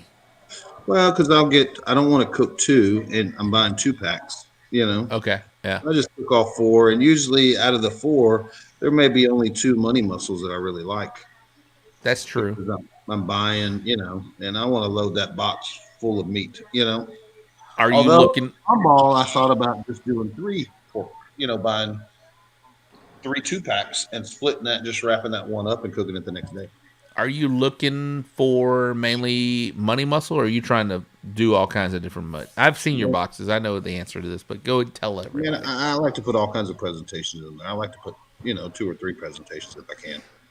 All right, Eric, you're in Lubbock. I think you have some. You probably have some Restaurant Depot up there. Maybe, I don't know. You tell me. I don't know. So you're averaging about 40 pounds of pork for contests. Yeah. This is why a lot of people don't want to cook the pork. Well, me, I only cook 2, and I go to Restaurant Depot and I get the 2-pack, and I'm looking for at least one of them bitches to be a big old money muscle about this big, and the other side, if I can get a decent one, okay. And I am filling out the box as well. You just got to baby it, and that's it. But I went to Phil's class, man. He cooked 6. I'm a cheap motherfucker. I cook 1. And he says 1 rack of ribs, 1 You're and a just- half. So for a contest, for a CBA contest, I'm cooking. Next week. I'm cooking. I go to Sam's, and Sam's. I've said this many times on the show, but I'll get chicken from Sam's, and they're the green and bag? yellow bags. Yeah, Yep. the Forester Farm. They're awesome. You open them up, they're Badass white. fucking chickens, yeah. They're white, and it's like a blank canvas. And I've said that all the time on my show. Is it a 2-pack, Rob, or no? It's a 2-pack. 2-pack, and I am sacrificing 1/2 on each chicken. So I'm cooking basically 1 chicken, but I'm buying 2. Okay, so I'll say I'm buying 2, but the other ones go to my family, and I will cook those. So I'm cooking 1 chicken, 2 halves. I'm cooking 3 racks of ribs, and I'm cooking 2 pork butts, and I'm cooking 1 brisket. That's what I've Bro, been I'm doing rolling one brisket, one slab of ribs, one for the chicken, last and one, month or and so. one pork butt. And I get it. You do get more selection, and you could. There's If you one where I've had a cook little 7, over. What's that? if you cook 7, you got lots of selections. So. Yeah, you get the more you cook, the more selection you have. So But won't that mess you up sometimes? You get to overthinking. yeah, so Jeremy and I were talking earlier. Is like keep it simple, right? Keep it simple, minimalize, and I've totally accepted and really taken that approach to minimalize everything, and that includes the pork. Man, I used to cook 4, but I've discovered that man, I can do the same thing with 2. It does. Obviously, I have to concentrate on those 2 more than I would the 4, but it does make me focus. I guarantee you. Since I've cooked 2, when I was cooking 4, I would let them get away just because I had more in my mind, a little more leeway. But now I know. Bill, Jeremy, you may know. Once you wrap them things at 160, they go from 160 to 180 to 200 like in 30 minutes. It's so fucking quick. So you gotta pay attention. You are literally talking my language. I don't know what he's talking about. Let's see here. I love cooking pork. I do it low and slow. Yeah, he said it while I was typing. Baby it. Baby it. Yep, absolutely. Jeremy said it only takes 1 to win. There you go. That's it, bro. Yeah, I need a win. Hopefully, Tomball, I can get a nice little win. I have to rotate the pork when I do 4. He's on a direct heat smoker. I don't wrap. Okay. I mean, that's fine. Don't wrap. I only wrap to speed up the process. I think you can turn in some really good product without wrapping. I don't know about pork, though. I think the pork needs that au jus and needs that extra flavor because to me, pork is bland. You have to impart any type of flavor you want in pork. What do you think, Bill? I think you're right. I think pork takes on a lot of flavor, So, but you can't overpower it. That pork even when you're cooking at home, even if you've injected it, even if you are putting it in a pan with apple juice or whatever you're putting it in there. Once you shred it, you still have to season that thing and put all that au jus back in it because once you shred it, you taste it. It's still kind of bland, even though you've done all that stuff to it. You still need to go back and hit it again, or a couple times. Ask you guys a question in just a second. I'm going to grab it and see if you guys have ever used this. I just ordered it. Okay. While you're grabbing it, Bill, Jeremy, you're back on. I got to go pee again. I already broke the. I broke the seal. I broke the seal. Ethriles chicken injection and brine. I have never used it, Bill. That looks. And when you go to the lab with it. It just came in today, and I've opened it up and tasted it. I don't know if you can look in there. Pretty yellow. Very yellow. Hang on, let me do it like this. There you go. Looks like lemonade powder. Man, it is. It's all like the same color, And it's very chickeny, It's very chickeny. It smells very chickeny. I'm gonna shoot some tomorrow. I'm going to my mom's house and they want me to cook some chicken. So I'm gonna stop at HEB, get a couple of birds, and I'm gonna inject them and cook them on my dad's Weber. Yeah. See, earlier I was telling everybody I never used it before, but I figured, man, we'll give it a try. So. I'm trying 3 chickens tomorrow, 6 halves, a couple different recipes on the old Weber. Are you? Chicken lab tomorrow, man. Chicken is been cooking chicken tomorrow. So. I'm gonna try this. So we'll see. So I'm assuming that's something new. I've never seen that. Man, I hadn't either. I ran into Heath at Memphis in May, and we were bullshitting. He's like, "Have you ever tried my chicken injection?" I'm like, "No, I haven't." And it's good stuff, and lots of guys are hitting with it. And mostly, I'm sure it's a lot of KCBS guys. Yeah. He's a man a lot of guys are hitting with it. You ought to try it. So I got home from Memphis in May, and I ordered a couple of different things. I ordered some sauces from him. They had little bundles on his website, where you could order Yep. like 3 sauces and 2 rubs, or. All right, I'm back. Let me put you on solo, Bill. Have you tried this? Heath Riles. I have never tried. That's not true. I've tried his pecan rub. That's it. Uh-huh. No, I've not. What do you think? I haven't tried it either. I'm going to try it tomorrow.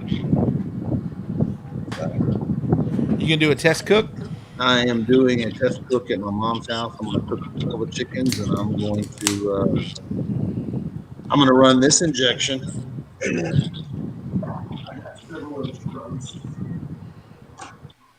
I've got his pecan rub. Yeah, I've tried that. I've got his sweet rub. Yeah, I've tried that. And let's see. I've got his honey rub and his garlic jalapeno rub. So, motherfucker. I do shoulder in the pan and rip the juice into it. Yeah, good job. Good job. All right, Kevin Wise, I'm back. What I miss? I just got zapped. What? My fucking scorpion. Where the fuck Dude, is he at? You may want to go get checked out, Kevin. I made smoked chicken salad jalapeno poppers 2 nights ago. Mike, Chicken salad jalapeno poppers. Mark G has got it going on. First time I tried it, worked well. Very nice, very nice, very nice. So, Bill, I love the fact that you are an established cook. Some may call you a legend, and you are still trying new stuff. I think that's the part of this sport. Should we call this a sport? I think we call it a sport. I think that's the part of this hobby or whatever you want to call it that we all do. This thing is cyclical. I've said it on the show many times. We always have to evolve. We always have to change. We always have to kind of keep tweaking the envelope.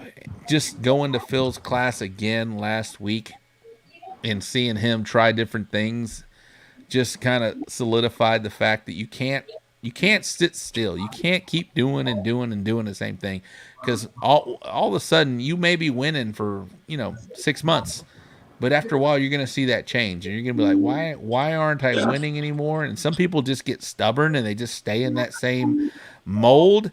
But you have to change. You have to evolve. You have to change. That's my opinion. That goes right along with there's no definition to a perfect barbecue. There's no perfect barbecue, right? I mean, you're chasing an unattainable goal. So if you're not innovating and constantly chasing something perfect, you will never be excellent, right? You got to chase perfection to be excellent. So you got to continuously try to evolve, because there is no perfect barbecue. I love it. Mark said, I'm getting really drunk, but I'm loving this show. Mark, is there any question that you want to ask us? Because you got 3 comp barbecue guys that know what the hell you're talking about, and you're starting out as a selling product, which I think is cool, and I hope you succeed. And I'll go out and help you out, man, if you want me to. If you say the word, I'll go and help you out for sure. 3 hours 50 minutes as well, right? Oh fuck, some pork loin up at the same time. I fucked some pork loin up at the same time. I used too much spice. You know what? You can always fix that, right? If you think it's too salty, Bill, what do you do if it's too salty? Add water? I think I do. I know I do. If my stuff is like au jus too salty, yeah, for sure. I'll either add water or I'll add chicken broth. Yeah, cut that down. Or balance it out with something sweet. You got to just try to find that balance. Yeah, there's a, you're not done. Once you peel it out, you slice it, and you take a bite, you're like, oh my god, that's not. Where'd he go again? That's not where you want it. You can still manipulate that on the table. Yeah, you can tweak it. You can even change it. You can totally make it 180 degrees by putting a completely different season or sauce on it. It's nuts. Yep. It's crazy. You got to taste every part of it as you're doing it. I mean, taste the beef by itself, taste it with the au jus, taste it with this. And I got some jacked up in that here at the house. So. Oh yeah. Yeah, my internet's a little. Not too spicy. It's spicy. We know what you mean, Mark. We're translating what you're saying or what you're typing anyway. Like my boy. Did you see Tony Tonacci on the show the other night, Bill? Oh Jesus! No, I need to watch that one. So anyway, I asked Tony because Mark. I think Mark's on my brain. Case called and said, "Hey man, I'm not gonna be able to make it. Can you get?" He just said, "Hey, I'm not gonna be able to make it." I was like, "All right, it's fine." I have a little pool, and I said this on the show. I have a pool of co-hosts I can pull from. I got Megan Day. I think she's going to be one of my pools. Shell Leach. I've had Carmen on the show. I was talking to Bill. Where'd Bill go? I gotta make that list now. I had to let the dog out. All right, it's fine. Go let the dog out. I got to get in that pool, bro. I'll take the dog with me. You're in the pool now, Jeremy. But I have a small pool of people that I can pull from, and so it was a quick notice. So I called Tony. I said, "Tony, you want?" And I sent him a message. So it was a voice to text thing, and I said, "Tony," I said, "Case can't make it tomorrow night. Would you be my co-host tomorrow?" And I said that on the voice to text or text to voice, whatever the fuck it was, and it said, "Would you be Mike O-host? OJOS, Mike O-host." So that's the way it came out. And so yesterday when Tony appeared on the show, his name was Mike O-host. It's good. All right. Daniel from Barbecue Bandits, have you guys ever just took it back to the basics at a comp and toned down or cooked more of a backyard style? Yes, I've done that. 100% done that. And it works, Bro, sometimes you just got to think. You just don't want the judges to find something wrong with it. So if you're too powerful or you're too weak, you just kind of want to ride that middle and get your 8s and 9s instead of chasing 10s. Because you chase 10, sometimes you're going to fall on a 7 or a 6. Yeah, you gotta just tweak, man. It's all about trying. Or even going back, like Daniel just said, man, just go back to the basics. Maybe what you started on. I used to do this rub, and it was a Pits and Spits rub mixed with Sweet Money and Money rub from Big Papa Smokers, man, and it worked for me for the longest time. That would be my bread and butter. I wouldn't walk in chicken, or maybe I would occasionally, or I would occasionally rib. I've never been a good rib cook, by the way, but I would always count on my brisket to pull me through. I could get a call in brisket, and it was that rub. And then I just stepped away from it for about 4 years, and I tried it within the last 6 months. It didn't hit the first time, but it did hit a third place the second time. But it was just so weird tasting, or just off from what I've been doing and been successful with, that I just kind of put that on the back burner. But yes, to go back to that and try it, yes, I've done that. And I will do it again. Bill, you were going back to something you was working back in the day? Man, I always circle back, but I try to dumb it down as much as I can, So, especially like competing every single weekend. If I forget to add an ingredient and I end up walking, then man, I'll X-nay that ingredient out. That rub. I don't want to have to carry 30 rubs. I'd rather carry 4 or 5 rubs, and just try to dumb it down to where, man, I'm not having to keep up with a whole bunch of different rubs, So, what do y'all think of this second camera? Bro, the one on the right there looks way different. You look like a pasty white dude. I don't want to do that. I don't want to be that guy. It's like, all right, and usually, if I'm not walking, it's probably because I'm adding too much shit. You know what I mean? Oh man, I need to back it off. This is a great question that Mark G just asked. What would you change between serving a brisket at a restaurant versus a competition brisket? Jeremy, you go first. My opinion, well, number one, you can't go as far as we do in the competition, meaning you can't cook it all the way that we're doing. Number two, probably leave them injections out. Competition, you're trying to punch them in the mouth with one taste. That's all they get, right? And I don't know about you boys, but I've never wanted to say, man, let me eat 6 pieces of my competition brisket. Whereas you just give me a good old salt and pepper smoked brisket, I'll eat the whole damn thing. So I think you got to tone it back further for the restaurant, but keep it good, But you're not going to cook it all the way as tender as we're doing for comps. Bill, especially when you're holding it longer. I think if I'm cooking briskets for my friends for, say, Christmas, if people want me to cook them a brisket, man, I'll cook them a competition brisket to a certain degree. I mean, to Jeremy's point, I probably won't take it as tender as I would for CBA or IBCA, but man, I'll inject it. They're not used to eating it to me like we are. I don't like to eat any of my food that I cook. I don't like to eat my brisket, but commercially, it's just not viable if you have a restaurant to sit there and pay for injections and pay for the Wagyu meat that we're doing. It's just not. It's not viable. But we had a birthday party, or I think it was a graduation party, and I cooked 2 comp briskets, man. No one had ever really tasted anything like that. So they had, most people are just going to eat one slice at a party anyway. You know what I mean? So I gave them, I threw the whole fence at them, and they loved it. But pump it full of those phosphates and MSG. It's kind of like serving them up at a Chinese buffet if you don't want them to eat it. It's not something I want to eat, I'm going to take it. He asked about, kind of serving brisket at a restaurant versus a competition. At a restaurant, and you're doing this each and every day, no way. You're going to try and minimalize and get the best version of your brisket that you're absolutely going to be able to get. Injecting is not going to be something you're probably doing, Mark. You're probably going to be just seasoning it, and you're going to perfect your seasoning. Salt, pepper, garlic. To get there. But the injection is something different. You're not going to want to mix up all these seasonings and inject. Say you're cooking 6, 7, 10 briskets. You're not going to want to do that each and every night. So you're going to want to season it properly. You're going to want to spritz it. You're going to want to wrap it if you are doing that. The trim's going to be different. The trim will be different. 100% different.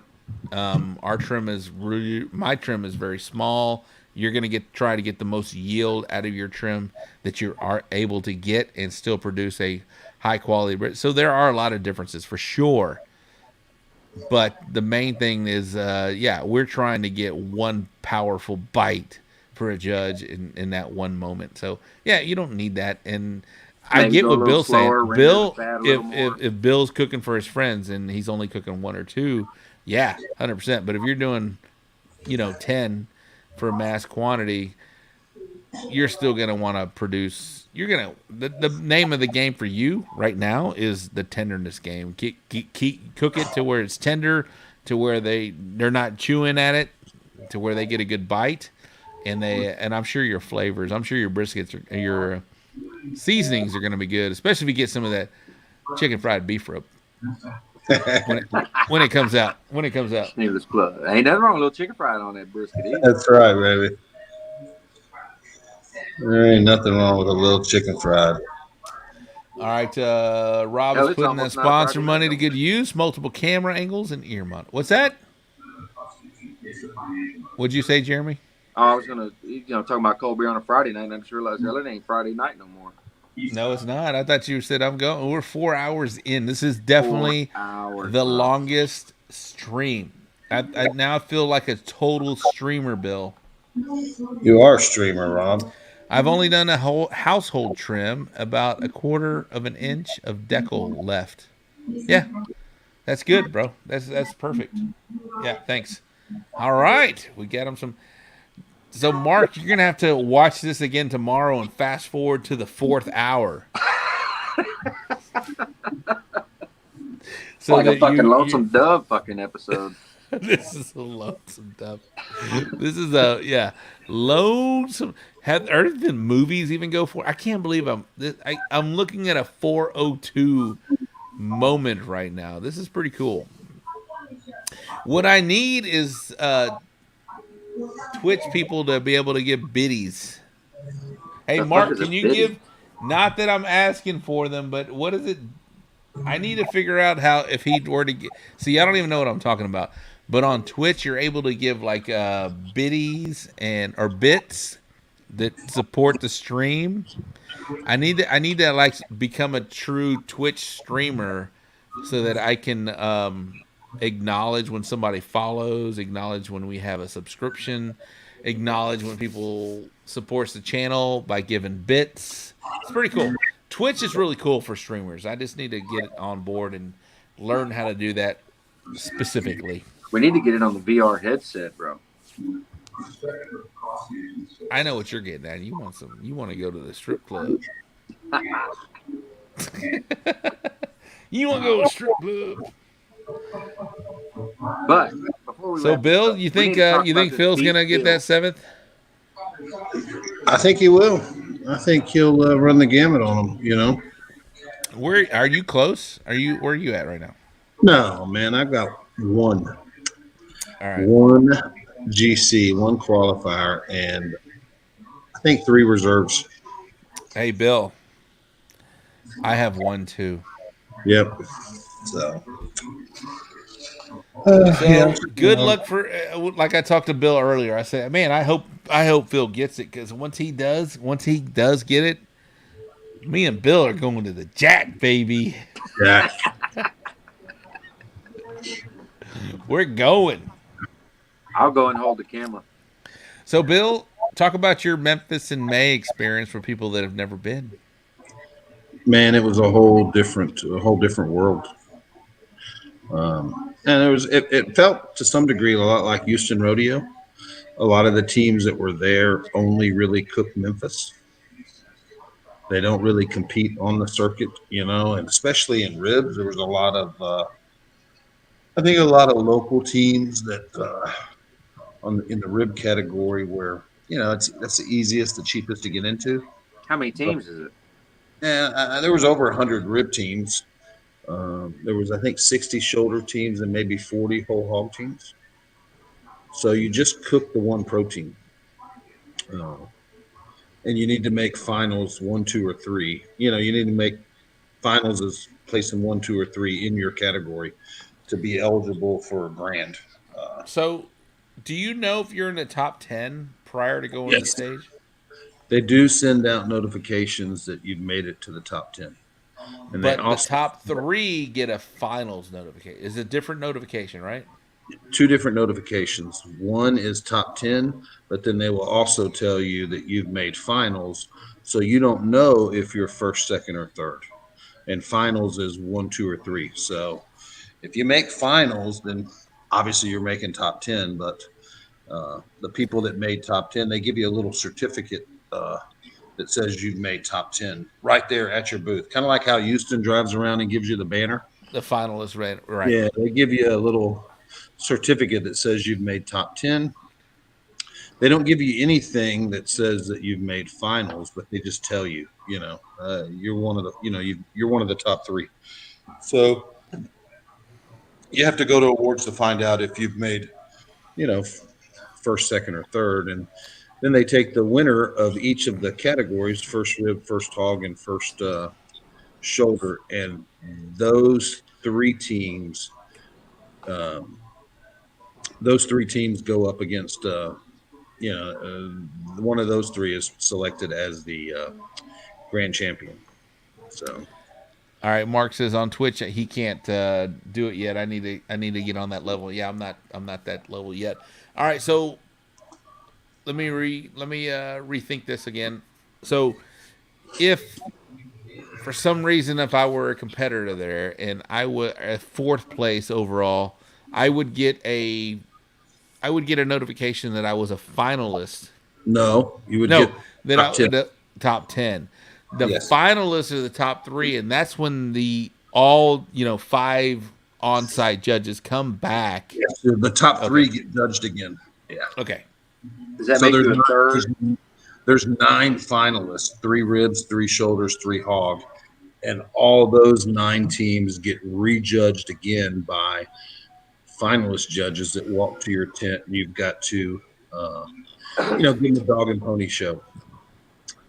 And it's really interesting watching the judges, the on-site judges, because when they leave your tent, like everybody's clapping for them, and you can tell the judges kind of feel like, man, they're on Barbecue Pitmaster or something, because everybody's clapping and hollering, and they're kind of bowing and nodding their heads as if they're famous in their own right. So it's really interesting to watch all that. All right. Hey, I know there's 5 of y'all right now, and 2 of y'all are already on Twitch, but the ones that are, there's 6 of y'all. 6,000 of y'all. The ones that aren't on Twitch, will you do me a favor? Go to Twitch and like our page, because eventually I would love to do this solely on Twitch, because there is so much interaction. There's so much more fun. It is a definite different type of platform. It's a lot of fun. I will readdress this now. 4 hours in, no one's going to watch this, unless the 6 of y'all that are there. But if you are one of the 6 and you have a Twitch account, if you don't have a Twitch account, sign up. It's a lot of fun. It's free. You can get on there, but look up So Smokin' Gooder Show. We are there. You'll find us and follow us on Twitch. Thank you, Mark. Appreciate that. Eric Torres is still commenting. I have 2 Lovington, New Mexico, 50-50 chance. What does that mean? I don't know. Get all yeah, thank you. I'm trying to do that. So, Bill, how much did you actually learn this past weekend? I'm sure you learned a lot. I've done it twice now. Twice? No, once. I've done it once. And it was a lot of fun, man. To me, it's one of the funnest contests out there. A lot of teams feel like they're there to party. Hang on now. Let's back up a little bit real quick, because Eric Torres says he's got Lovington, New Mexico. That competition's coming up soon. Lovington. Oh, I see. I know what he's saying now. Yeah. And I've registered for Lovington, New Mexico. So what date, Eric, did you win Lovington, New Mexico? What was the date? Because I guess he's talking about Jack qualifiers or American Royal qualifiers. So maybe he's already won? Well, if he won the one last year, I don't know when the date was last year. That was Aaron Leslie won it last year, right? No, I don't think he did. But that's how he got to the Jack, I thought. Man, he may have. I'm not sure. Yeah. I thought Aaron got to the Jack because of New Mexico. I thought it was Oklahoma. Mark, thank you for watching, brother. I appreciate you, man. We gained another one. We got 7. We're back to 7,000 people. He won a contest in Oklahoma, and back to 7,000. Boomerang had autoed into Oklahoma because he had 7, and Boomerang was the other Oklahoma winner, so they pulled his name out, and Aaron's name went. I yawn. I have a Boomerang question, but we'll ask that in a little bit. Great fucking show. Thank you very much, man. Thank you very much. All right, yeah, Eric, if you won it last year. What date was that? What date was that? Because it's supposed to be coming up in a couple of weeks, I think. Yeah, it is. Yeah. And there's a bunch of guys going to try to chase a Jack draw, because if you win Lovington, New Mexico, it might be an auto, because I don't know that there's any other comps within the. It is an auto. Jack qualifying season. It is an auto, and aren't they limited it to like 25 or 30 teams? It needs to be at least 25 for it to be a Jack. I think it's limited to 30, if I'm not mistaken. Is it limited to 30? If I'm not mistaken. Paid already. Are you paid, Rob? Are you going to Lovington? I'm not going to Lovington, no. No.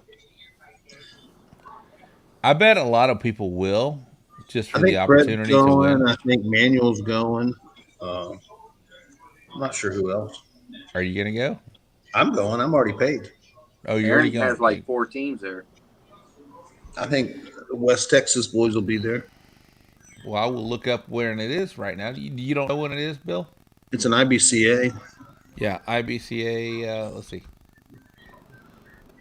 Lovington is coming up.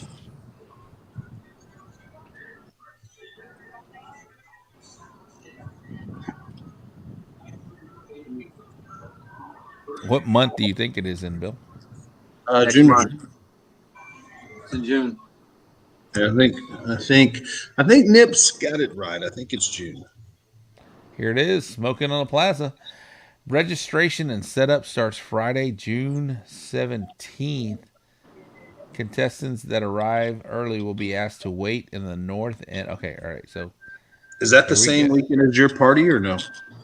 No, my party's the month after. June 17th. That's the same weekend as the PHA event that I'm going to be attending with Yannick. All right, so here it is, right here. The entry fee. I'm gonna share this screen. Here we go. Boom, boom, boom, boom, boom, boom. Can y'all see that? June 17th, 18th, downtown Lovington. IBCA sanctions. Only $150 entry. That's pretty cool. There is a Cassie chili cook-off. Are you gonna do that, Bill? $25. Probably not. Yeah, I would think you. Here we go, right here. Not much of the. I could do the. Let's see. 9 p.m. The Foodie's Best Truck. I mean, this is pretty cool. Roller skating rink closes at 10. Bill, you got to go roller skating for me, please. Oh, I could roller. Please. Man, I could roller skate easy. I grew up roller skating. You weren't you like the Texas high school champion in roller skating back in the day? Pretty much the old carousel roller skating rink there Yeah. on. Oh shit! Now you're talking my language. Did you used to go to the carousel? Yes. Mitch and the Moon Pies is going to be there. Cody West and Josh Weathers. And there's the hand-drawn map. Oh, I guess there is a KCBS as well that had 28 teams. Reading Eric's comments. Where? In New Mexico. Oh. Haven't won is coming up, but Aaron told me if you win, it's 50-50 chance. Okay. Oh, okay. Now I get what he's saying. Gotcha. Limited to 50. I knew it was limited to something. Man, I think I'm spot 44 or 45, something like that. I can't remember. I was driving to a comp, and Manuel, he actually paid my registration, and my wife Venmo'd him the money because we were driving, and he was at work, so he filled it all out. But I think I'm spot 44, 45. Nice. Bill, I expect good things of you, and you always pull through. You're a pretty solid cook, Bill. I think you're gonna kill it. I just got to figure out half chicken again. You know, half chicken's the killer. Cooking all these KCBS, I kind of lost my half chicken game a little bit. Well. If you want to talk to the number one half chicken cooker in CBA, I know a guy. I know a guy. I might need a half chicken class, Rob. You know, let's do it. Me and Nip were talking about half chicken the other day. Yeah. Oh yeah, that's why I'm in the lab tomorrow, Bill. That's why I'm in the lab tomorrow. Mm-hmm. Trying to figure out that half chicken. Well, if you took some advice from Bill, you got some great advice. The guy's a solid, killing it cook. Man, I told him I didn't know what I was doing on half chicken. You know, I fucking believe him too. Yeah. So I was talking to Bill earlier. I was talking to Bill earlier, and I was in. I was helping Phil do his class last weekend, and there was another cook out there. He's a young cook. He's only been doing it for 5 months, and he's naming off all these legends of barbecue. And the first name he mentioned was Bill Purvis. And I love you, Bill. I love you. But I remember Bill before he even knew what fucking barbecue was. He came to an event. When he was Bill. Bill probably thought I was the best cooker that he's ever seen. I still think Rob's a legend. Because Bill came to an event to where I GC'd and he was judging, and it was one of his first experiences in barbecue. But no, I love Bill, and Bill dove in head first like nobody's business and just killed it and created this name for himself. But this kid, I'll call him a kid, who's only been cooking for 5 months. He was like, "Man, all these legends in barbecue." And Bill Purvis, I was like, "Yeah, Bill's fucking great. He is." But in my mind, I'm like, "Man, I remember Bill when he didn't know shit." But Bill, that's not you anymore, bro. You are a Texas legend. You not only that, you went last year and competed all across the country and put Texas on everybody's radar up in that other organization because we needed that at that time. You, Phil, Lee, Fred, all you guys did that up there last year, and that was cool. That was cool. And then Can we you all can you hear me, Rob, or no? yeah. Okay, because my whole screen's frozen. So. You're not frozen, right? Jeremy, Okay. you can Nah. see him. Yeah, he ain't frozen. He's moving Y'all are around. all frozen. So. Yeah, no, we all appreciated what you did last year. You, Phil, Lee, Fred, all you guys that went up there and showed them boys up north that we know how to cook, and then we all kind of validated that by at the Royal last year with Team Texas. That was fun, man. That was such a blast. It was such a honor to be a part of Team Texas whenever we all went up there and did so well. That was such a cool. I don't know if you guys remember that last year at the American Royal. Whenever anybody got a Texas call or a call from Texas, it was, and the MC even acknowledged it. She could not acknowledge it. Anytime somebody got a call, there was just a roar from the right rear, just back, just whoo, and so much fun. And to me, getting that call, my first call, I've been doing it 5 years. That was my very first call at the American Royal. To get a call there with Team Texas behind me, I've said it on the show, man. That was something I won't ever forget. It was a cool moment and just a cool experience. And the fact that Bill was doing it all that whole year prior to that, Bill and Phil and Lee and all those guys and Fred. And I'm probably missing somebody, Bill. Am I? I don't know. I'm frozen though. I'm gonna relog in All right, relog in if I can. I'll tell you what, man. Bill's a fucking legend. You're a fucking legend, bro. This internet shit, no, you got I it am. on lock, man. The So Smoking Gooder show. You can't beat this shit. You got the best fans out there, the best fucking host. It's been 4 hours and 20 fucking minutes. I gotta go wash my nuts, go to bed. I'm sorry, guys. Love y'all. Broke my cherry on a marathon fucking run, but it's been great. Love y'all. See y'all Wednesday. Jeremy, thank you, brother. Yeah, hey, you were awesome. Thank you very much, bro. We'll see you on Wednesday, bro. Thank you. Later, bro. All right, there he was, Jeremy Nippa. Bill will come on right now. Bill's back. He's Back in good. action. Jeremy checked out. My internet keeps like freezing up on me. I think. Well, that's what Hey, that's a perk for living in a country. I believe that's a perk because you don't need the internet all the fucking time. Toot that horn, Rob. LOL. No, I'm not tooting my horn. I'm just explaining what a cool experience it was. And I will tell that story any and every time somebody. Eric Torres, he's 25. He's a young guy coming at her. Everyone is moving. Good morning, Rob. Good morning. Man, my family is from Chicago. I grew up on grill cooked brisket. Maybe that's why I got into the little. So, yeah, buddy, we're back to 8,000 people. So, Bill, yeah, like I was saying earlier, man, you are a Texas legend. You are. You've done it outside of the state. You've done it at the Royal. You're still doing it right now. You got a nice rib grind. I love what you're doing with your labels right now. I'm excited for you, man. Excited for that. Well, I'm hoping that it'll continue to grow.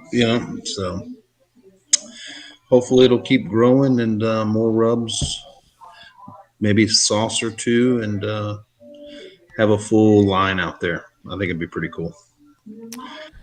I was talking about your first place chicken. My first place chicken or Bill's first place chicken? So Phil Breeden called me about 10:45 p.m. tonight. It might have been later. I gotta check the stats.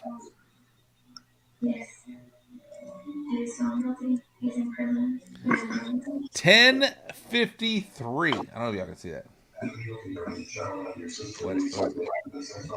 Anyway, 10:53, and Phil was still up drinking with Aaron Leslie tonight. Bill. Oh no, no.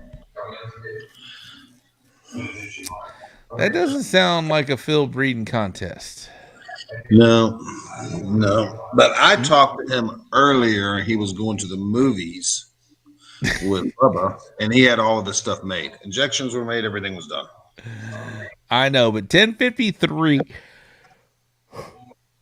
hanging out with Aaron Leslie, wanting to come on this show, and I sent them a link, and they couldn't figure out how to fucking get on. By the way,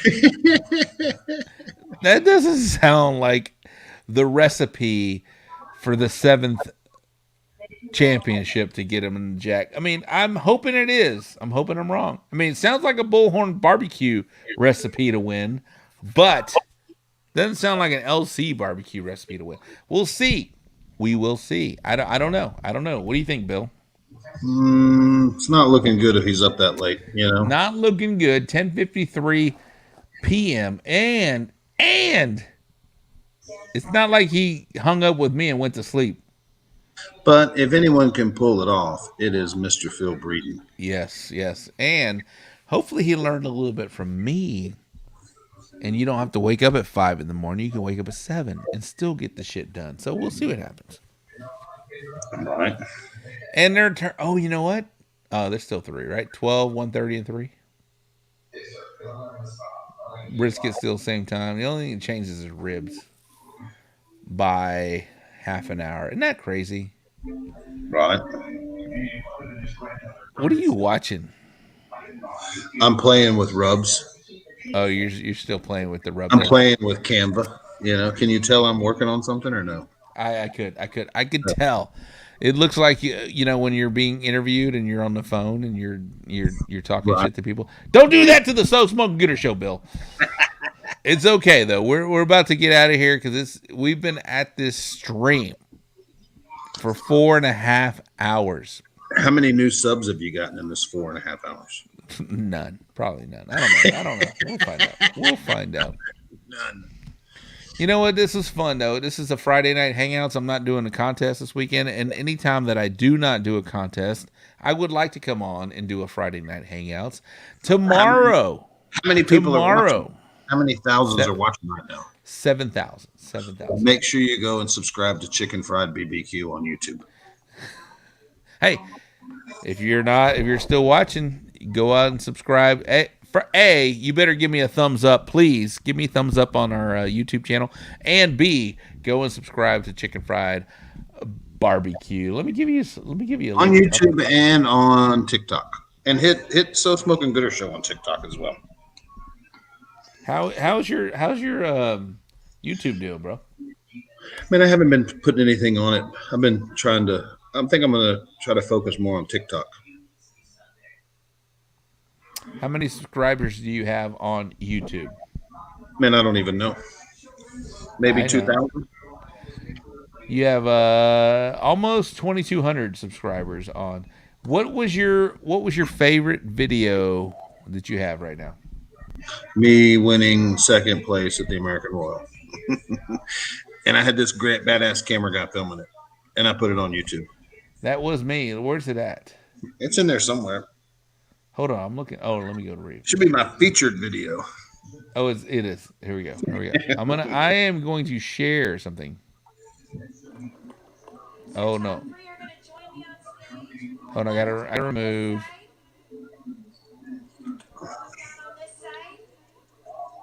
Can you hear? I can, yeah. It's not right, very guys, loud. Can y'all? I know. I don't. Oh. Third in chicken. American Royal Invitational.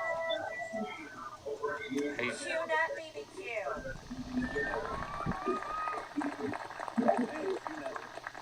You got some background noise. Rob liked the name Q-Nut.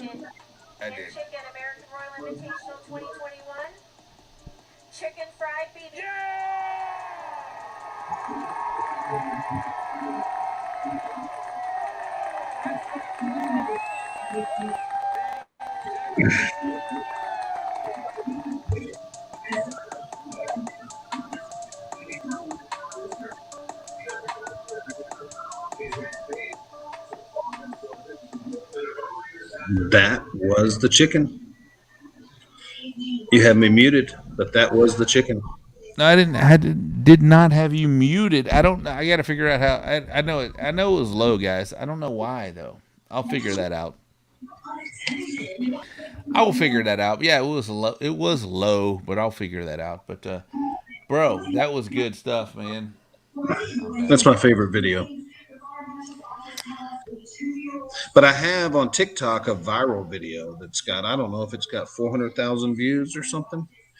The one of me trimming that chicken. That was a great video. Does it have that many It's views? got like 400,000 views. Yeah. Did you see Aaron Leslie had like a simple ass fucking? He had like over 1 million something views. I was like, are you fucking kidding me? I'm sitting there trying to think, and that's the thing. And I said it earlier. Don't overthink shit. And that's kind of maybe just post shit. And you know what? I'm taking my own advice. I'm talking to myself right now. Drunk Rob is talking to Sober Rob tomorrow, but he will never watch this because it's 4.5 hours in. I will not rewatch the show. But thank you guys that are still here hanging out. If you're still here hanging out, please put your name in the comments. I already know Barbacoa is in. I already know Kevin Wise is in. Mark G, are you still here? But the other three, I don't know who that is. But if you are here, please just put your name and say hi. Just do a little hello. Hello. No, but I don't know what makes things go viral, Bill. I don't either. I don't either. So I think you just put yourself out there. Maybe even put yourself like really out there, like out of a box. And I had a total dance with Phil that we were gonna do. We are gonna do that. My money don't jiggle jiggle, it folds.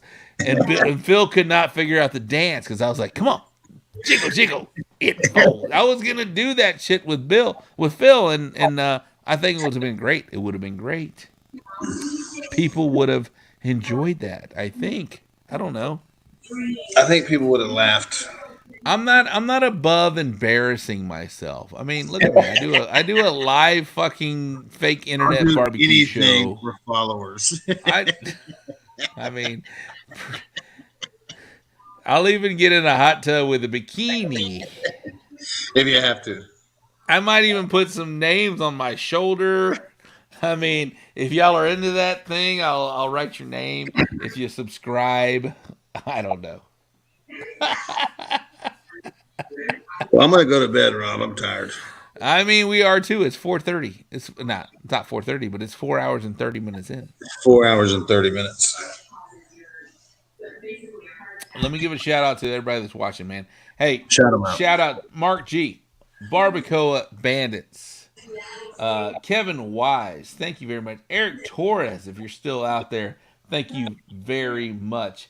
You guys are the real troopers. You're the real MVPs, and I appreciate you guys. Now, look at us. We're up to 8,000 people. I appreciate you guys. But seriously, everybody that's watching, thank you very much. If you want to check out the show that we do this every Wednesday night, 8 o'clock on Facebook, YouTube, and Twitch, you can check us out right here on So Smokin' Gooder Show. Look us up, So Smokin' Gooder Show. We're going to have our 5-year anniversary coming up in less than 2 months. Love to see you guys. Shout out to Chicken Fried Barbecue for joining us. Shout out to Jeremy Nippa with Texas Grill Billies. You can find Chicken Fried Barbecue Grinds in all of your specialty shops, including the barbecue store in Hempstead. Shout out to the barbecue store in Hempstead. Bill, you want to give any special shout outs before we let you go? Man, I want to shout out Rob Arocha in the So Smokin' Gooder Show. That's all I got, bro. So that's all I got. I appreciate that. And if you guys want to support the show, we are going to have shirts coming up real soon. And we got a cool ass design right here. Check it out. That's going to be a shirt.